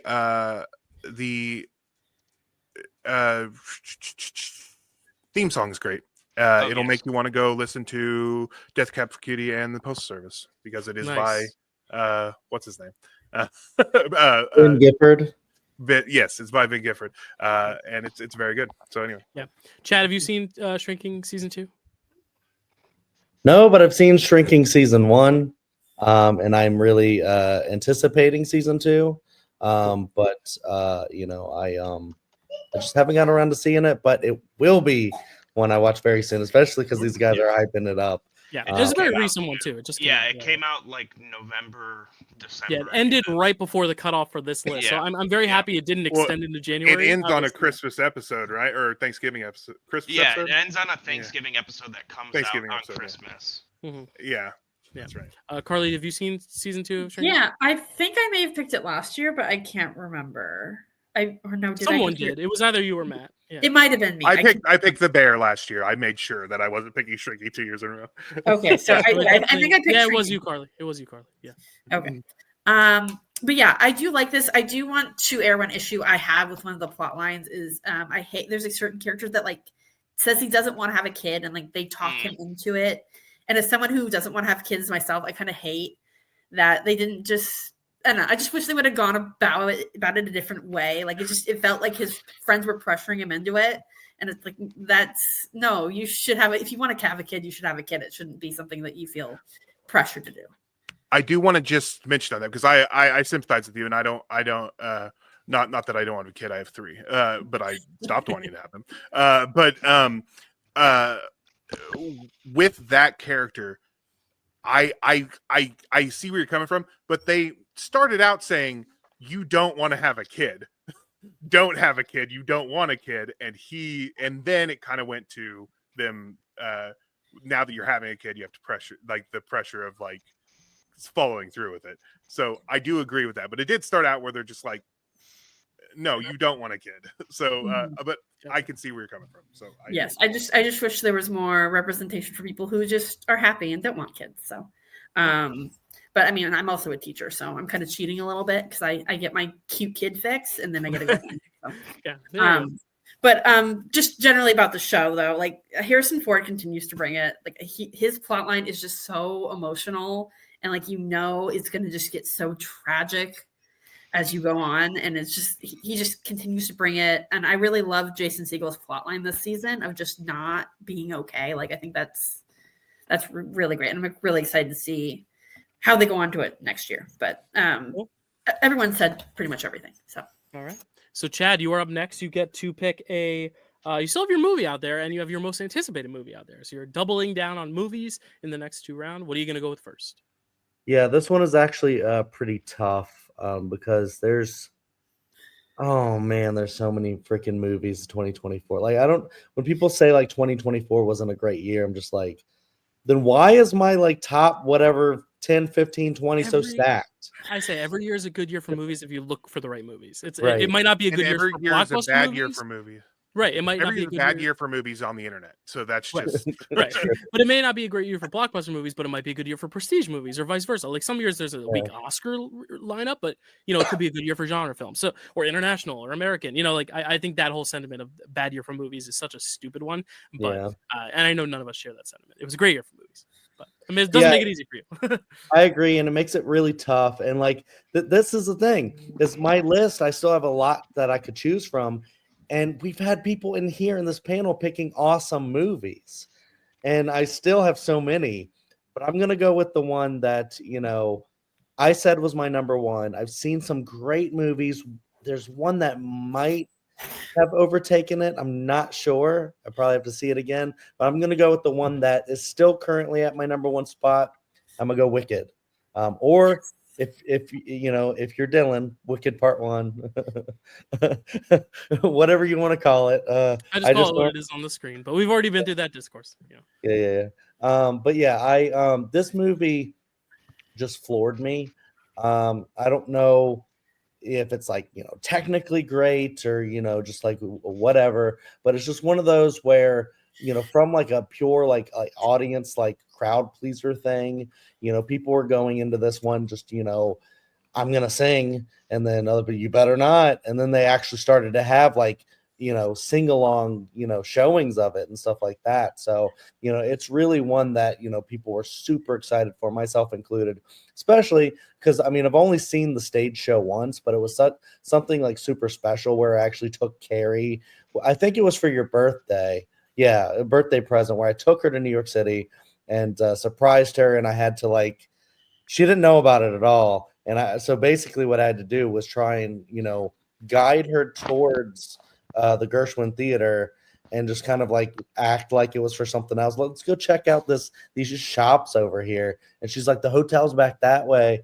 And then, I ended up getting her right there and then just being like, oh, you want to go see Wicked? Just randomly, right? You want to go see Wicked? No. Well, tell I'm going to with these tickets then. So it was a whole thing. It was really great, and we ended up having a blast. Didn't get to see it with like the original cast or anything, but the people that were there and did it were fantastic. I wish I knew who they were. Maybe we have the actual book. Yeah, we probably do. So that I could find out who it actually was that I saw. But that's why I was so excited for this musical. Plus, I love Ariana Grande a lot, and I was just excited for her. I was excited to see Arrivo's thing on it. And John M. Chu is just really, really great director, not just musicals, but like Crazy Rich Asians was great. So it's just one of those things where I just loves his style. This movie had incredible like production design, like that whole oh shoot, what is the something poppies. through life? Dancing Through Life. Dancing Through Life. That whole sequence is incredible. Like, just how did they make that? It's kind of like Christopher Nolan level, like spinning stuff, spinning, and they're dancing and singing and propelled through the sky on wires, and just like really just like bringing it. And Ariana Grande is so funny in this. Revo made me cry like 2 times in this movie during like The Wizard and I, and at the end with Defying Gravity. I just love the cinematography, the music, the shot, just everything with this. I just thought was like super, super great. And I know like the whole like, kind of criticism as like expanding it, because it's like, well, the length of this half part is the same length as the show. So you got to add a bunch of stuff and whatnot. But I think what they did was really incredible, and I'm very excited for another part. I don't know if I'll pick it, but we'll see. I just over the moon about this movie, and I can't. I think I immediately pre-ordered it on Blu-ray or whatever. I just cannot wait to watch this again and have Elliot here to watch it with me. He couldn't go to the theater. So, anyways, I love Wicked so much. Yeah, I mean, it is really the movie of the moment, the movie of the year in terms of popularity. And I know 2 animated movies gross more money. It's gonna be popular, right? There you go. Yeah, like it didn't gross more money than the Hawaiian Disney animated film or the Pixar film about the woman's brain, girl's brain. But it's still a cultural moment, an event in a similar way that Barbie was. So there's a reason we're doing a draft for it in 2 months. But yeah, it's such a great faithful adaptation, which is the most important thing for theater kids like me who grew up on it. We're the ones who are probably going to be a little extra critical, but with that, we also have this deep appreciation that everyone is receiving it so well, considering how shittily so many movie musicals over the years have done. Like West Side Story, I know is post-pandemic, but not doing very well. Just other musicals throughout the years just haven't been getting their due. In the Heights, another John M. Chu musical, didn't do very well. So it's great to see that everyone's rallying around a musical. The discourse, as is true with the other musical of the year, the other big musical of the year, like it's a little tough to see all of it on the internet. But I do think there's valid points all around. But ultimately, it's how it makes you feel. I mean, sometimes we talked about it with theme park, that can't always be a deterring term or a negative term. It can be just like it's a great time at the movies, and sometimes that's all it needs to be. And I think for a lot of people that is just this. It's escapism. It's fun. It's lively. It's got great color, great performances, colorful performances. So I definitely understand why it's such a hit, such a smash hit. And I think honestly the best part of the movie is the part where there's no sound, no singing, no speaking at all. It's that Ozdust dance sequence with the two of them. That moment, the second time I saw it, I just sobbed. And I think that's just the power of their connection. And I think a lot of the movie succeeds because of the two of them. And just knowing kind of what we were talking about with Carly's pick, like knowing everything that she's been through in her life to get her at that moment, but also understanding the two of them and the bond they forge, especially that they're digging into the queerness of the relationship and actually making it pseudo romantic in a way that the book was. I think that adds just such an extra layer to this movie that is so beautiful to see. So yeah, very, very stunning performances, vocals. And it's one I can't wait to revisit more and more. I've seen it twice, but I want to go back again. But Carly, you picked Ariana, but what do you think of the movie itself? Yeah, so I have been obsessed with the Wicked soundtrack for like a decade now. And I was actually, and they were actually touring like the musical, and I like arranged it so I could see it like the week before the movie, just in case the movie was bad. And like actually seeing the musical after being obsessed with it for so long was just mind blowing. Just like it was such a great experience. And then I was like, okay, gonna lower my expectations for the movie now. But somehow like the movie was still like, I think fantastic. Like I have my criticisms of it, but I've seen it like 3 times now. And like every time I see it, I think I love it a little bit more. Like just like listening to those songs like performed in the movie after like just hearing them for so long is just so surreal. And I just, yeah, I think it's a really good film. I have issues. I don't love the very end with Defying Gravity because I feel like they break it up a bit too much for me. But so much of like the what is this feeling? Oh. The it's just done so well. I love it. I love it so much. Like it's just so, it feels so movie musical. Like just the way with the choreography and the way it looks and everything. It's just yeah, I love this movie. I love this show and I love this movie. And I feel like, well, I have my criticisms of certain things. It's still like a fantastic movie. And I'm just so glad, like Dyl said, that it's doing so at the box office. Seeing a movie musical thrive is just so good. And I'm just like, I hope they can like ride this momentum and get some other ones out there that also do well, so it doesn't die altogether. I mean, I don't think it'll ever fully die because there's so much passion for it. But yeah, that's just, I love the movie. It's just yeah, I love the movie, love the musical, love the performances. Jonathan Bailey is just amazing. I love how literally everyone is attracted to him in that film, regardless of gender, except for seemingly Alphaba until later. But it's great. Yeah, the subtext is real. All right, Matt or Corey, who wants to go next on the Wicked? I'll go. Matt. I really, really like this movie. I saw the musical for the first time on a bootleg back in 2010 or 9 or something, or whenever, I don't know. I've loved it since then, and I've seen various versions of it. I've never seen it on stage, but I really I've loved it ever since then. I was very excited when this was going to happen, and I talked about my reservations with it earlier when we were talking about Ariana Grande. But I loved it. I guess I don't know if I'm not looking at it objectively, but I don't really have criticisms of it. Like, it's not my number one movie, and I don't think it's perfect or anything like that. It's hard for me to even find criticisms for it. But I understand why people would, especially because I've heard people talk about it, like Defying Gravity. I can get that if you're trying to sing along with it, but that moment is just so beautiful that like it's hard for me to not like it. Like, so it's, I don't know. I can understand that. I like some of the ways they lengthen some of the stuff, because I've always said this, and this is true about books, it's true about anything you're adapting. It's unfair to compare the two mediums, or at least to expect the two mediums to be the same, right? To work exactly the same. I think for a movie version of this play, it makes complete, what the changes they made, the things that they've done to it make complete sense to me. And so, yeah, I really, really enjoy it. It is in my top 10 movies of the year. I really like it. We actually bought it on digital when we were snowed in, because that was the only way we could watch it, so the kids could watch it with us. There's a trend. I don't know if it's a trend. I've seen a few people do it where if your kid can learn the Fiero dance from Dancing Through Life, you'll buy him a battle pass for Brawl Stars, a brawl pass for Brawl Stars. Nice. And our kids play Brawl Stars, so we said, listen, if you learn that dance, we'll buy you a brawl pass. And they seriously considered it for a moment, but they haven't done it thus far. Yeah, it's I really enjoy this movie. It's very good, and I'll leave it there. Nice. Corey?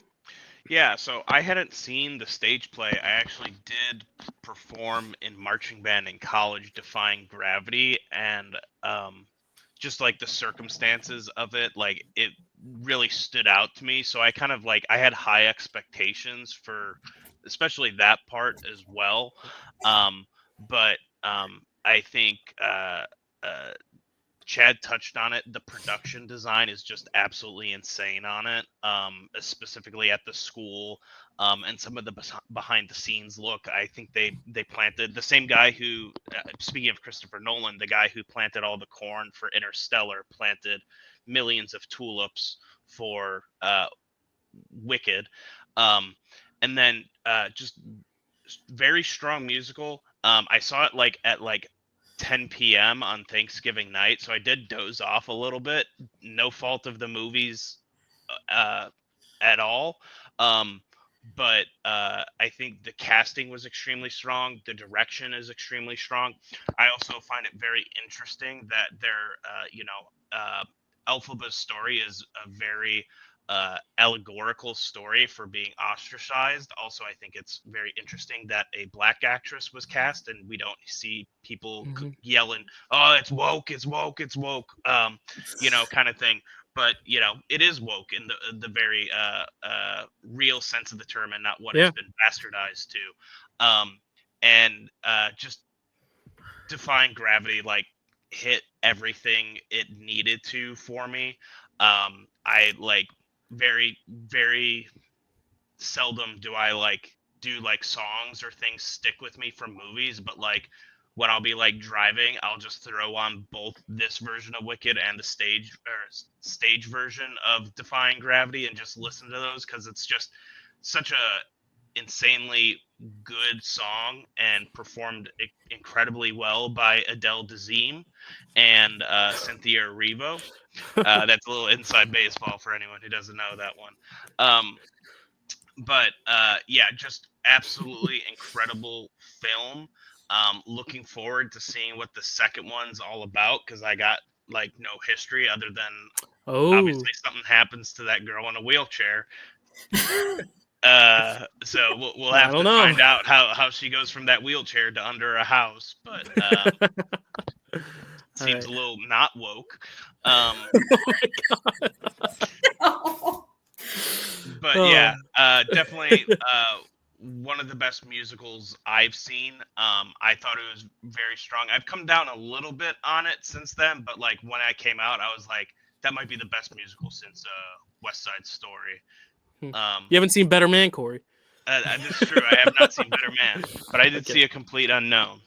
Sure. I did have two other things I wanted to say real quick. Yeah. I've also heard people talking about how the movie's very anti-fascist. It's so hard for Elphaba to stand up against this person who's literally crushing, the animals. And I think that's just such an important idea to have.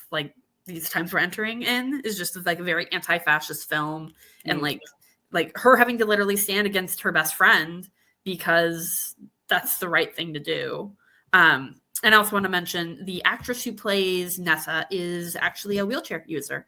Same as baby Nessa too. Which I was happy to hear, because I feel that's easily a role you could be that's a spoiler, but easily a role you could have given to an able-bodied actress. So, yeah. All right. I was about to say something that's going to be a spoiler as well, so I'm not.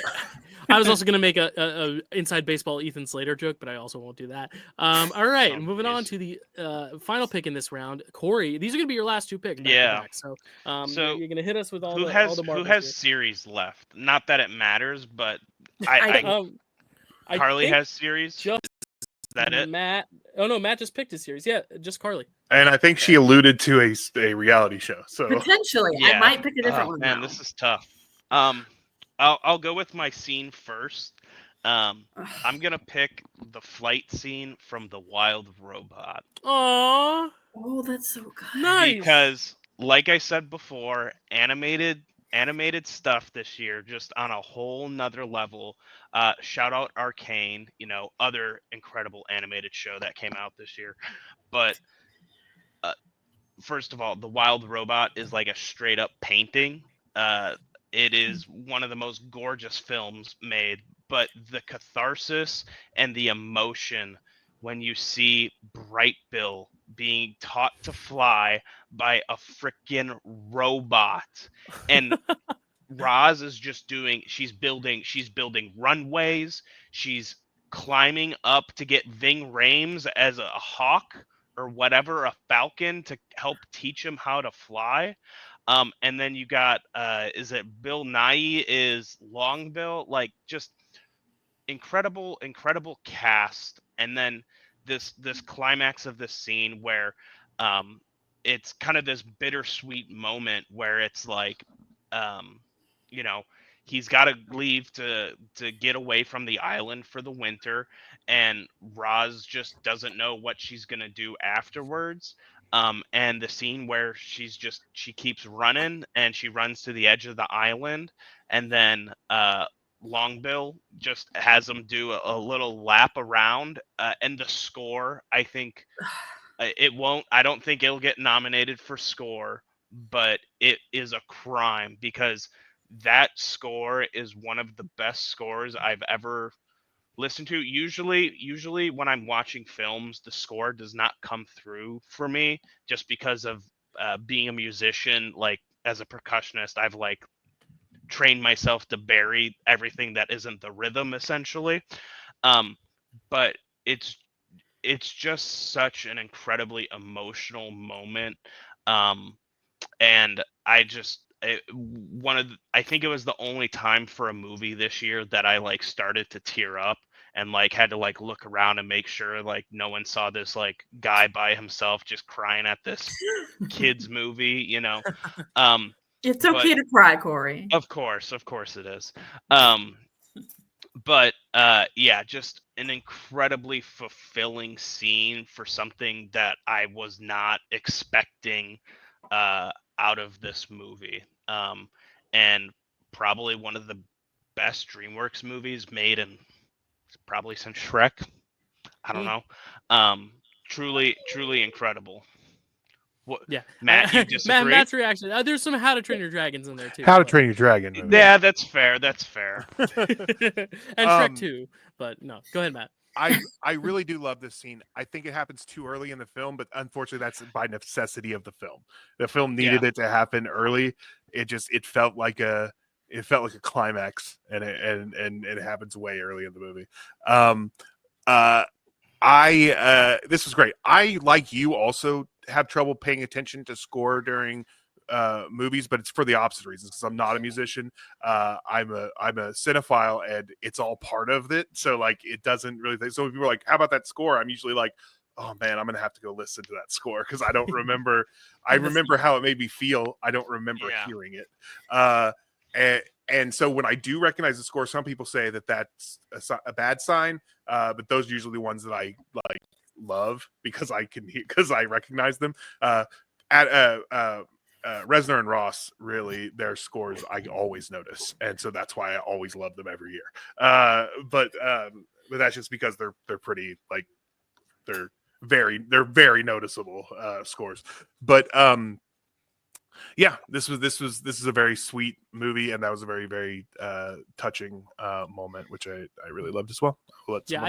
I agree with Matt. No, I for my final TikTok I posted the other day before it was back up in 10 hours, I did kind of make a 24 of 24 list, and this was on my list. But my one criticism was exactly what Matt said, where I think this movie peaks in the middle because the scene is so good that everything after is good, but not quite at this peak. And I think that's a success of this scene. And of course, what everyone said, the score. I actually do have it in my 5 for Oscars, but I think it is the most vulnerable because of the animation of it all. Animated films either do super well with the music branch or super poorly. Look at Pinocchio, got goose egged for the no pun intended, because Bright Bill's a goose. But goose egg or a duck, I don't know.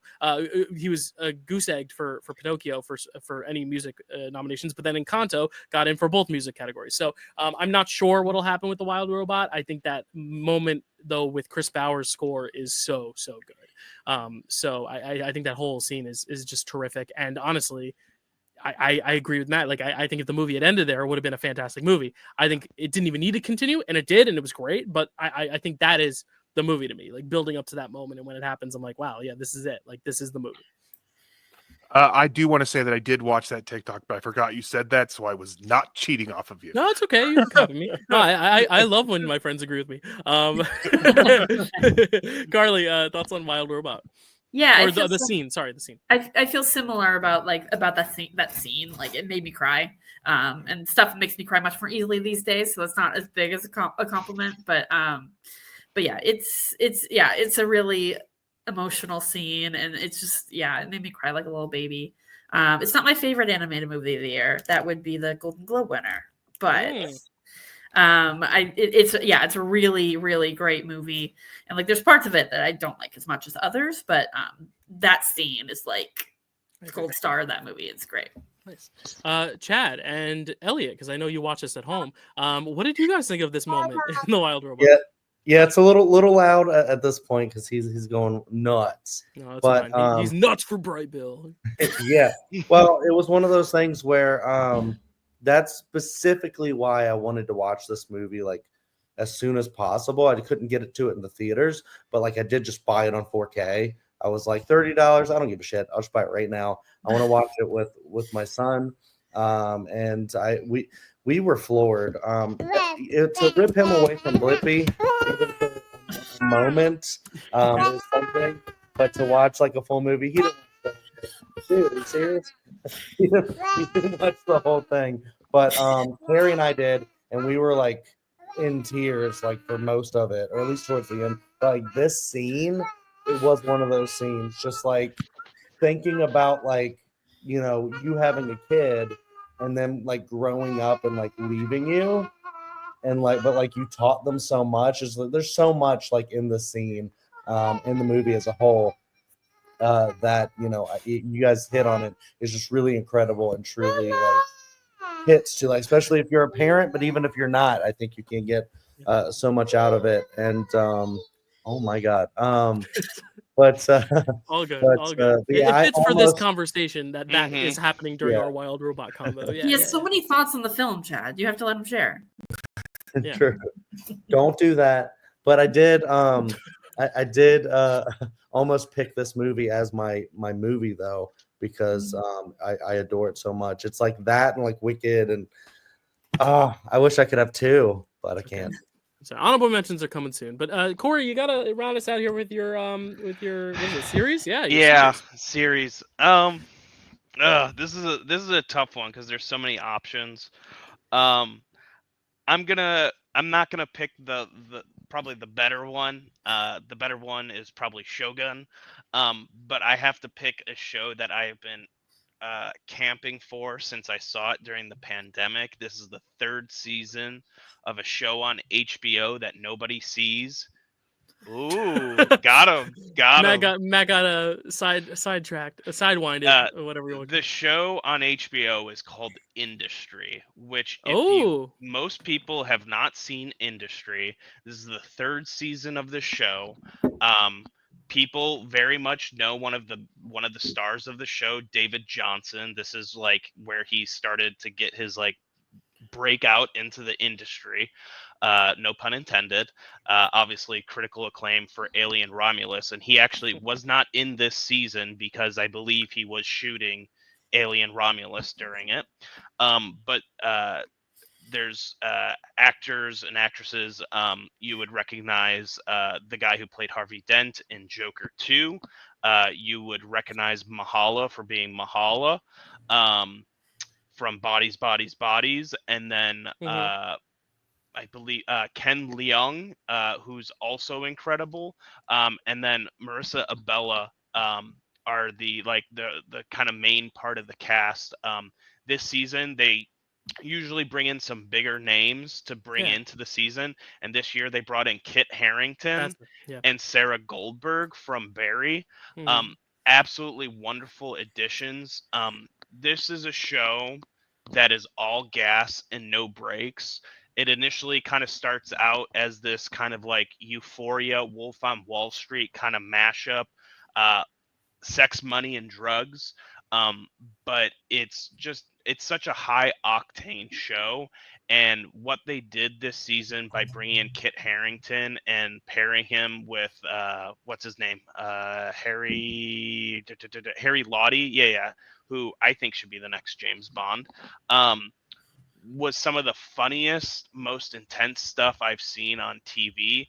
And then Mahala's character is so diabolical in this show, um, and maybe outdone by her female co-star, Marissa Abella, who I think she's about to start breaking out. This show, Yeah, she was Amy Winehouse in the biopic about yeah, her. she Right? was Amy Winehouse in the biopic, and she's got another big one coming up this year. I think she's in the new. Is it Luca? Yeah, I think she's in the new Luca movie coming out this year. Oh, cool.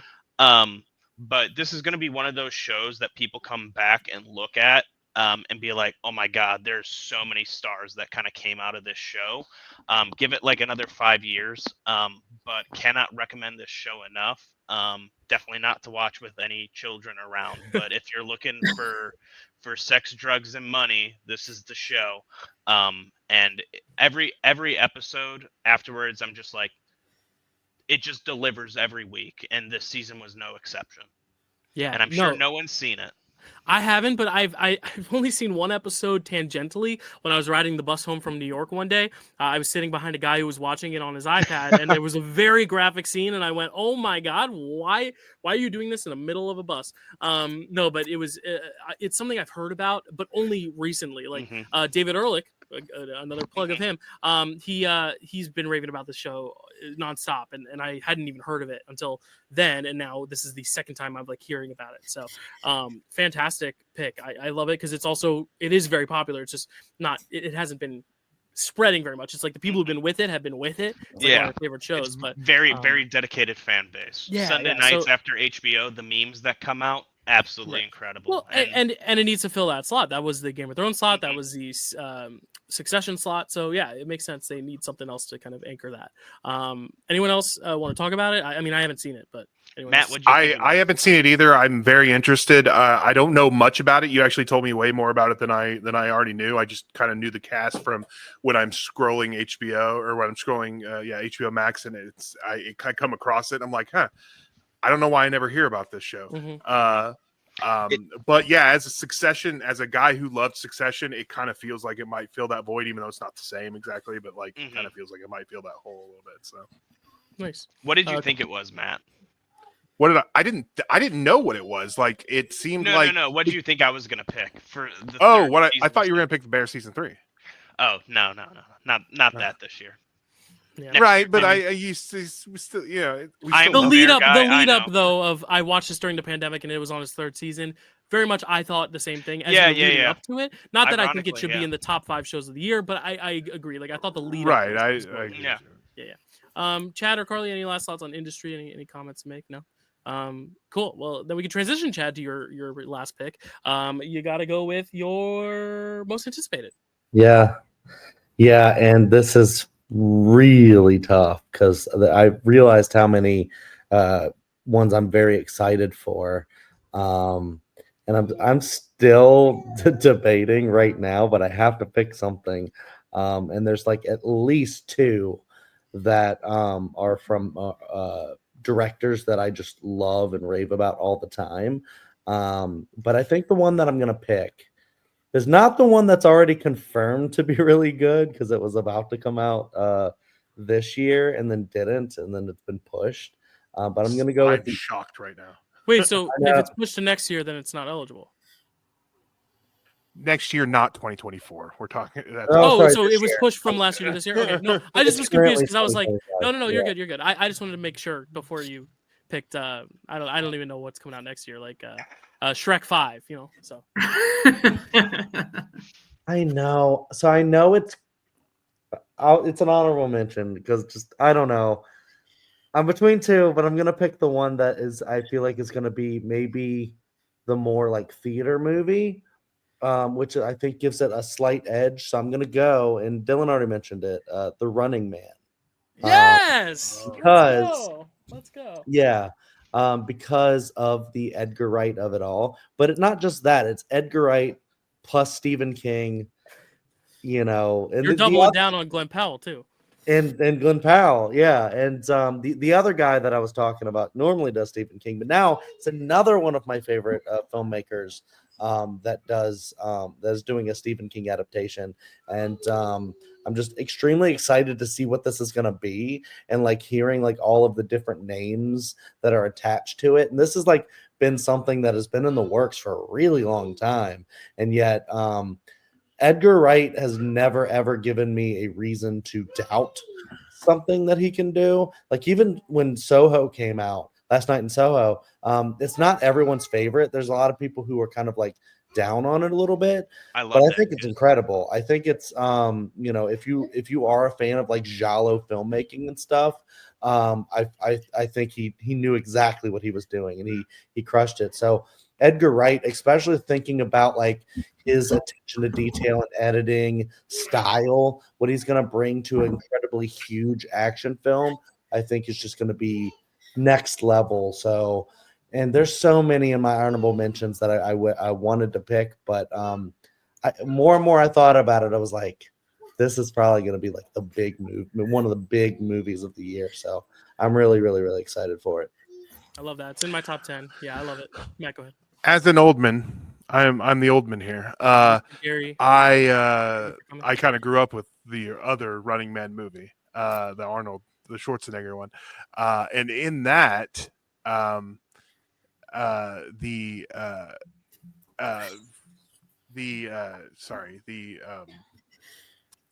totally sorry. In that the host guy is played by an actual game show host. So Richard Dawson plays the host, and so I was like, I wonder if they're going to do a similar gimmick. Get someone from today. You get someone who's like, like a Ryan Seacrest or a Alfonso Ribeiro, somebody who is chronically hosting things. Yeah. But they got Coleman Domingo, and I'm like, okay. I'm okay with them not following the gimmick because he is going to crush that role. I'm very, very excited. This is going to be awesome. I'm excited for it. I'm surprised. I'm shocked you didn't pick the other one. I knew you were going to pick the other one and you didn't. So, but yeah, I don't know what this other one is, and now I'm like intrigued. But I don't know either. You guys don't know what the other Stephen King movie that is made by a guy that he loves? I didn't hear Stephen King. It's the Flana film. Yeah. I was thinking of that one. No, that's another one I'm excited for. Too. Okay, I'll do. I forgot about that. Yeah, I forgot. Yeah. So we'll wait till Matt's done. But okay, yeah. Anyway. So there's 3 Stephen Kings coming out this year. I totally forgot that movie was. Now I understand the pushing. Okay, I got it. Yeah, so I'm done talking. Someone else. I'm excited for it. I mean, like I'm looking at this cast now. I rattled it off for the Bride, so I'll rattle off here too. I mean, Josh Brolin's in this thing. Lee Pace, yeah. Michael Cera reteaming with Edgar Wright for the first time in a while. Amelia Jones, fresh off of the Best Picture winning Coda. Katie O'Brien coming off of Love Lies Bleeding. Sorry, I said Katie O'Brien, so I said breeding. Freudian slip there, Dylan. That is very insensitive for a lesbian movie. I'm sorry. William H. Macy, Sean Hayes. It's gonna be a great movie, and Coleman Domingo, obviously. I think Coleman Domingo's getting his Oscar in 2026. I think this is going to be like last year he got the nomination for Rustin. This year he's coming close but no cigar with this other movies. And next year he's winning for either playing Michael Jackson's dad in the Michael Jackson biopic, or he's winning for The Running Man. That's my prediction. I think he's going to get his 3rd nomination in a row and win on it. That is, I would put $10 down right now. But I don't know if Vegas is taking odds for next year yet. But Carly, are you excited for The Running Man? It wasn't on my list because I'm not the biggest Edgar Wright girl, but I do love Stephen King adaptations. Despite not I don't love his writing style, but I love his stories. So whenever there's a Stephen King adaptation, I'm usually looking forward to it. Sorry. Yeah, that's all I have to say. I'm sure it'll be great. I'm sure I'll check it out. Corey? Yeah, like Carly, I'm not a big fan of like the Cornetto trilogy or like Scott Pilgrim, but Last Night in Soho was absolutely my jam. Like modern Hitchcockian fantasy, whatever.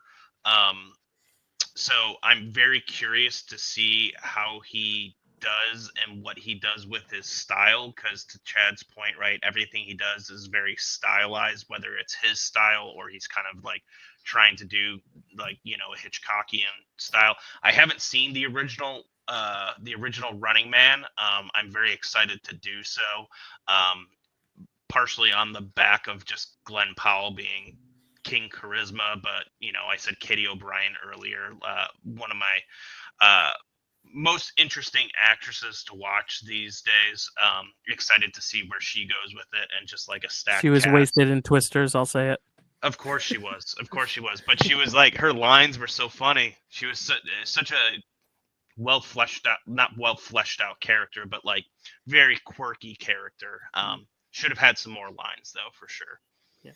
Great. So The Running Man has ran away with Chad's final pick, and now we are running to Matt's second pick, or next pick of the succession of most anticipated picks. Matt, what is your most anticipated movie of 2025 that hasn't been picked yet? Mine was muted.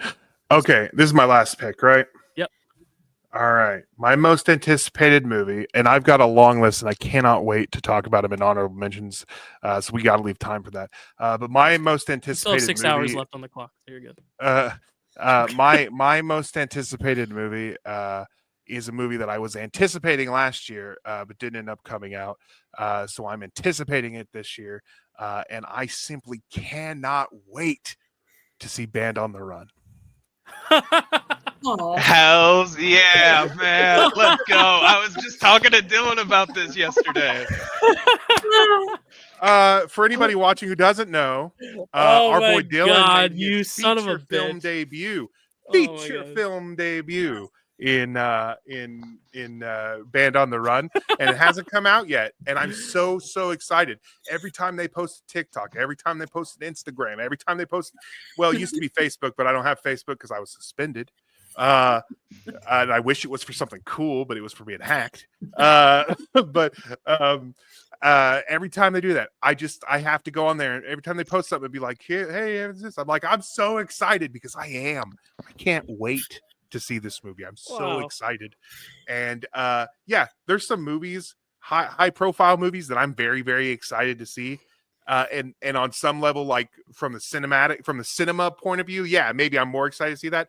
But from an emotional level and just the anticipation that I have for seeing this movie, this is number one with a bullet. I was actually glad I went ahead of you because I thought you might choose this as your last one, similar to how you did with I did Larry. See it though. I've seen it. Yeah. What's that? I've seen it, so that's why I didn't pick it. Yeah. Well, I anticipated to be released is what is kind of how true. I. But I felt like that was a little too much. I would not be like, oh, my favorite movie I'm most excited to see. I wasn't sure if you were going to go with that, and then you picked your anticipated, so I was like, okay, I'm good to save this to the end. Yeah, I cheekily did that last year for my video of most anticipated. I put it at number one because I was so excited to see it as well. But I wouldn't do it 2 years in a row. That would be. Oh man! Oh, wow. I and this is not a gimmick. This isn't to make you feel good. I don't care how you feel, Dylan. No, I want to see the movie. I want to see the goddamn goddamn movie. I'm excited for you to see it. I do care about how you feel.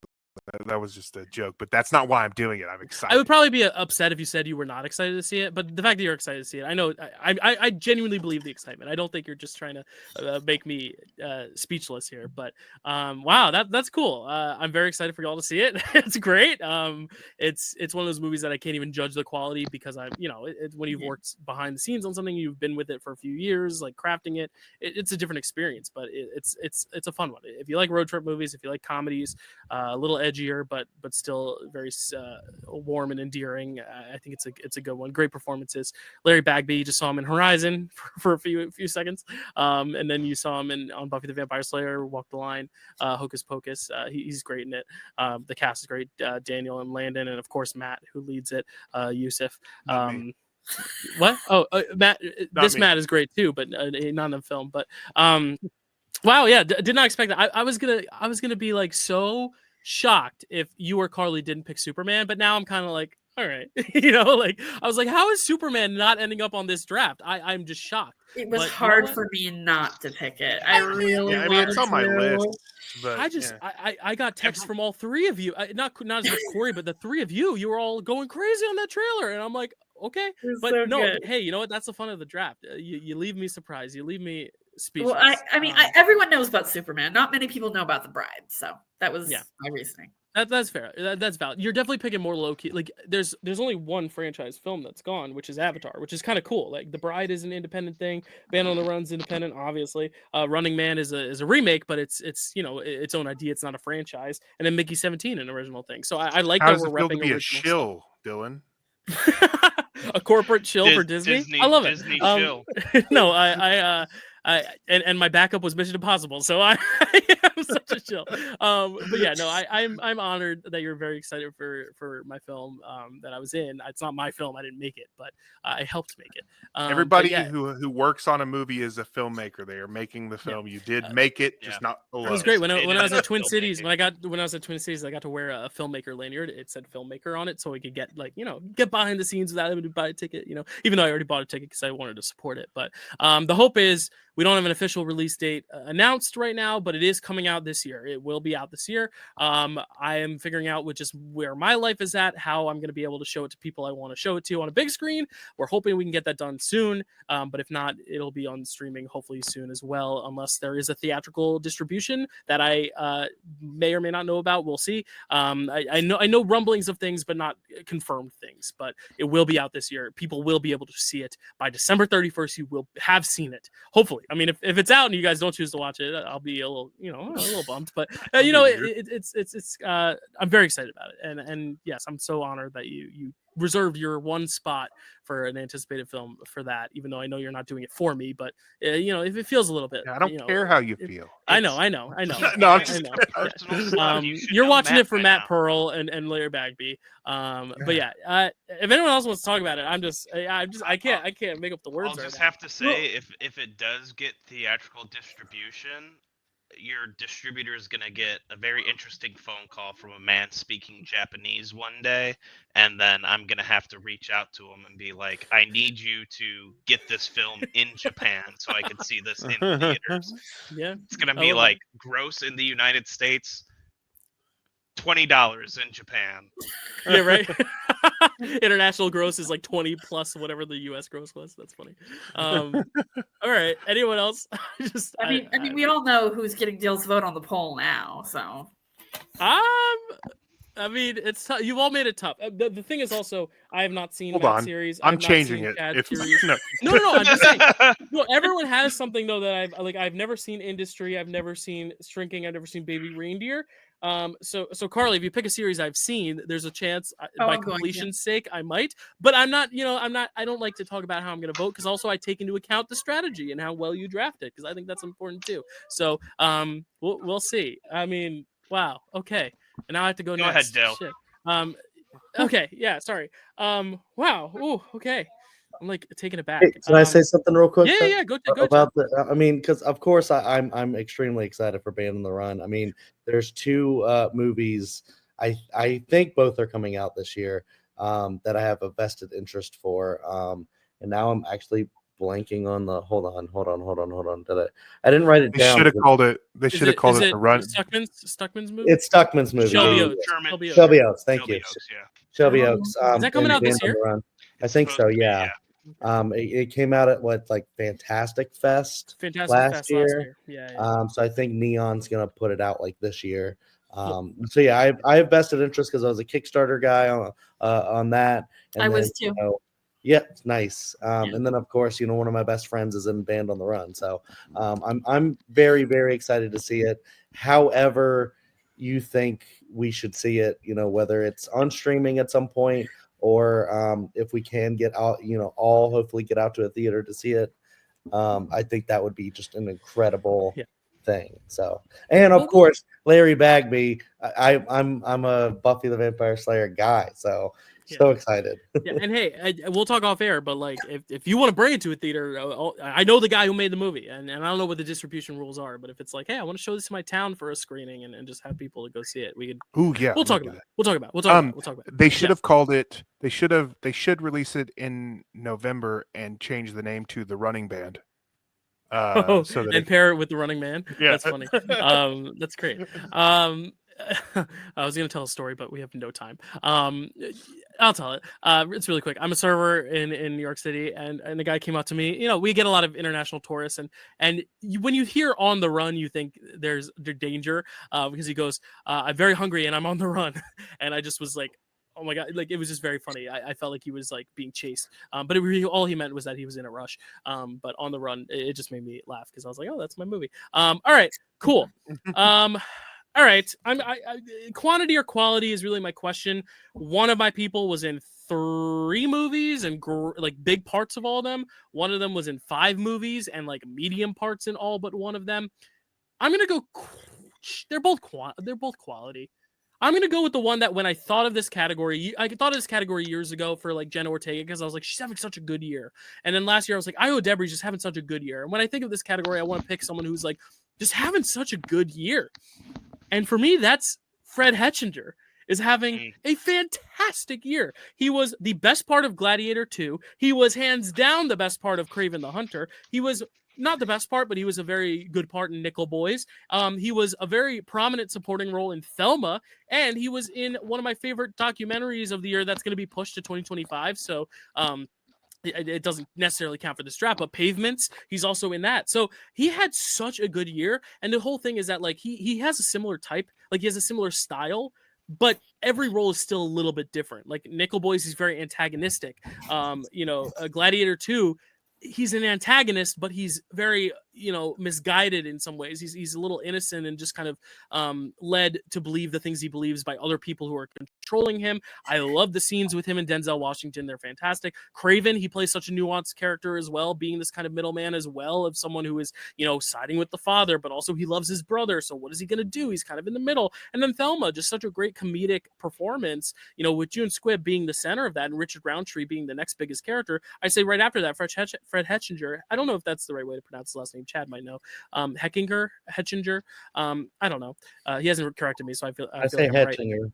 Hetchinger. Okay, so Fred Hetchinger. But yeah, like he's great in Thelma. He drives the actual plot because it's all about him getting scammed, and his grandma trying to kind of get revenge on that. And does he get kidnapped as well, or just his account? But he gives a call to her or something, and that's what drives it. It's been a while. I saw it a year ago. The fake call that gets her comes from him. From a fake version of him. Yeah. Okay. Yes. So she's not, because I forgot if she was going to rescue him or rescue his money. But yeah, he says he needs his grandma's help bailing him out or whatever. But anyway, I just think when I think of people who just like not only did a lot of work in 2024, but was like the best part of most of them. I'm not going to say he's better than June Squibb and Thelma. I'm not going to say he's the best performance in Nickel Boys, but he is the best part of Craven and my favorite performance of Gladiator. So I was like, you know what? It makes a lot of sense. The other person I was deciding between, I'll talk about in honorable mentions because I was so close to picking him. But I just think it's so cool that an actor that I didn't really know a lot about, hadn't seen in a lot of things, just came out with so many interesting performances that are all very unique in their own ways. So yeah, Fred Hetchinger. I'm very excited. Chad. So I'm not mad that I picked Glenn Powell because he's fantastic. And I think the best parts of movies. I mean, he was the star of one of them and the other two. But yeah, Fred Hetchinger, when I was thinking about this list and making this list, I was like, gotta put down Fred Hetchinger.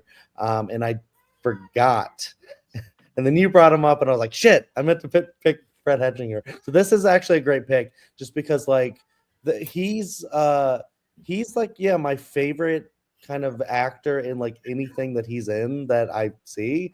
Like he was also wasn't he in The White Lotus too?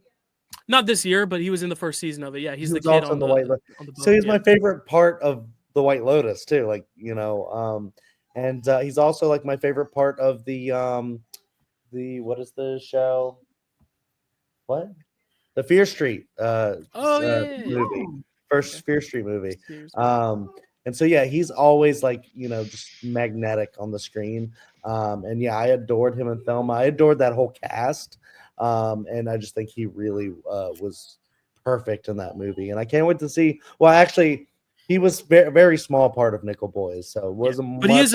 he's not in it a lot, but he has a big role to play, I should say. Yeah, true. Yeah. But I feel like Gladiator is probably, because I haven't seen Gladiator 2 yet, but I feel like that is probably a more showy performance than the Nickel Boys one. So I'm excited to see that because of that. So If you want to see apparently, him, apparently the sharks, when looking up scenes, there's like sharks in Gladiator 2. Oh yeah. So they fill the Coliseum with water, and yeah, it's great. But the best thing I can describe, the best way I can describe his performance in Gladiator 2 or his character is, it's Joaquin Phoenix from the first one, but coked out and like 10 years younger. Like that's kind of what it is. And I don't know if Matt, you could attest to that. But I know Matt and I have talked a little bit about the performances in Gladiator 2. Not as much him, more so the one that's getting recognized for things that now I think is not going to happen anyway at the Oscars. But Good. that Matt had slandered yesterday on the Discord. I did not slander it. I didn't say simply it, said but I you was said not slandering it. All right. Not slandering him. No, I'm kidding. Matt, what do you think of Fred Hetchinger's work this year? I've only seen 2 of the movies. Gladiator 2, which actually I really like Joseph Quinn in that, like a little bit more, but I do like his performance. It's just I'm more drawn, I think, to Joseph Quinn in general. So there's that. But Thelma, you could have picked him just off of that because he's great in that. I've seen things with him before, but I didn't really know who he was until this year when people started talking about him a little bit more. But Thelma, he's very, very good and very funny, and I really enjoy him in that movie. I enjoy him in both movies I saw, but Thelma is really the one that stands out to me because he's really, really good in that. Absolutely. And Carly, have you seen him in any of these movies or? I've only seen Thelma of the ones you listed. Although I really want to see Nickel Boys, but yeah, I remember he was good. But with just Thelma, I don't have much to go off of. So. No, you're good. You're good. Corey, have you seen any of these? I was supposed to see Nickel Boys last night, but MLK traffic in Orlando is apparently hell on earth. But I did see Gladiator 2. Haven't seen Thelma. I did not think it was the best performance of Gladiator 2, but I did appreciate him kind of going out there. It's definitely the most out there performance and the most maybe acty performance in there. I wasn't a huge fan of the choices necessarily, but gotta appreciate someone going for it. Very Nicolas Cage, if you will. Yeah. Can I ask you who was your favorite performance in that movie? I probably gotta say Paul Mescal. Okay. Another performance where it's like I didn't know if he had that kind of like machismo in there kind of thing, because his roles are typically a bit more. And then like Matt said, I also maybe paying a bit more attention to Joseph Quinn, just because he's gonna be the Human Torch and whatnot, and interested to see with that. But want to see Nickel Boys, obviously. Don't have Thelma on my list. Was that something earlier this year that came out? It was Sundance, and then it came out around the summertime. I want to say June. It's a pretty small movie, but it's really funny. I think it's on Hulu right now or Disney Plus. Yeah. So, okay. It's about an old lady who gets scammed into thinking her grandson's money is in trouble, so she has to go pick it up with ransom, and it's like an action thriller, but with June Squibb, who's 95 years old, in the John Wick role. So it's very fun, very fun. And he plays her grandson. All right. We got to finish this up. Almost 4 hours in. Plus we got honorable mentions, but I know most of us have the day free, so I'm glad we're it's a monumental draft, draft. Carly, finish this out with your best series. All right. So I'm gonna start just by briefly talking about the one I'm not picking. Because I'm going with my heart over what I think is actually the best show. I was really hoping someone would make it easy for me and just pick the Penguin, because I think it's like one of the best shows this year. Like, Oh, I forgot the Penguin. It's such a great villain story that you just despise him by the end of it. It's so good. Like, I haven't finished it, which is the only reason I didn't pick it. I put it on my list, but I haven't finished it, so I didn't pick it. Oh, people are going to be pissed too. Kristen that it- Milioti. Now he's so my God. People are going to be painful pissed that Superman and the Ah. Penguin are sitting on the sidelines here. But Yeah, hey, it's so- on our As a list. DC guy, I'm pissed. I'm pissed. You know that reference. Carly knows that Yeah, reference. well, Is that a segue? Yeah. Yeah, so I'm picking Survivor season 46. Nice. So, Dylan, you were talking about Big Brother earlier. You mentioned gameplay versus entertainment, and that's a big reason why this season can be a bit divisive because gameplay, not the best. The entertainment is peak, though. It's so good. I'm not going to spoil who the winner is, just in case anyone hasn't seen it here, but I am obsessed with them. If I saw them ever, I would propose on the spot. They're just amazing, and like I just love them. I think they're a great winner. They're a great. They've played a great social game, and like I love how this season. It's like it a lot of seasons, a decent amount of seasons Survivor, it ends, and like you're like, I know who's gonna win. I know who's gonna win versus those other people. But this is one of the ones where it's like, well, you're not really sure. It could be one of two people, and it's a really, really close vote in the end. But the main reason I picked it is just the entertainment. The drama of the cast is so good. The egos are so good. The hide and seek. Oh my god. Hide and seek. Hide and seek. You wouldn't think hide and seek would have anything to do with strategy. Big mistake. Big mistake. Oh, Corey and Chad have no clue what's going on here.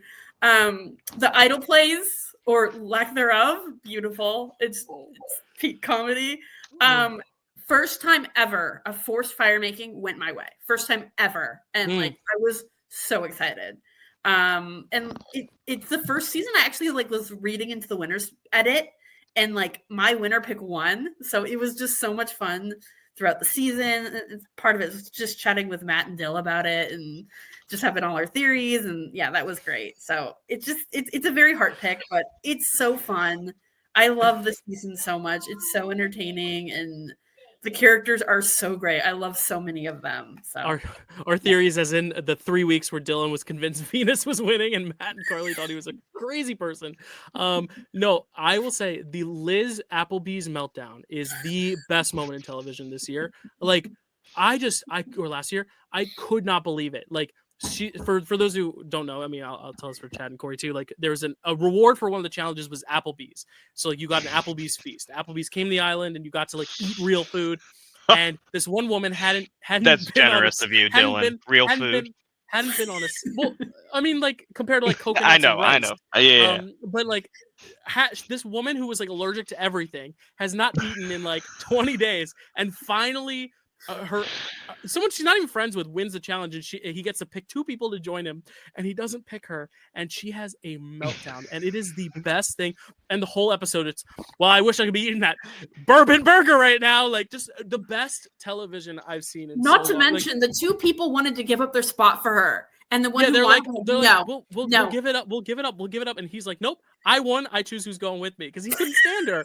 And I think it's just so funny. And it's the same woman who I told Chad this, who pretended she was a billionaire. So people thought, oh, she's an easy beat at the end. We'll take her along. Because Mike White, when he was on, they're like, he's a celebrity. No one's going to vote for him to win. Let's take him along. Mike White was on Survivor? He was. Yeah. And he actually has put 2 people from Survivor on every single season of White Lotus, which is a fun fact. So there are season contestants that he played with on White Lotus every season. I did not know that.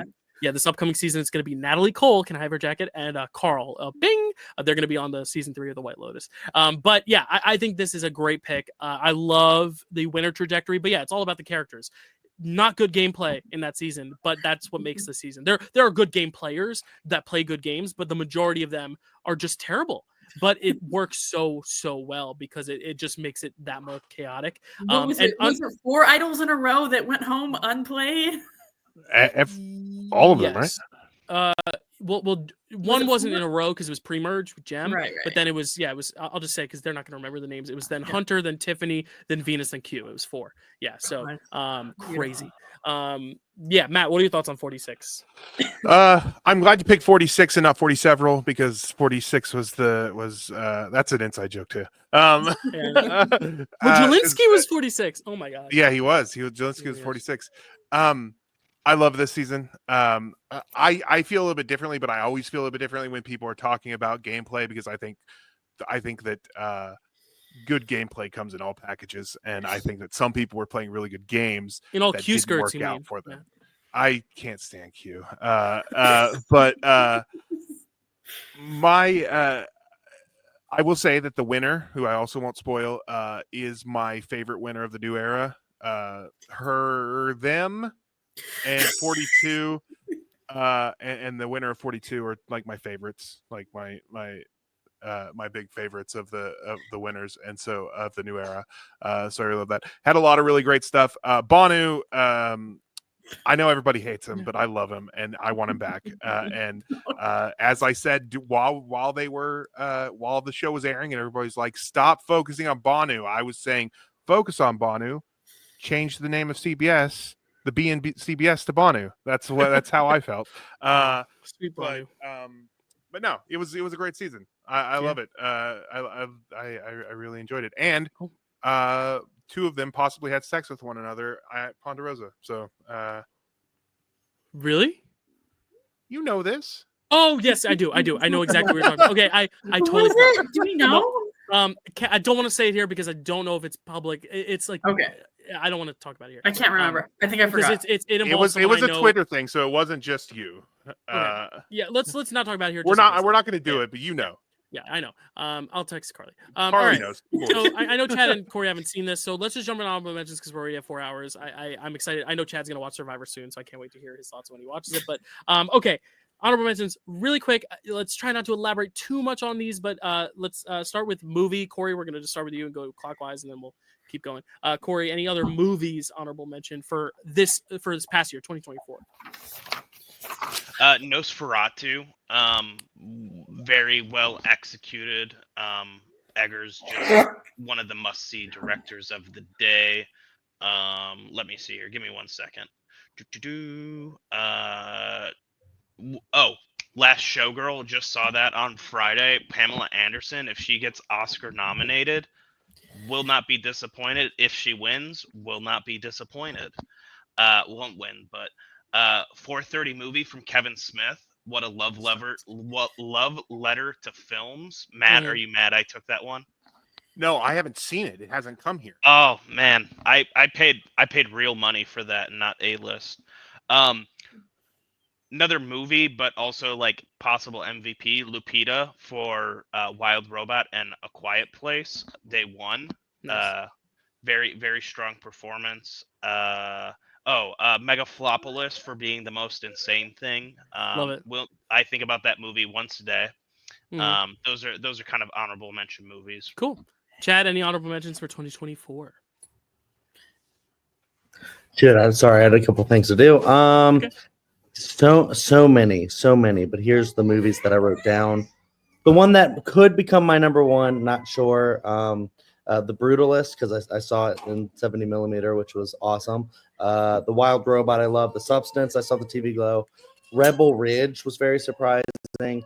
Vengeance Most Foul, the Wallace and Gromit movie. Nora, Strange Darling was a very big surprise. Smile 2. Yeah. I could keep going. There's so many, but yeah, that's mostly it. I forgot a couple, but I'll leave it till the end if people mention them. Ghostlight, Mm. A Real Pain, The People's Joker. Fantastic.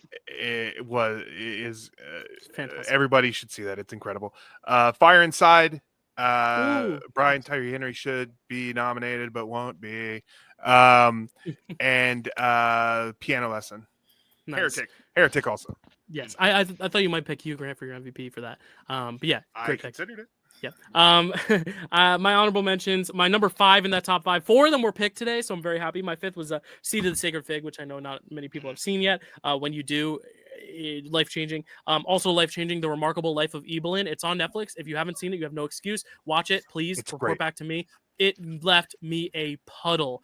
Most I've cried in a movie in how old am I? 26 years. Ghostlight, Sing Sing, a great double feature. Hitman, Trap.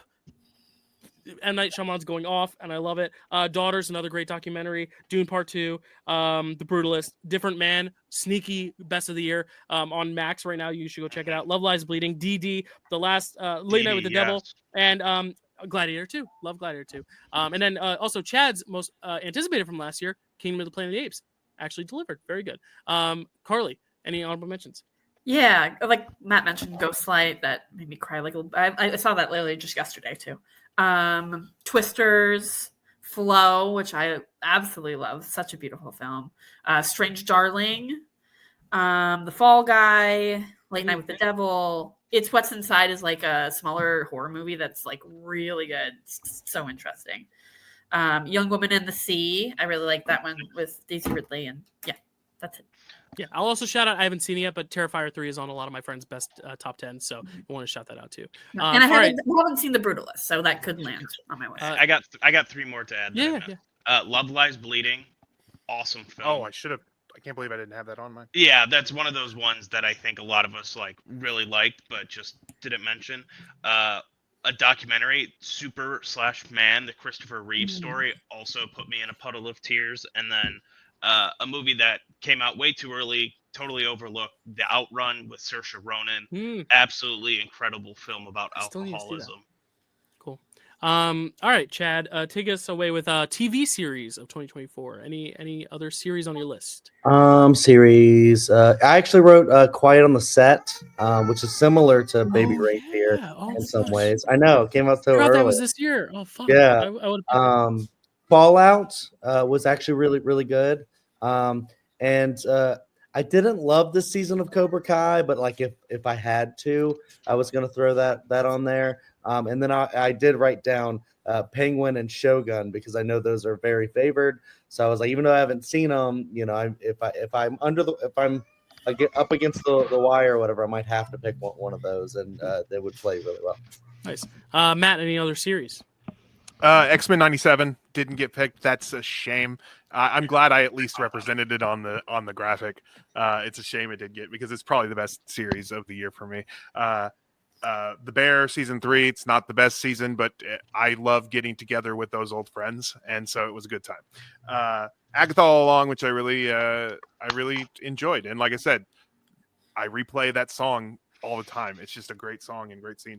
And The Penguin, which I didn't watch all of. I haven't finished yet, so I didn't get to. So I decided not to pick it. So. Yeah, most of my stuff was reality TV oriented, so I won't like go through all that. But you know, Traitors US season 2 was fine. I liked it. But 47, Survivor 47 was very good as well. Also X-Men 97. Matt took the moment in the first round, so I'm happy that it was represented. So I could give my love somewhere else. But if that hadn't been picked, I would have picked it because it is also my favorite series of the year. So I love X-Men 97. Fantastic. Carly, any honorable mentions for series? Yeah, Chad picked Baby Reindeer. That was on my list. I already talked about the Penguin and Survivor. Agatha All Along was my other big one, but I got the kiss, so I didn't need the show. Yeah, Corey. I think I'm maybe the biggest TV watcher here of anyone. What We Do in the Shadows, the final season. Arcane season 2, long awaited, gorgeous show. Stuff that's like on break. I thought Doom Prophecy was actually pretty good. Kind of slept on, underseen show. Great to see more of the Dune world. Let's see here. I believe The Boys was this year. Interview with a Vampire season 2. Very strong, underseen show on AMC. Welcome to Wrexham. Kind of like real life Ted Lasso a little bit. Delightful.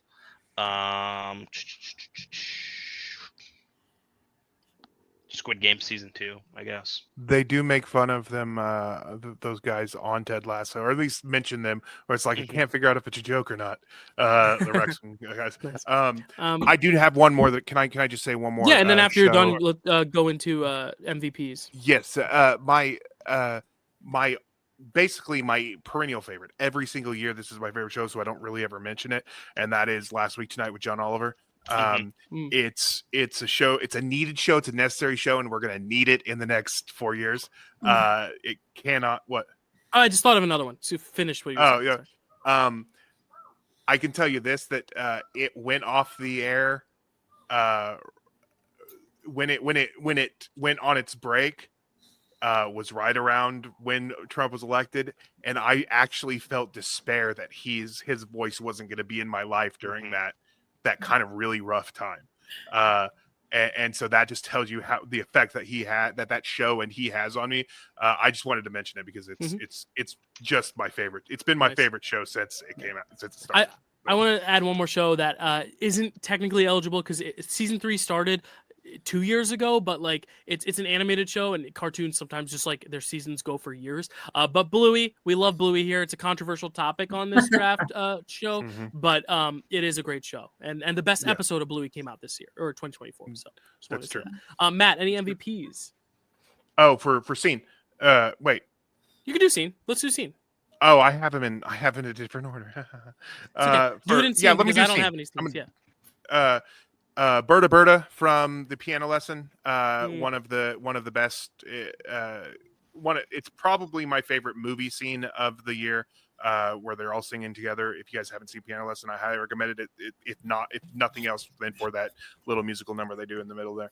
The concentration camp scene in A Real Pain, but specifically a moment when Jesse Eisenberg touches Kieran Culkin during one scene, and Kieran Culkin realizes he hasn't been breathing and does a sharp intake. Oh, it's such a good moment. And then a moment that literally had me with my head in my hands sobbing when I saw this in theater, and that is the anxiety attack in Inside Out. It's probably the most visceral emotional response I've ever had in a movie theater, because it felt so real to me as a sufferer of chronic anxiety. So nice. That's my last one. So nice for the scene, not nice for the chronic anxiety, but great that exists. I love that. I only wrote down the Better Man scene. I just knew I was picking it, and I didn't want to entertain any other options. Carly, any honorable mention scenes for you? Yes. So what is this feeling from that that whole sequence from Wicked? Oh, it's great. The ending of Immaculate, which I just so good. This scene in Mean Girls when Regina George enters, and I immediately fell in love with Renee Rapp, because Jesus, she's so hot. Yeah. And I won't spoil what it is in Sonic 3, but there's a certain team up and they play a certain song, and it's just great. Yeah, I've heard really good things about that. Corey, thoughts on scenes? Let's see here. Paul ascending in Dune Part 2, just insane. I've got Defying Gravity, Honora fighting the Russians, and then the final match from Challengers. 2 from Conclave 1, when the one guy hits the vape. Tedesco, yeah. Yeah, when Tedesco hits the vape, absolutely incredible. And then the big reveal at the end, which I won't spoil. I literally said no fucking way out loud in the theater. There's a very poignant scene in the 4:30 movie that sticks with me. I'll avoid spoiling that for Mr. Matt. Every scene in Megalopolis. All right. Yes. It's like, what the hell? Yeah, fantastic. Chad, any scene mentions? I just wrote down a few scenes.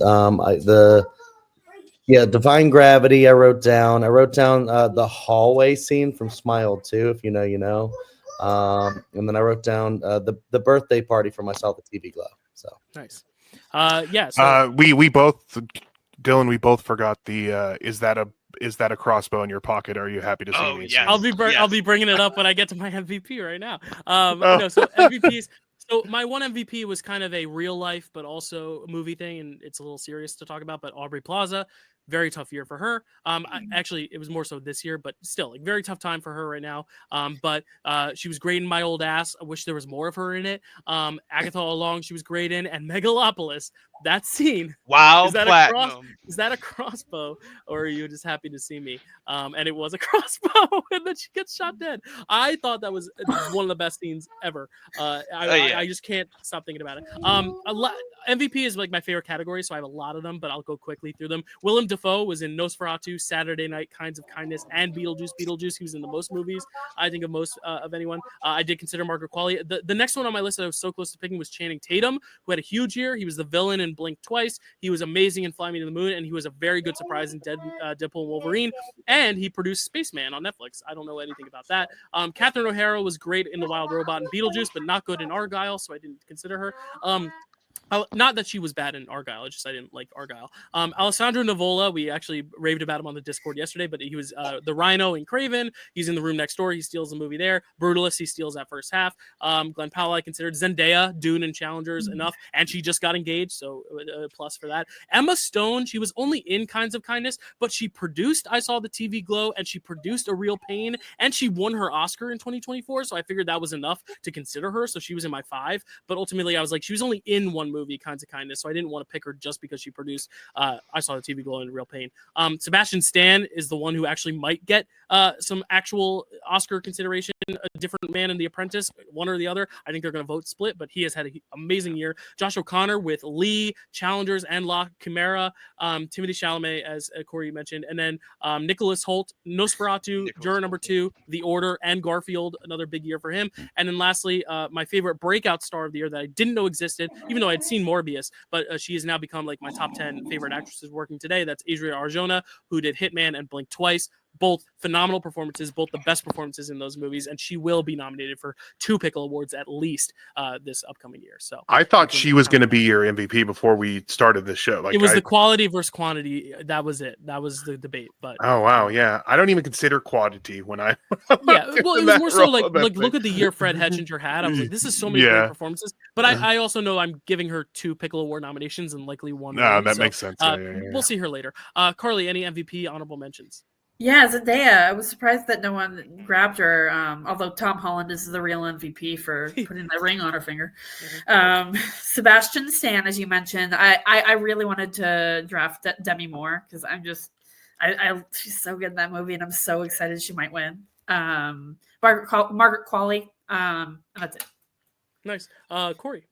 Kaylee Spaney for Alien Romulus and Civil War. And then Pedro Pascal for Gladiator.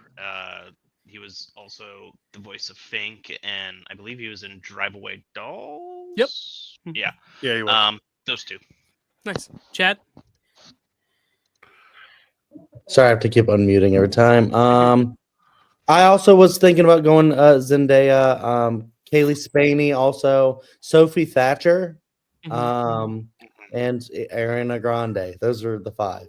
Nice. Matt, any on MVPs? Demi Moore was my second. Was if it wasn't Margaret Qualley, it would have been Demi Moore. She needs to win the Oscar. Give her the Oscar.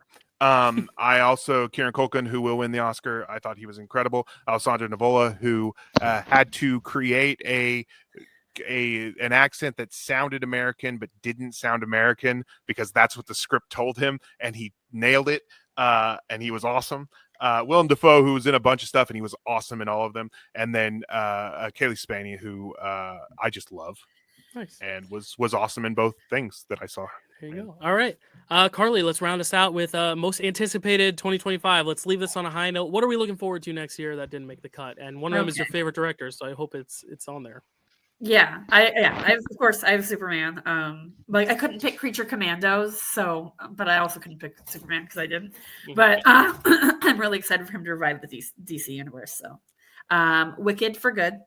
I had Wake Up Dead Man, which is the Knives Out 3 that's supposed to come out sometime next year, although it doesn't have a release date. That's the one I was alluding to earlier with the third movie that Dylan was talking about. Yeah. Oh, and for movies, I forgot to mention Madam Web. So that's me. So. Oh my gosh, yeah. And MVP Dakota Johnson. Corey. Thunderbolts, because I think that might be the best superhero film. The Gorge seems pretty interesting from I believe that's Scott Derrickson. The Unicorn movie with Jenna Ortega and Death of a Unicorn. Death of a Unicorn. Yeah, that one looks interesting. It doesn't have a date yet, which it feels weird to be showing trailers without a date, but that's just me. What else do we got here? Freakier Friday, because the Lindsay Lohan songs is about ready to explode. Marty Supreme, because Timmy C. Mm-hmm. Nice. Chad, any honorable mentions for most anticipated? Yes. Oh shit! Did I delete them? Oh no, I'm about to delete. Let me see if I can remember. Superman, Life of Chuck. Shit. Life of Hit Chuck's me the and come Tom back. Hiddleston one, Yeah, we can right? come back. Matt, go Yeah.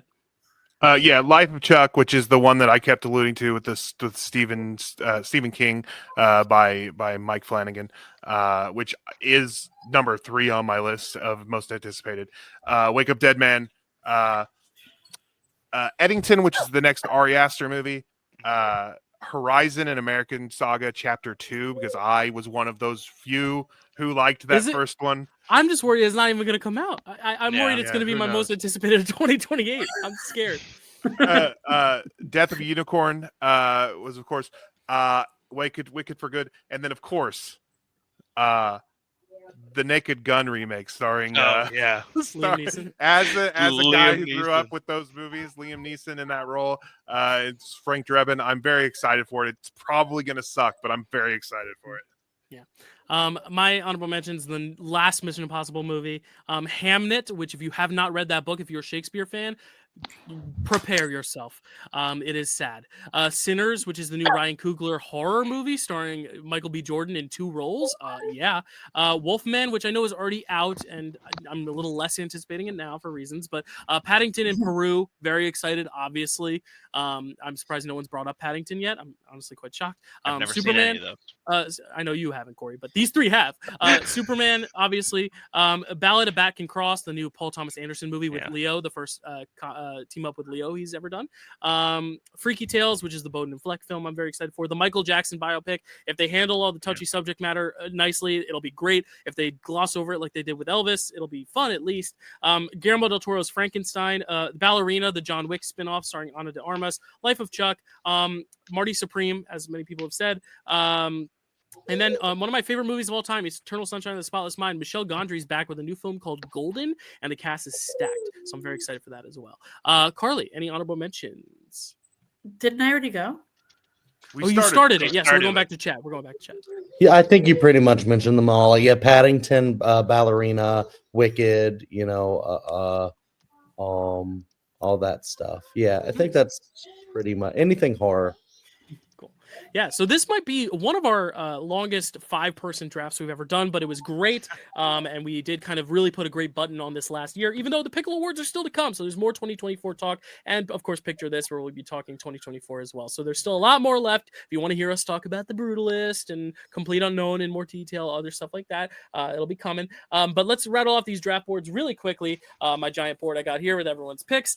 Starting it off with Corey, MVP of the year, Timothée Chalamet, best film, Anora, most anticipated film, Mickey 17, the best scene, the flight scene from Wild Robot, and the best show, Industry Season 3.